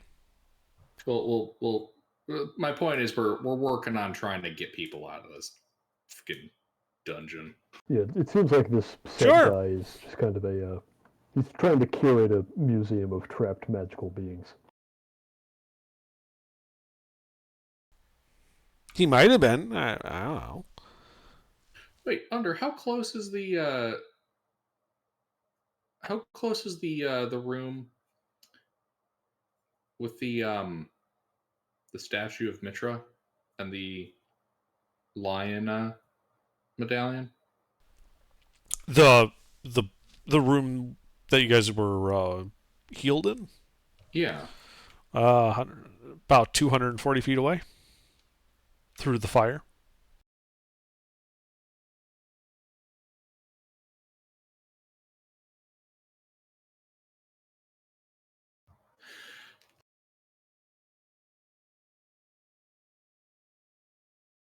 Okay, so I have no guarantee if this will help you, but there is a room about 200 and what do you say, 220? Mm-hmm. 220 feet that way. I give him exact directions and I tell him how to get into the room. Huh. I have no guarantee that will help. Maybe it will.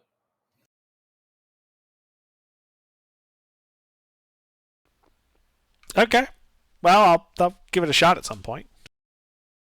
Not really in the mood to bleed out of my eye stalks today, so probably not today. That's fair.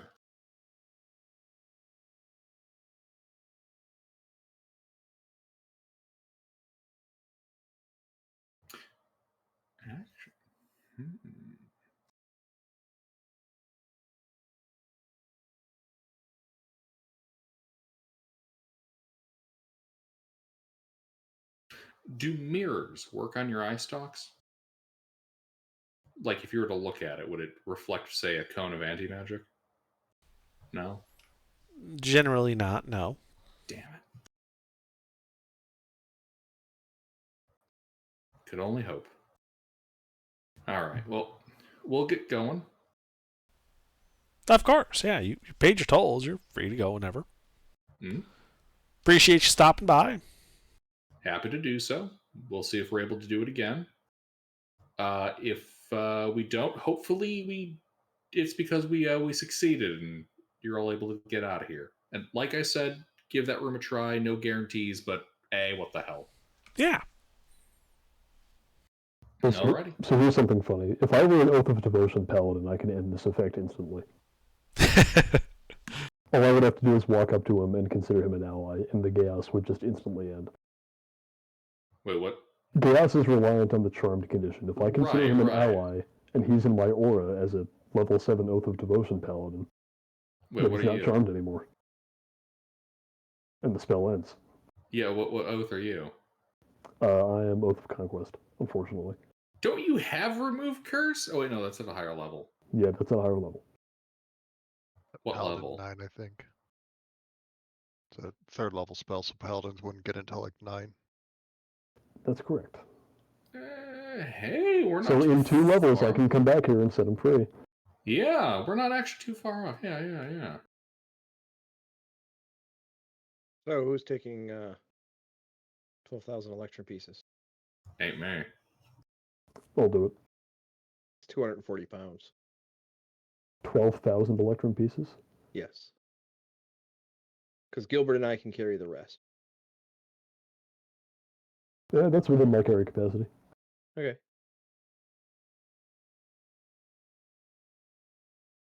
All right, Under. We proceed. Okay, well, do you exit to the north, the south, or the east? We entered from the east, correct? Or no. You went east, entered this room from the west. Okay.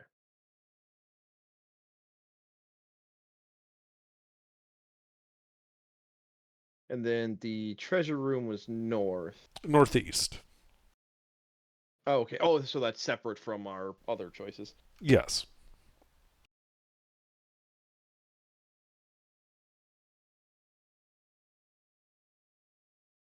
Twitch will turn to the beholder. Which way does everybody normally go? I mean, it used to be like some would go north, some would go south. More recently, everyone's going south. Wow. Weird. Well, south it is. Mm-hmm. Okay. Hopefully I'll never see you again. Or you'll see us again and we free you. Hopefully we'll see you one more time. That is acceptable. And he's waves an eye socket. You guys head south, which is a 20-foot wide hall. Looks to only go about 40 feet, ending at a T intersection to go left or right or south. But south is blocked by a small little niche of dark, like black stone, set loosely mortared, and inside you can see a closed pair of doors.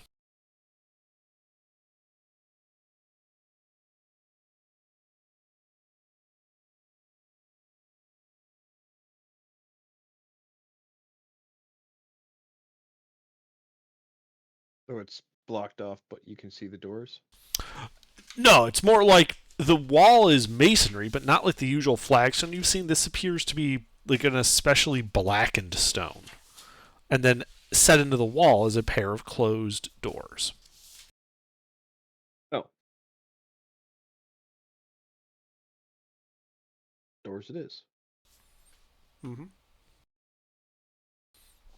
Yeah, so as you approach doors, you can see that they are a pair of massive sealed iron doors that block access to this edifice of black stone.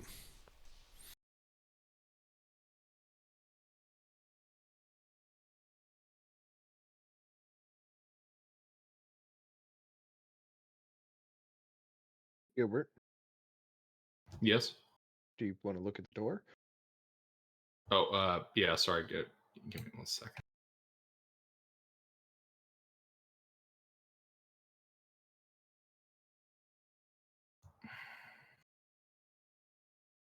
My fucking block list for getting rid of all that D&D 2024 stuff off of 5e tools deactivated and fucking bullshit. Yes, I'd like to investigate the door. Okay, make an investigation check as you begin checking out these iron doors.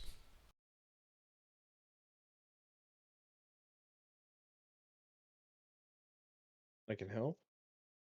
Indeed. Can I get some guidance? Yeah.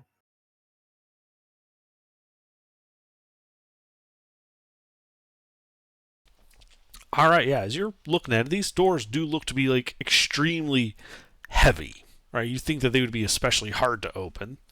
You also can see faintly etched onto each of the doors a glyph of warding.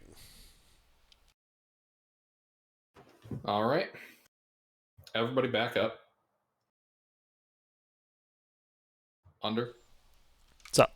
I cast telekinesis on one of the doors. Okay. Hang on.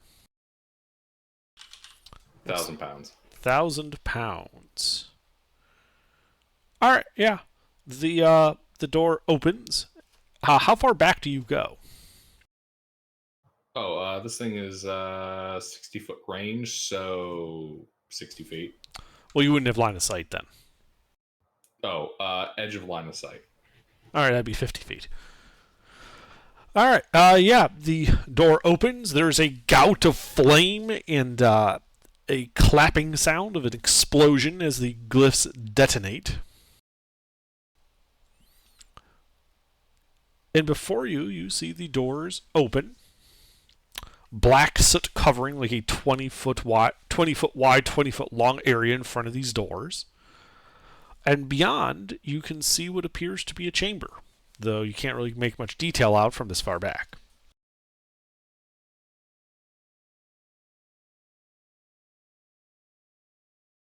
I take my floating dune light bulb and proceed. Okay. Yeah, you proceed into this area, which it looks like the interior walls are also made out of this coarse black stone. As you enter this 40 by 50 foot room, it is devoid of occupants or furnishings. To your left and right, that is to the east and west, you can see two 5-foot archways, and to the south, a 10-foot archway. Through the southern archway, your light can cast a little bit into there. You can see it does appear to be opening up into a slightly larger room down there.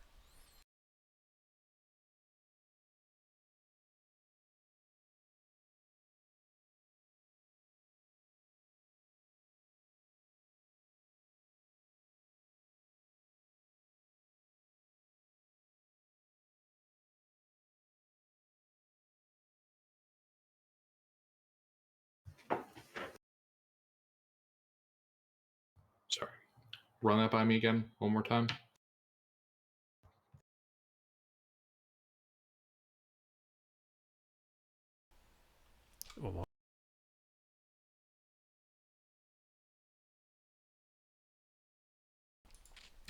So, yeah, as you step into this, it is a 40-foot wide, 50-foot deep chamber, devoid of occupants or furnishings.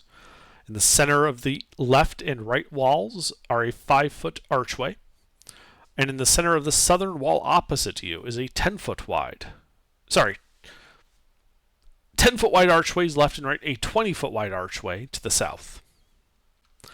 Your light source continues, kind of spilling dim light into that, so it reveals that beyond that 20-foot archway is another room, though you can't make out any details from this far away. And there's nothing of note on the ground here? It appears to be an empty room.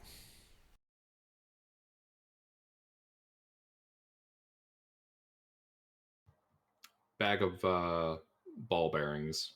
I send them flying. Okay, yeah, you throw ball bearings out. They skitter along the ground and come to rest in various corners and against crevices.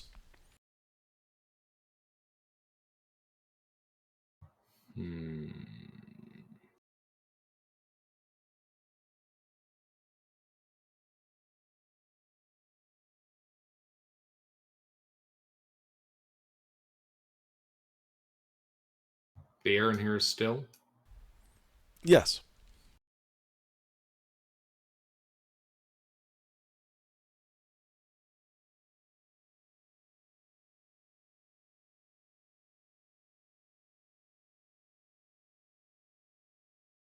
I pull up my 2 halves of my 10-foot pole. Okay. And I start poking. Okay. You poke the area in front of you and nothing happens. Alright, start walking across the chamber. Heading for which archway? We'll head to the west first. Okay. So you start walking in, heading for the western 10-foot archway. As you take, get a bit deeper into the room, almost to that archway, about halfway across the room, to the south in that dark room, suddenly you see in the depths of the darkness a pair of baleful green glowing eyes.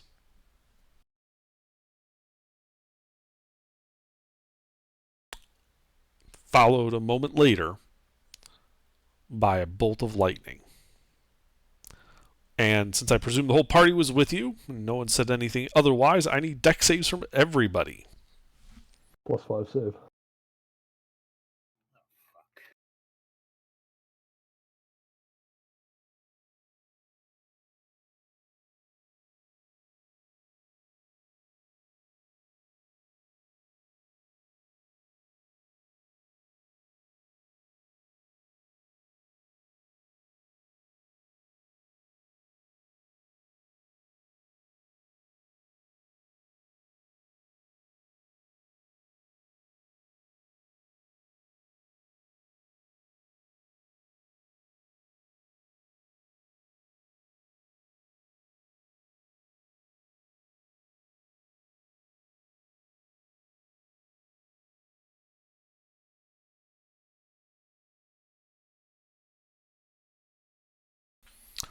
All right. Well, let's see. Squash and Beta failed.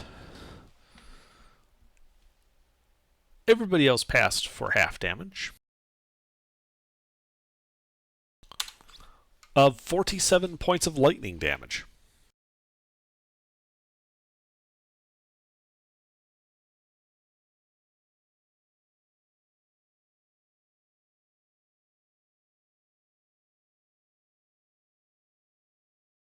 I'm unconscious again. We gotta get back out of here, right? Like back the way we came before this happens again. Yes? Wait, why won't we just proceed across the room? Well, will we not get hit by the lightning again? We're halfway across the room, we might as well get through. What is it, another 60 feet? No, it was more that it fired when you guys had moved, 20 of the 40 feet to that archway. Okay. Then I will, for the time being, just grab Beta and keep moving. Okay. Yeah, you guys grab Beta. Anybody else unconscious after that? How does the death thing work if it goes over your max from where you are? It would have to in one hit take you to negative max. Okay. That's more than my max right there. Well, were you at 0 before? No, I was at like 30, so I'm fine, but I'm just saying if it goes off again, I'm just letting y'all know. Basically, take your current and add your max. If the damage is greater than or equal to that, then you're dead. Like, take your current, add your maximum, and remember that number. I got it, Well, my current is 0. So, but you hit again. Okay. But yeah, you guys grab Beta, you haul ass into this other room, which is an empty rectangular chamber, some 40 by 50 feet again. The walls are carved here with horrific images of war, slaughter, and oppression. An archway to the south you can see leads into another chamber. And I need a death save from Beta.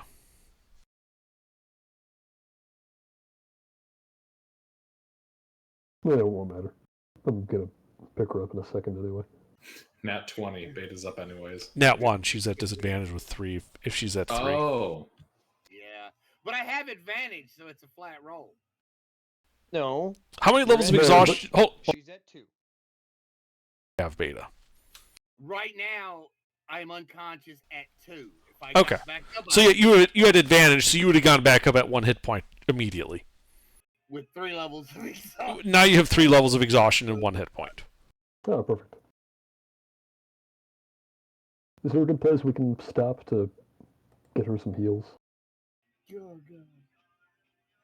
Because I don't have Yeah. any left. You don't have any heals left? No, I used them all on myself.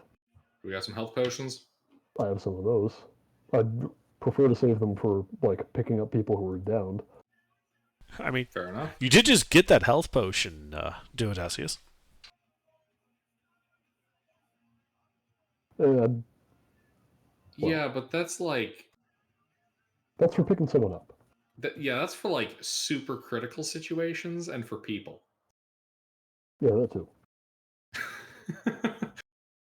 You know what? The hell with you. Not just people, but people I care about. Oh my God, y'all are just fuck all of you. What can we say? Beta's made it very hard to like her. She doesn't care. Widget forks over 5 potions of healing. Roll them. Be 10d4 plus 10.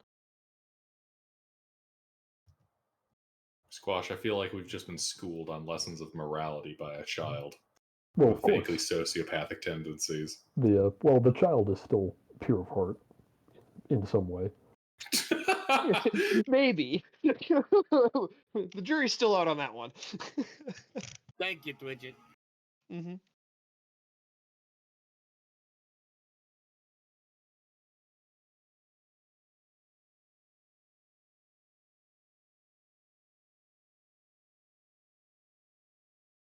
That does bring me down to single digits for my healing potions, though.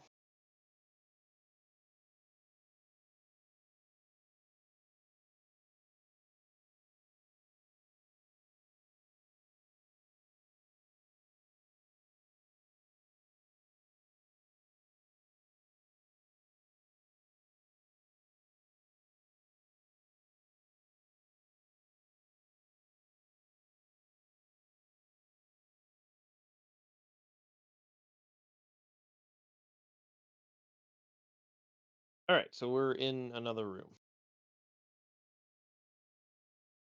And Beta's greasing from the ears.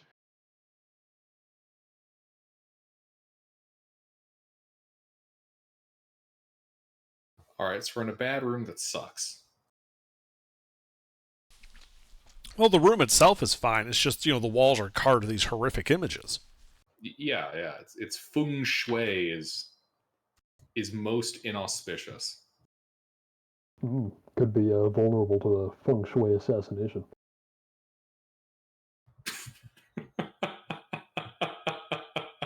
My God, that episode was so fucking stupid. I knew when we got to Dragon's Dream, it would be like the pinnacle of stupid shit in JoJo. I still don't understand that feng shui assassin shit. Alright. Under how many doors? So there's one other archway that leads out to the south, and looks like it starts going into a statuary hallway. Alright. What's the floor made of? Rough black stone. Do we want to Carved just hang or tiled? Say again? Carved or tiled? Carved. Sorry, I should clarify. They're blocks of, black stone that were carved and then set here. Yeah, okay, so tiled blocks. Yes. Okay.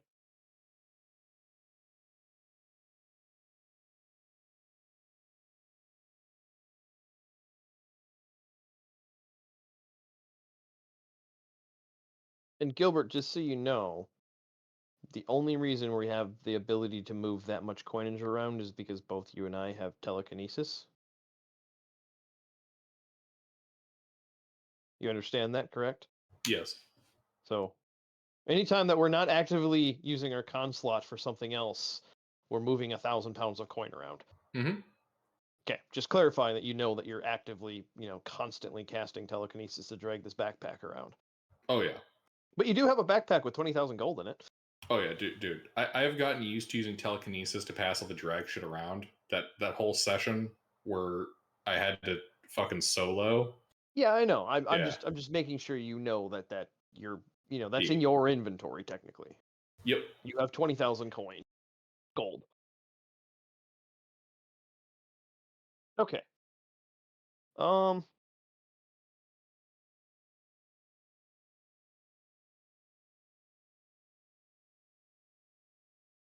Well, I'm gonna walk all the way across this room real quick just to make sure it's not trapped. Okay, yeah, you walk across the room with the horrific images to look into the archway down into the southern statuary hallway. In that hall, you can see is 30 feet wide and about 70 feet long. 6 statues, 3 along each of the east and west walls, depict warriors dressed in plate armor and armed with longswords. An archway in the southeast corner of the room leads east. And the statues, I have an image to show you. These are what the 6 statues look like. Obviously, they're not moving. For now.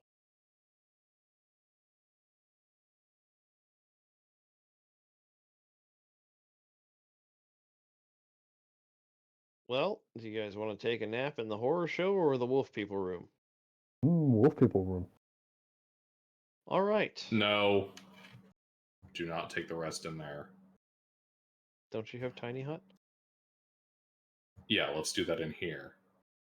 Where we have clear sight lines. You want to take the room that might possibly deal psychic damage over the room that has obvious possible moving combatants that we would see coming. You can't do psychic damage to us if we're inside the hut. That we can see through? Yeah. Magical effects can't get us. And there's no way to do non-magical psychic damage? I mean, if it's an illithid, maybe. Functionally speaking, like as far as I've ever seen mechanically Ruffles, no. All psychic damage is magical. If there were a mundane way to do it, it is so incredibly niche and unused as to basically not exist. What about as we sit at the table with Underdark? You would find it.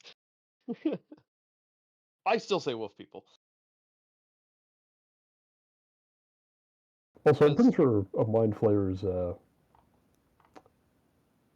is it? Mind Blast? Flayer's Mind Blast not go through a tiny hut? I'm pretty sure it can. It can't. Why not? It's a magical attack. No, it isn't. Oh yeah, it is an ability. It's a natural ability. It's just an action. It's not a spell. Well, hold on. They're psychic. They're not magical. That's just their brain doing that. Yeah, they're psionics. Yeah. Yeah, let's see here though. But you see, it's the Mind Flayer magically emits. Oh, that's true. It does say magically. Yeah, okay. Also, does that require sight? Because that kind of rules that out right away. No, it does not require sight. They can simply blast an area. Oh, okay. It's just an AoE.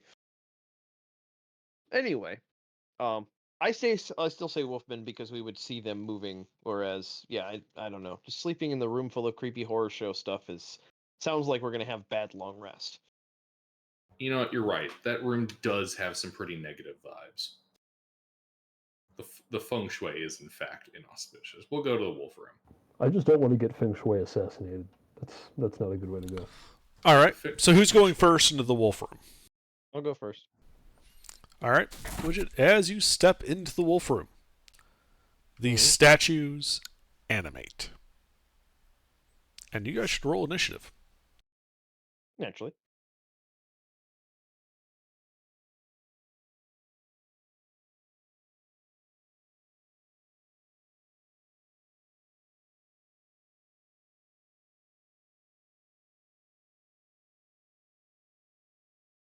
I just swallowed a beard hair. Yeah.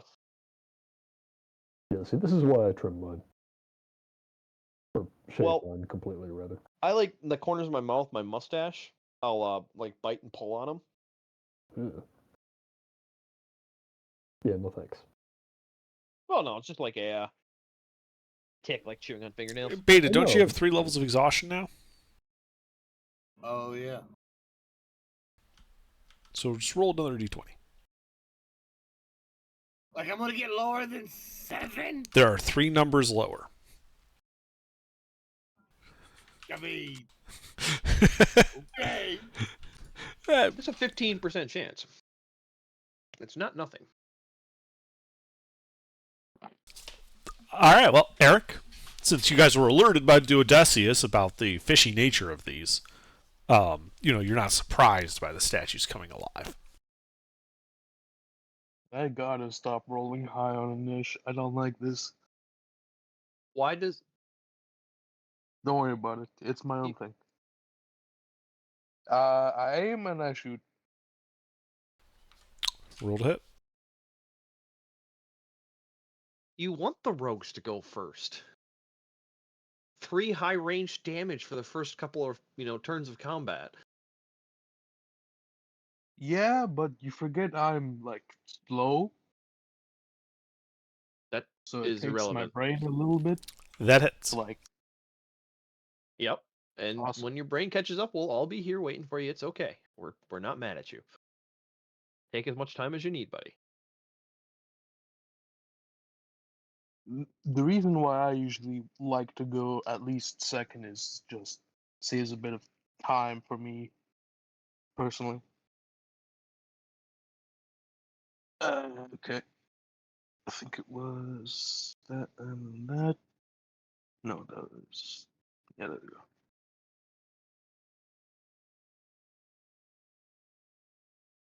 I think that's right.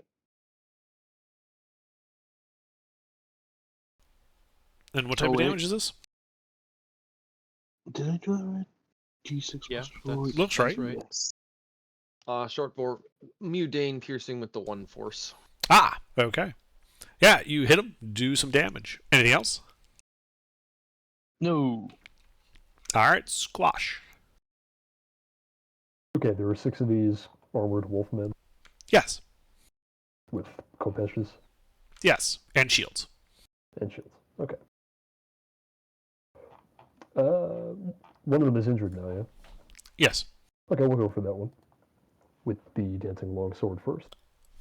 Okay. Hit.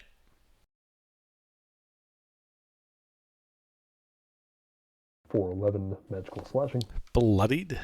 Okay, then we will run over to him and continue. Okay, yeah, you run right up to him. It's just the first one on the left. Or, sorry, the right. 1 hit. For another 13 magical slashing. All right. Yeah, he is looking to be near death now. That's it. All right. Well, that guy is going to retaliate against you.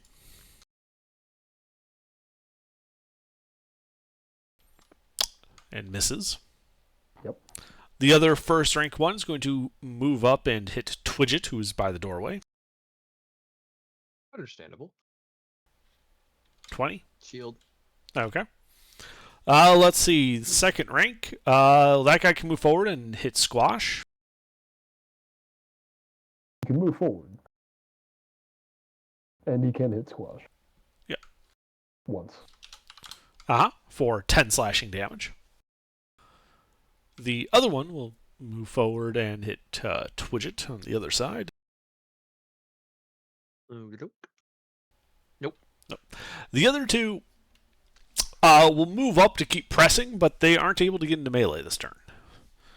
Twidget, there are 2 in melee with you. Okie doke. Well, I start going for kneecaps. Okay. Are either of them injured? No. Okie doke. Then I am indiscriminate. Well, whichever one is, let's see. How far is Squash ahead of me? He is 10 feet ahead of you. Okay, so I'll target whatever one is closer to him. Okay, sure. Miss. I didn't think that'd do anything. All right, that's it. All right, Beta. I cast Bless on at. Wait, hang on. Let me double check something. I think I'm gonna upcast it so I can get everybody's part. Yeah, that's what I'm gonna do. I'm gonna upcast Bless to get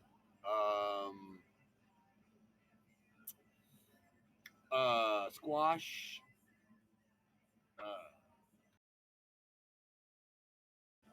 Eric, Aflista, and Duodecius. Give them all a bless. The hell with the child. That's in melee. That's in melee. Oh, the child is in melee? Yes. Oh, well, then I'll replace the wizard with the child then. Twidget is more of a frontliner than most of our frontliners. All right, well, then I'll get Twidget, Squash, Aflista, and Balthazar. Technically, Now, even mind Squash you, is this more isn't- ranged than him. Yeah, I was gonna say, Twidget isn't a frontliner by choice. It's just by happenstance. Just because he's usually in the front when things jump out. Yeah. Yeah, but that's what I'm doing, and that's it. All right. Duodecius. See that motherfucker right there? Yeah, I see 6 of them. Magic missile. Which one? Which one is in melee with Twidget? 3 of them are, or 2 of them are in melee with Twidget. Who's the most fucked up? They're both uninjured. I hit that guy. Okay. It strikes unerringly.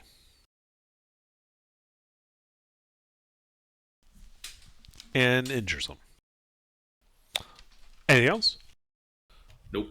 Eric? Yeah.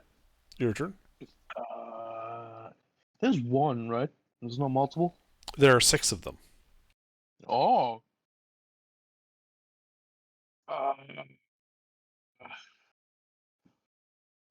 Aim and shoot at the whichever one has taken the most damage. Okay, that'd be the one by Squash. Roll to hit.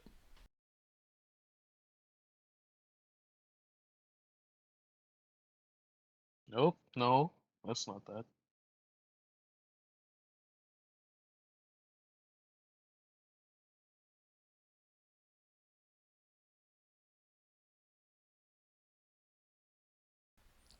That does not hit. Oh, 19, isn't it? Okay. That's it. Okay, Squash. The one in front of me is Near death. Last time. Oh, still near death. Okay. Yeah, no one's hit it.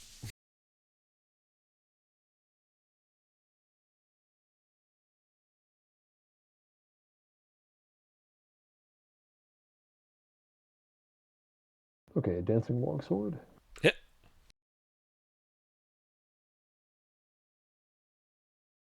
For 8 magical slashing.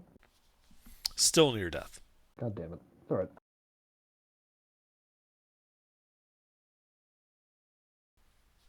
Hit. Dead. Okay. And then the next one. Okay. Hit. Good rolls. 412 magical slashing. Oh, great. It's injured. Okay, that's it. Alrighty. These guys. Well, that one can step up to replace its fallen comrade, and they can both strike at you, Squash.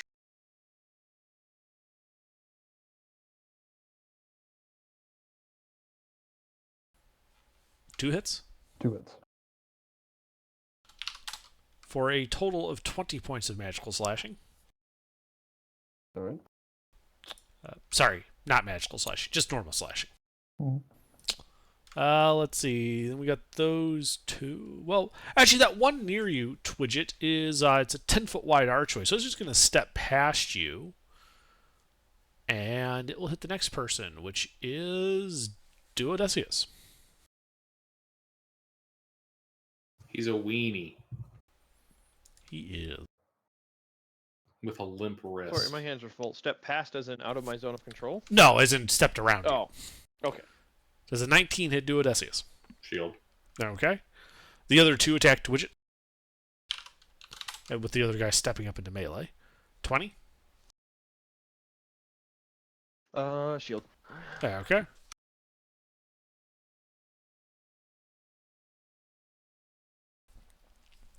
And that is it for them. Whack fuck with us. Widget. Oh, no. Well, I guess I'm gonna keep going for this guy's kneecaps. All right. Well, that's the guy that stepped around you.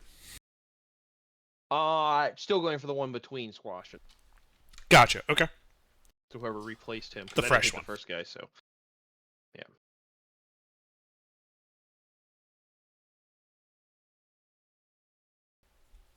Hit. Son of a bitch. I need brutal critical as a rogue. That would be You have no insane. idea how many 19s I've rolled. All right. I would figure about a 20th of your rolls are going to be a 19. On average, you're about there. Yeah, say right around 5%. Mm-hmm. And 26 magical piercing. Okay, that injures him. That's it. That's it. Oh, sorry. Beta.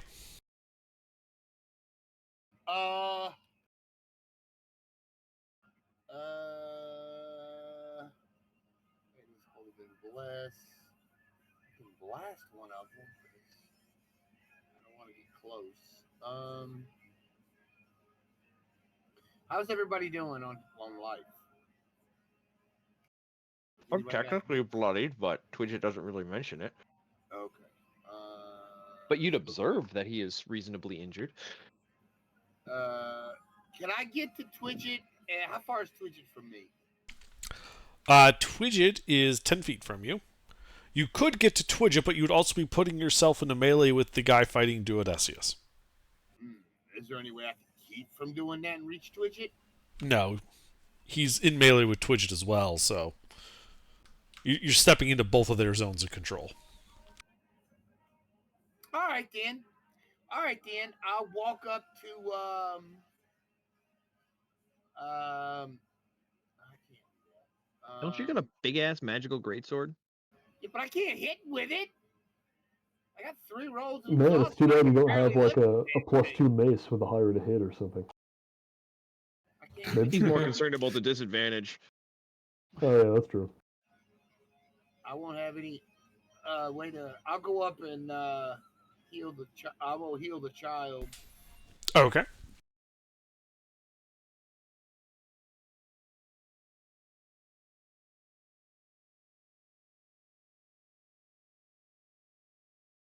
For 9 points, I'm going to heal the child for 9. All right. I'm not going up close to him. I'm doing that from a distance. So you're doing that with Healing Word? Yeah, that's an upcasted healing word. Yes. Okay. And that's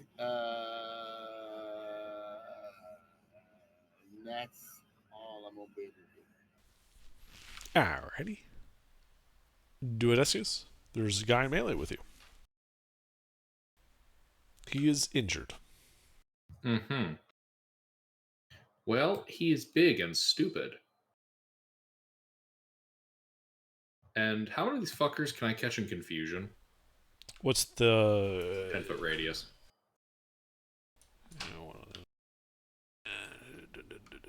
What shape? Circle. Well, 10-foot radius sphere, technically. Okay, so 10-foot radius sphere. You could catch the 2 fighting Squash without any friendlies. You could catch the 2 fighting Squash and the 2 fighting Twidget if you're okay with also catching Squash in it. Hey, Squash, how good's your wisdom? Pete? Peter. Pete. How many are there total? 5 remaining. Fuck it, slow. That's party friendly. Yeah, it's party friendly. Yeah, and it's wisdom save, right? Yeah. So, do me a favor, just fucking fail. Just give up. Just fail. Become slow. Yes, I guess I will. Oh wait, that's supposed to be advantage, not disadvantage. I don't know. I like these rolls. So that'd be a 19, an 18, Only a two 5. Yeah. So, all right, 2 failed. 2 becomes slow.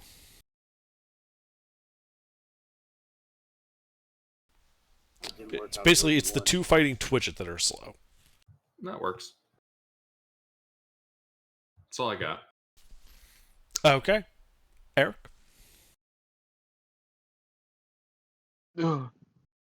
Yes. Your turn. How many are left? 5.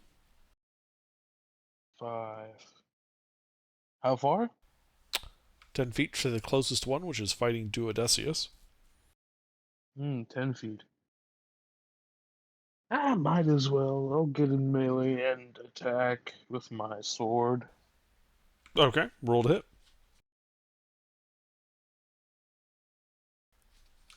Miss. Nope. Yep. Move back to where I was. Well, take... Oh, that's right, mobile. Yeah. All right. Anything else? Nope. Squash. All right. How many are left now? 5. Oh, jeez. Somebody else could maybe kill a few of them. I'm working on it. Okay. How's the one that I've been working on looking? It is injured, but not yet bloodied. Okay.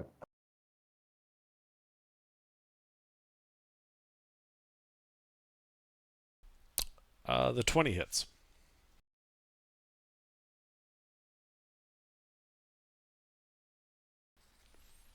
Okay. It's still injured, not yet bloodied.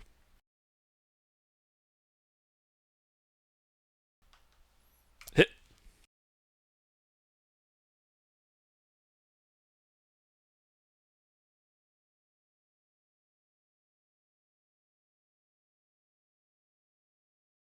Oh, yeah, 7. There we go. All right. Bloodied. Damn. Okay, that's all I got. Okay. Well, these 2 guys are going to retaliate against you, Squash. 2 or 3 hits. 2. For a total of 20 slashing damage.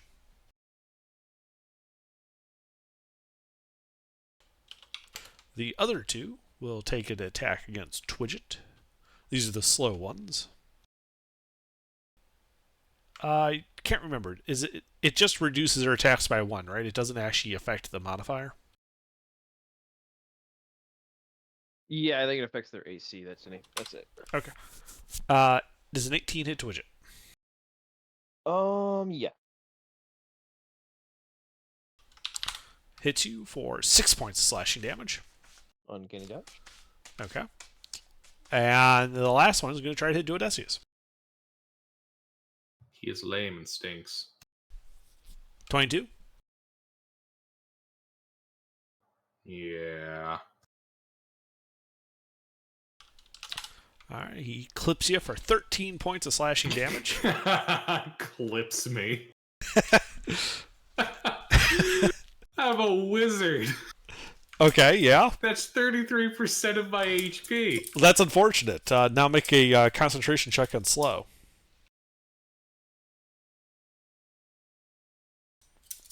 Yeah, they still stay. They still. Oh, I forgot to make their. They get at the end of turn. They get wisdom saves.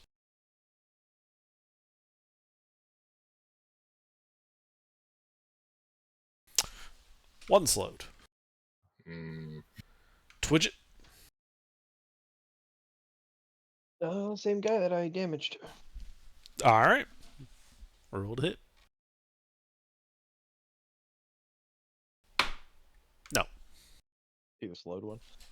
Sorry. Is he the slowed one? Oh, that's right. They're slowed. Yes, that would be the slowed one. And yes, that would hit actually. Thanks for reminding me about that.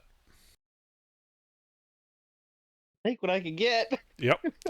It is near death. That's it for me. Alrighty, Beta. Beta's gonna blast him. Which one? There's 5. The one's fucking with wait, let me see if I need something. Shoot at the one that I just attacked. It's slowed and it's almost dead. Alright, that one, yes. Alright, roll to hit.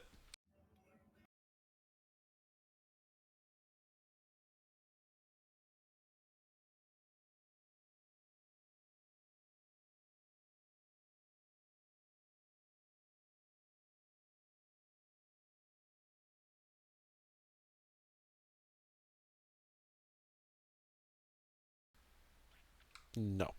Yep, I'm done. Duodecius?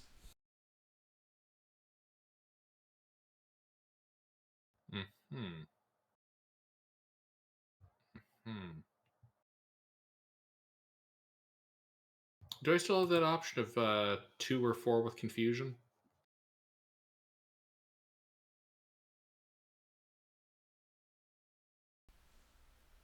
Yes.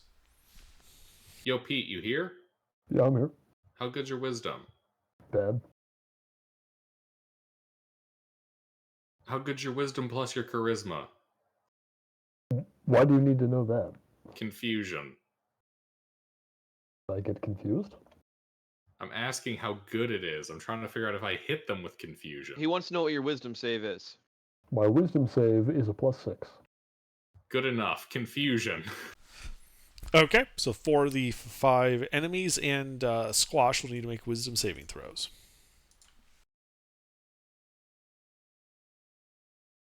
Please fail under. 2.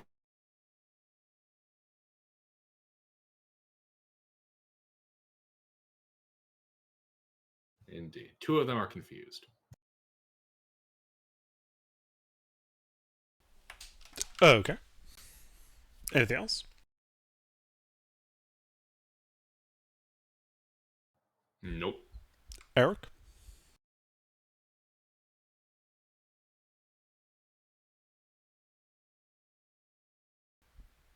Swag, you here? Hello? I hear you. Do you hear me? Yeah, but it's a bit laggy. It's your turn. What do you do?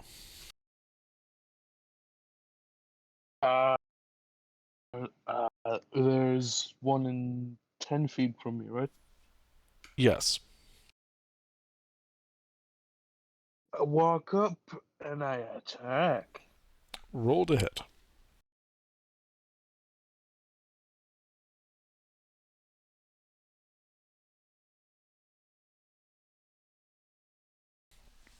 Miss. God damn it. Yeah. Move back. Okay. Mobile. Yep. Anything else? I don't think so. Squash.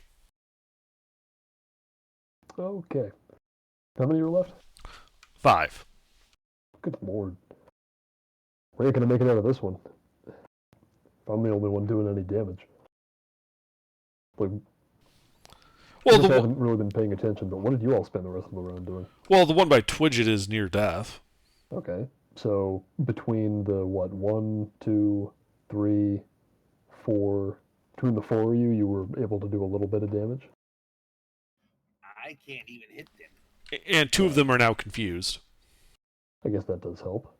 The one that's near death, is it confused or slowed or anything? Yes, it is to both. Okay. What does that do to attacks against it? I believe it just lowers its AC. Okay. All right. Here's what we're gonna do. Collect the trash. No, thankfully it's not that day. That's a private truck. First I got to do something to make sure I don't go down.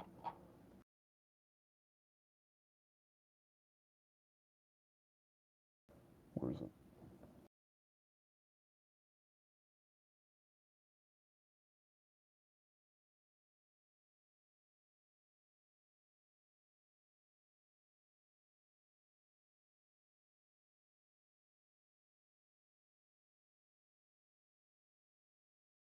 Jeez, that's a low roll. Okay. First, we'll second level Cure Wounds ourselves for a fucking awfully low amount of HP.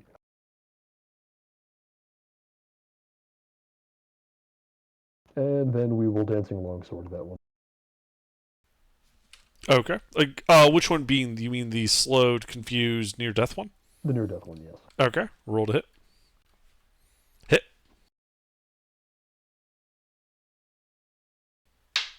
Dead. 10 slashing. Okay, that's me. Okay.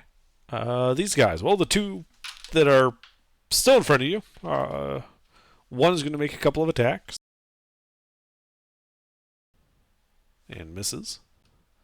The other is confused. Let's see what it does. 4. No moves or actions this round. Alright, then we go to Twidget. Twidget has 1 that is in front of him. Twidget does a 10 hit, probably not.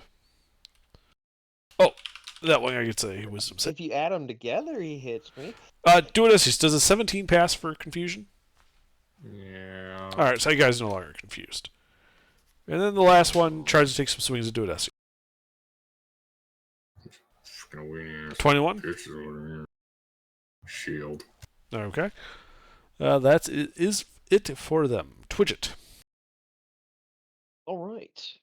Still one in melee with me? 1 in melee with you, yes. Can I stay in his zone of control and get closer to Squash? Yes, but you'd be leaving the zone of control of the one behind you that's fighting Duodesius. Oh. Oh, that's right. Yeah, I technically have 3 in melee with me. I forget about that. Well, that third one died. So you just got 2. You got 1 in front, 1 behind. Yeah. Yeah, the space that I was trying to open up. I forgot the one moved around me. Okay. Of the 2 that are in melee with me, which one are either of them injured? The one in front of you is not injured. The one behind you fighting Duodesius is injured. Okay. I'm going to poke at the back of his kneecaps. Alright, rolled it. Going for the one that's slightly injured. Mm-hmm. Hit.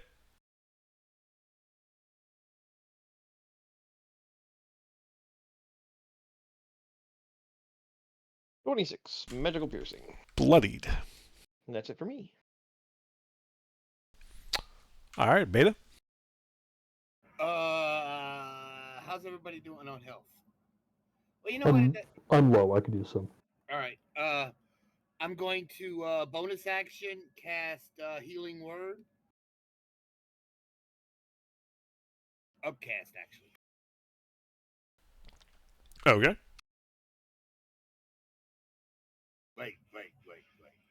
Yeah.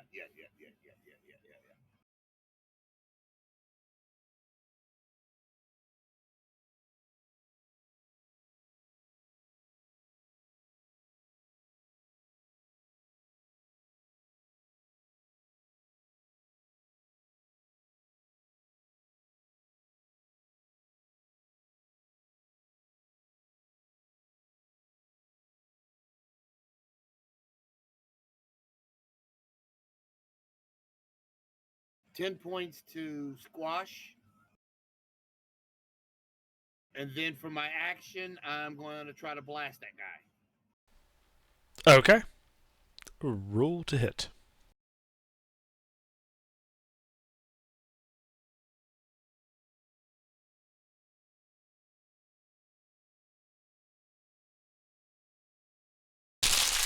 No.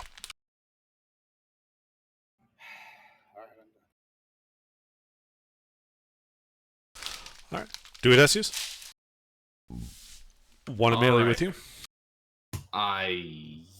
Since clearly the actual spells aren't working, I will hit him with the electrical poke.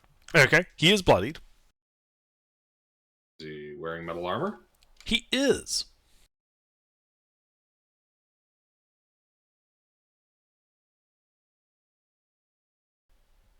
Miss.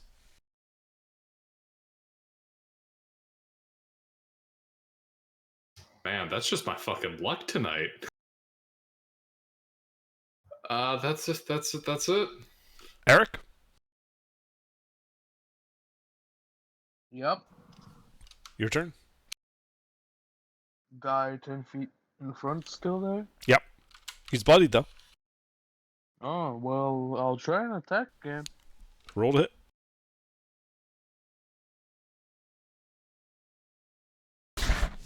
Hit. Hit? Hit. Finally.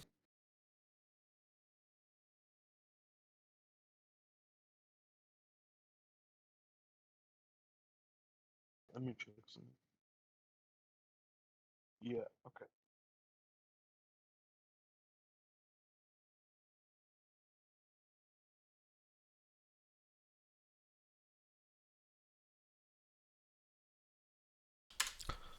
Dead. Good. Pretty good. Anything else? Nope. Squash. Okay, that should leave us with 3. 3. Okay. 2 in front of you, 1 behind you. The one behind you is fighting Twitchit.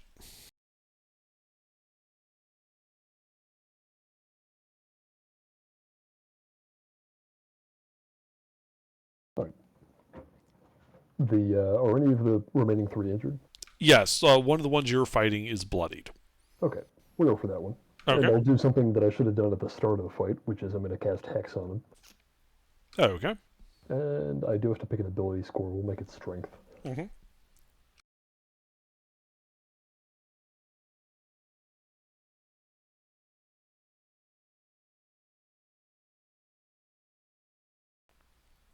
Two hits.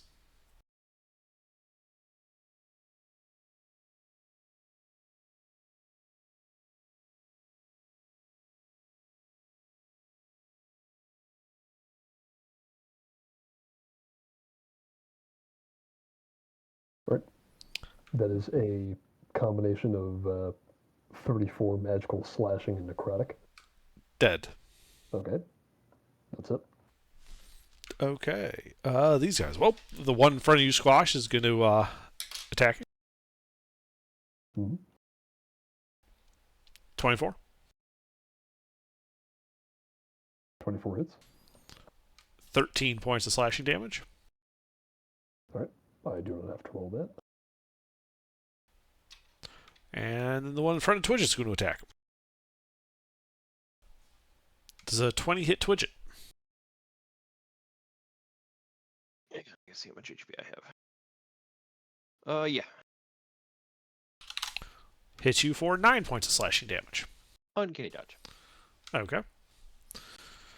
And Twitchit, your turn. Okie dokie.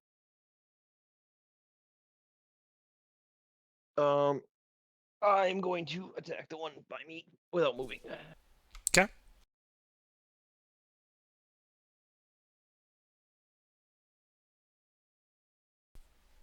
Miss. Worth a shot. Anything else? All right. Beta. All right. I am going to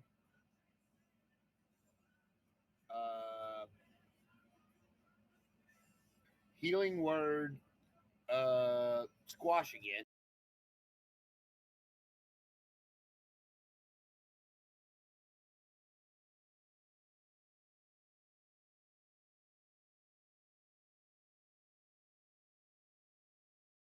For 5. And then I'm gonna try to blast the one in front of Twitch. Okay. Roll to hit. He is bloody, right? That one died. There's one fighting Squash and one fighting Twitchit. Both are uninjured. Oh, okay. Well, I'll just hit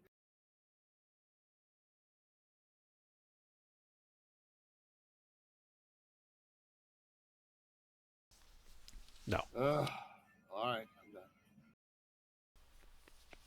Do it, Esius. I hit him with the Shocking Grasp. Isn't that a touch spell? Yes. The guy in front of you is dead. Oh, okay. So I just go to the next dude. Okay. So you walk up next to Twitchit, hit the one in front of him, roll to hit.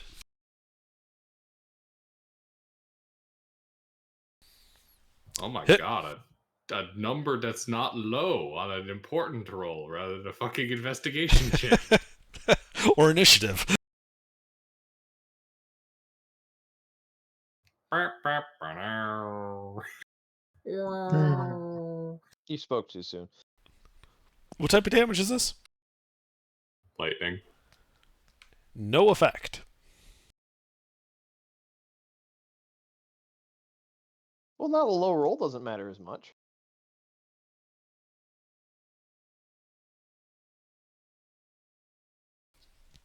Anything else? Under. What's up? What are these fuckers called? They're called Minions of Set. They're going in the book. Okay. The book?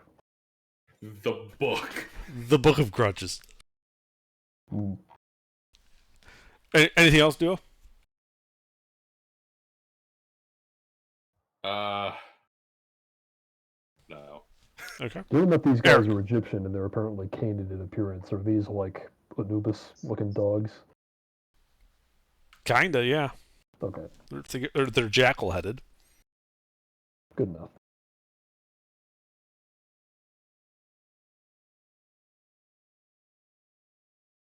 Are there any left?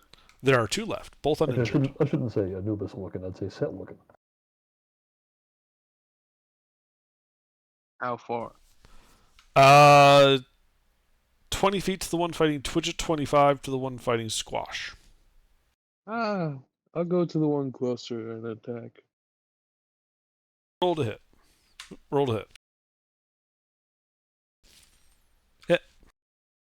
Awesome.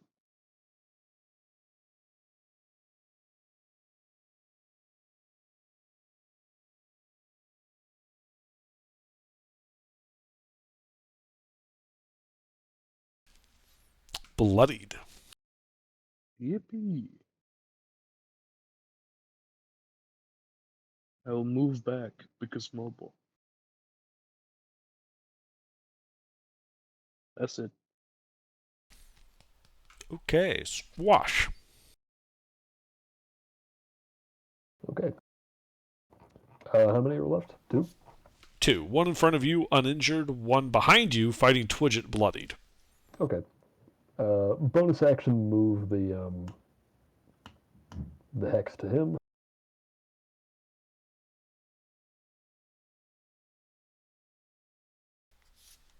Okay. 2 hits.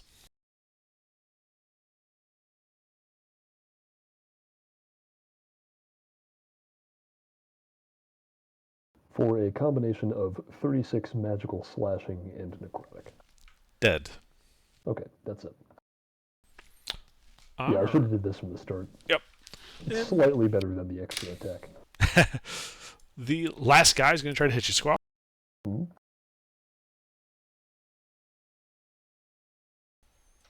Oh, finally. Yeah, 2 hits. They have improved critical. Oh boy. This might be it for me. So this is a... fuck it. This is 24 points of slashing damage. Okay, so the first of those 2 attacks is 7, 12. Okay, so the first of those attacks, let's see, it's 5. Yeah, 7 and 5, 12, 5, It's 12 and 17. 2.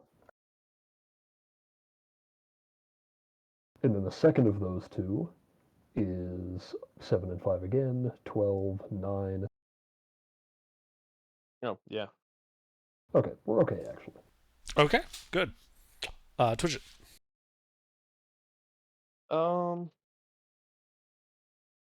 He's not in melee with me. Correct. Alright, I switch over the crossbow and start shooting him from range and aiming at his legs. Alright, rolled it.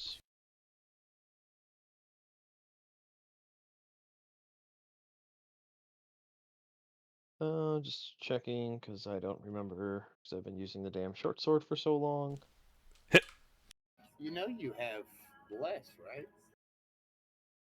I completely forgot about that, honestly. Oh, I forgot I have bless. Shit. Yeah, I haven't. That would have changed his whole fight. I haven't broke concentration yet. It hasn't I come guess up we're for just me. so I don't- used to you breaking concentration that we. I mean, what I'm saying is Bless is a concentration spell. Yeah, I know, but you also have a habit of switching concentration spells when you're concentrating on a buff spell. Especially when you, for example, cast haste on people and then break your concentration voluntarily. I've never done that. 20. I've never done that.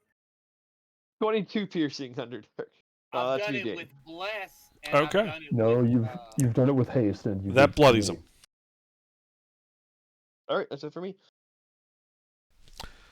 All right, Beta.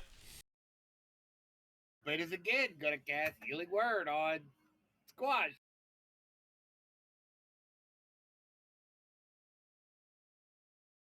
Well, thanks for keeping me up.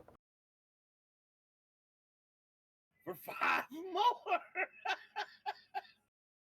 And then I'm gonna blast the other guy. Roll to hit.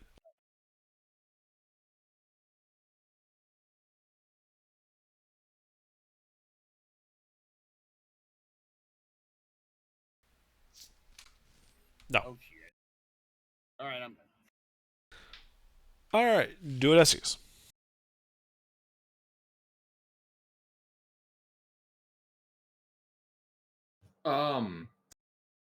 Right.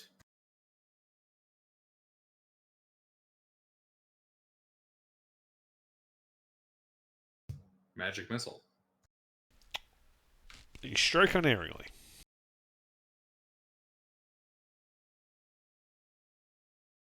All right. Well, it's more bloodied. Anything else? No. Eric? Yeah. Your turn. Still 2 left? Just one. Bloodied. Oh, just one. How far? 25. 25 it is. I will walk and I will stab. Roll to hit. No. Fuck. God damn it. Well, I move back as far as I can. How far is that? 25 minus 40, whatever that is. Okay, 15. Squash.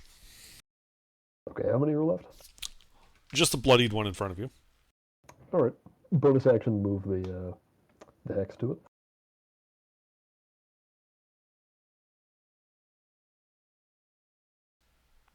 Two hits.